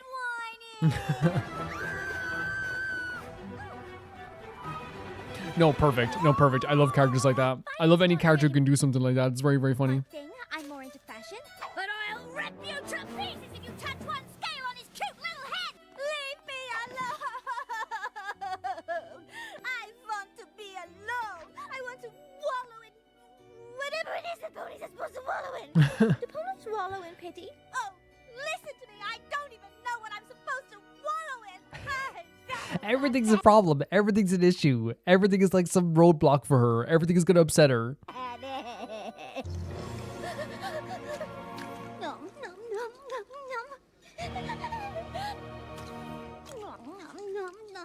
Crying in between chews. That doesn't even make any sense. That'd be funny.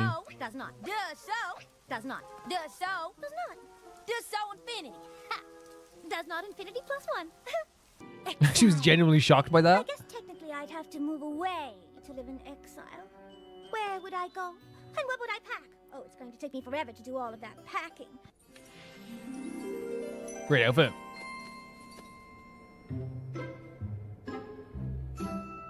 We will be performing in front of an audience. I'm not going to wear something fabulous. It is very fancy though. It looks just gorgeous on you. I wish I hadn't ruined it. Thanks. It's nice, ain't it? It's magnificent. Wherever did you get it? Oh, it's one of yours. Only 3 gallons of boiling water and 1 ounce of detergent. Stat! She's gonna clean it? Fine, I'm guilty. I wear false eyelashes. Okay, so she's talking about false eyelashes now. So she was upset that she was wearing her outfit. Is that it? I guess that is high maintenance as well. Oh, and I took a bite of the cake. Just a little bit. Oh, no, an inch to the left. Now, careful. I know, I think her high maintenance is very funny. It's very charming. Driving can be stressful, darling. Oh, I am going Great to reveal. the Derby as a guest of Fancy Pants.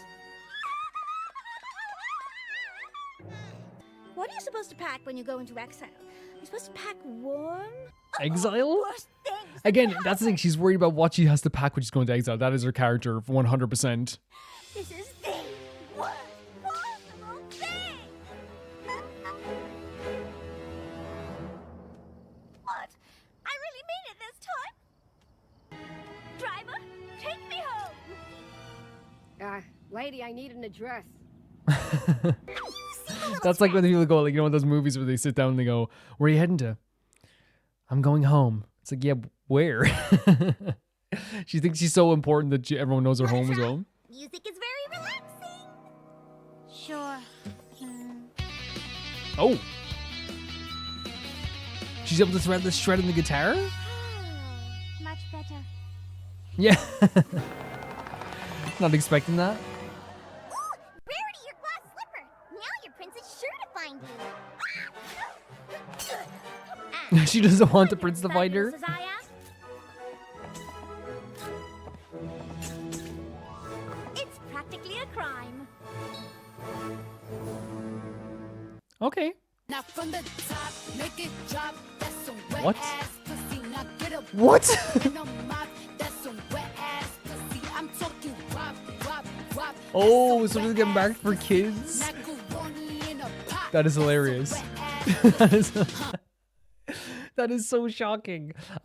So that's my first ever exposure to anything My Little Pony. I remember I used to see the ads for the toys when I was a kid, you know, like My Little Pony, you know, from this group here.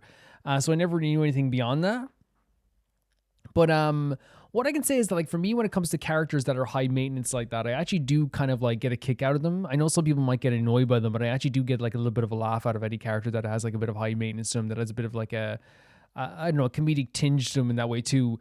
I will say, like, in video games, and you've probably heard me say it before, but I really love the idea of any characters that say, like, I'm cute or I'm adorable or I'm sweet. It like really does make me like love them more, because I think it's an endearing thing. It's like a really funny thing when a character like calls themselves something that is like great, you know, and that they have that self-confidence in them that's really, really fun. And in this sense, like, that's what we got here. We got like a really funny character who is so high maintenance, but in a very adorable way, I find as well. Like the moments there that we had there of like Rarity, you know, overreacting to so many situations, arriving in like really fancy style, complaining about something that they lost, but it's actually not that serious. The idea of like, you know, confessing to using false eyelashes, annoying their captors so much that they probably want to give them away. You know, complaining about sitting on the ground or stuff like that too. Wearing the really fancy outfit to the rock show, wanting to disinfect the item that someone else wore. The stuff in the limo was so funny too. And the I'm trying to think of all the other ones that would happened here as well. The shredding of the guitar, showcasing that they have like some talent there, even beyond their complaining that people didn't really know about, is also like a really, really fun thing too. But I think that like what we're to see here from this character in this show is that it is probably a very random and like very crazy, and it seems like it's in multiple shows, and maybe I'm wrong, but multiple shows like going around in one. So it's not just one show, but it does have like a really, really fun vibe to it, honestly. And like, I think the characterizations here are very strong, obviously, when it comes to like, you know, knowing who's who. But again, I didn't know anything about My Little Pony. I didn't know that it was actually like this like comedy show. I thought it was like going to be like almost like a magical girl show that people really loved. I'm trying to think, is there any My Little Ponies that I heard of? Like, well, like I always think like when people like make fun of My Little Pony, they usually say like Sunshine Sparkle or something like that.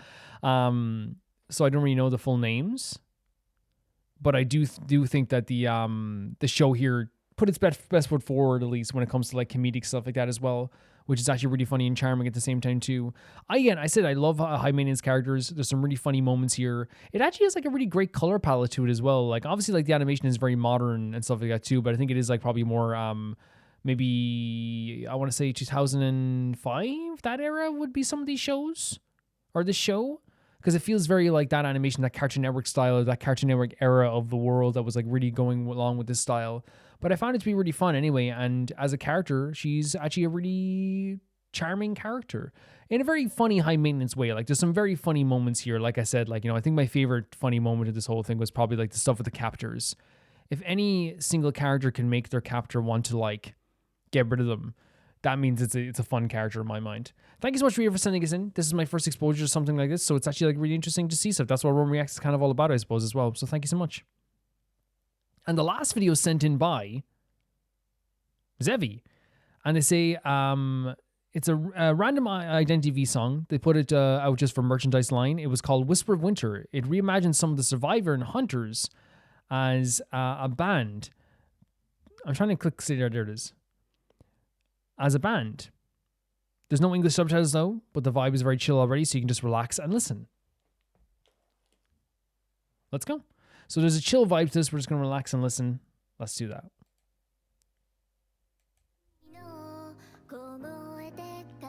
So this was done for merchandise as well. Great designs as always. This is really extravagant and detailed, this design, right? Sweet voice as well. But imagining the hunters in the band is a really funny concept. Oh, that's a really nice beat. Great voice. Someone singing? Who's singing? Oh my god. It's such a great style. This whole game is such a great style. But it's hard not to sometimes just be like, some of this stuff is terrifying. Intentionally so. Like, it's not meant to be the most pleasant thing you've ever seen. This is just intentionally like kind of spooky. And this is what I'm getting from this as well. It is kind of intentionally spooky. Oh my god. Look at these guys. Oh my god, the designs here as well. Oh, all design, actually good shot here. The pins for the eyes, the buttons for the eyes, used to say, the hair, the outfits. This guy's very tall. Is that the guy that we always know? Is that the guy we already knew about? Again, I'm not always great with like recognizing designs in games that I haven't played, but it seems that way. The song is very chill though. It's very chill. It's very airy. It's very gorgeous in a way too. Like, it's really pretty and cute. It really is. Like, I'm bobbing my head along, smiling at the same time. This design's so cool. Some great vocals too, some great harmonies. You know, some actually really good harmonies. Great vocal performance here as well. Oh. A contrast with the voice here too. We heard his harmonies already in the verse, but like, again, these designs are crazy. They're so iconic with the buttons and the eyes. But yeah, like kind of a softer, kind of like more, like it's deeper, but it's soft at the same time too vocal, but it contrasts the last vocal like very well too. Oh.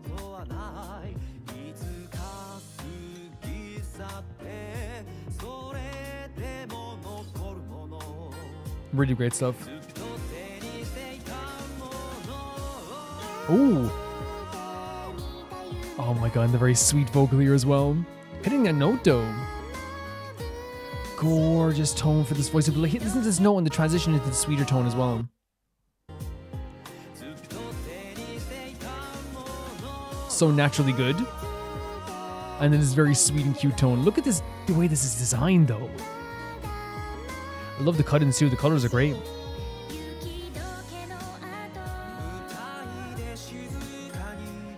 Love these guys' design. That guy's so cool. He's very tall though.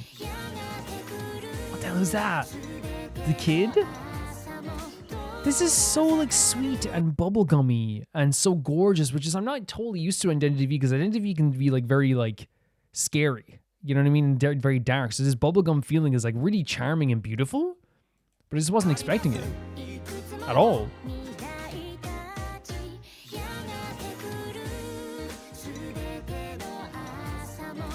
Very nice vocal there.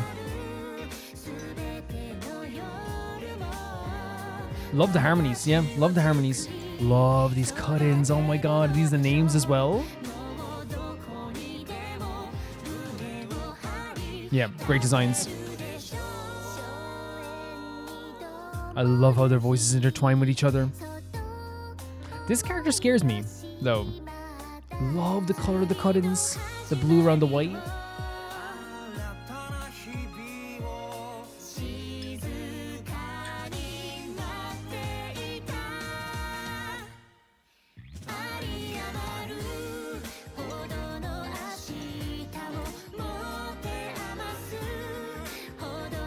Really gorgeous transition there as well. Super gorgeous. Oh, their vocals are so good. But listen to this again. It's so. I was just so entranced with the song as well. But great vocals. It doesn't burst. It smoothly transitions in. Some great visuals here too. Look at the drawings with the cut-ins. It's pretty charming. Like, there's some spooky aspects to the character designs, but it's charming.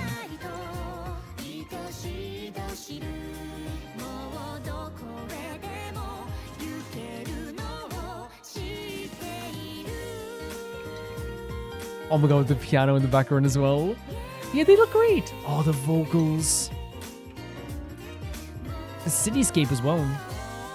Nah, the vocals are great. The vocals are so good. This guy's awesome.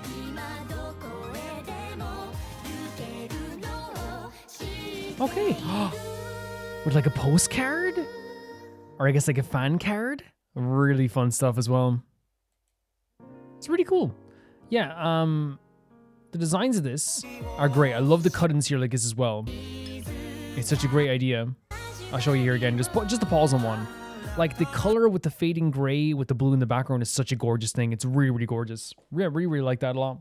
I think this is what, you know, what Zevi was saying there as well. Like the idea of just like chilling to this and having a bit of fun listening to this. And I think that's what it is. It's like a very chill bubblegum feeling song, which is like a very happy and cheerful kind of like a song that you bop your head to. That's not meant to be something that's like dark or over the top. It always just feels very like strong. It's a really cool song in that sense.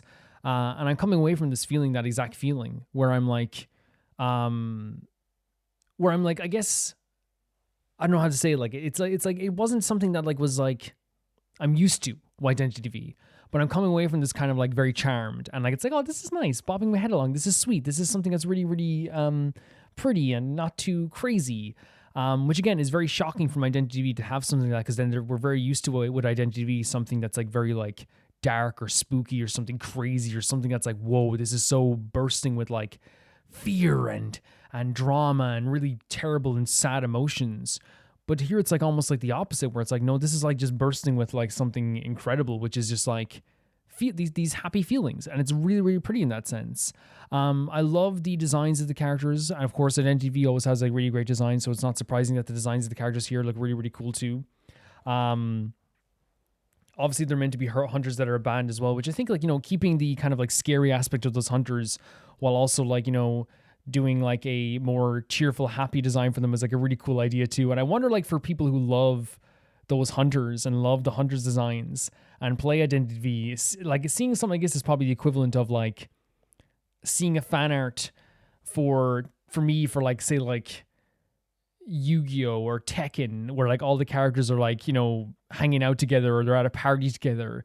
It's like a really charming thing, right? I talk about this stuff with like with Genshin and Honkai as well. I was seeing characters like out of their elements is always like a really fun thing, and I can only imagine like for a fan of Identity TV, this is like how you're feeling right now, which is like, oh my god, like this is like some of my favorite characters just being like in like their fun selves.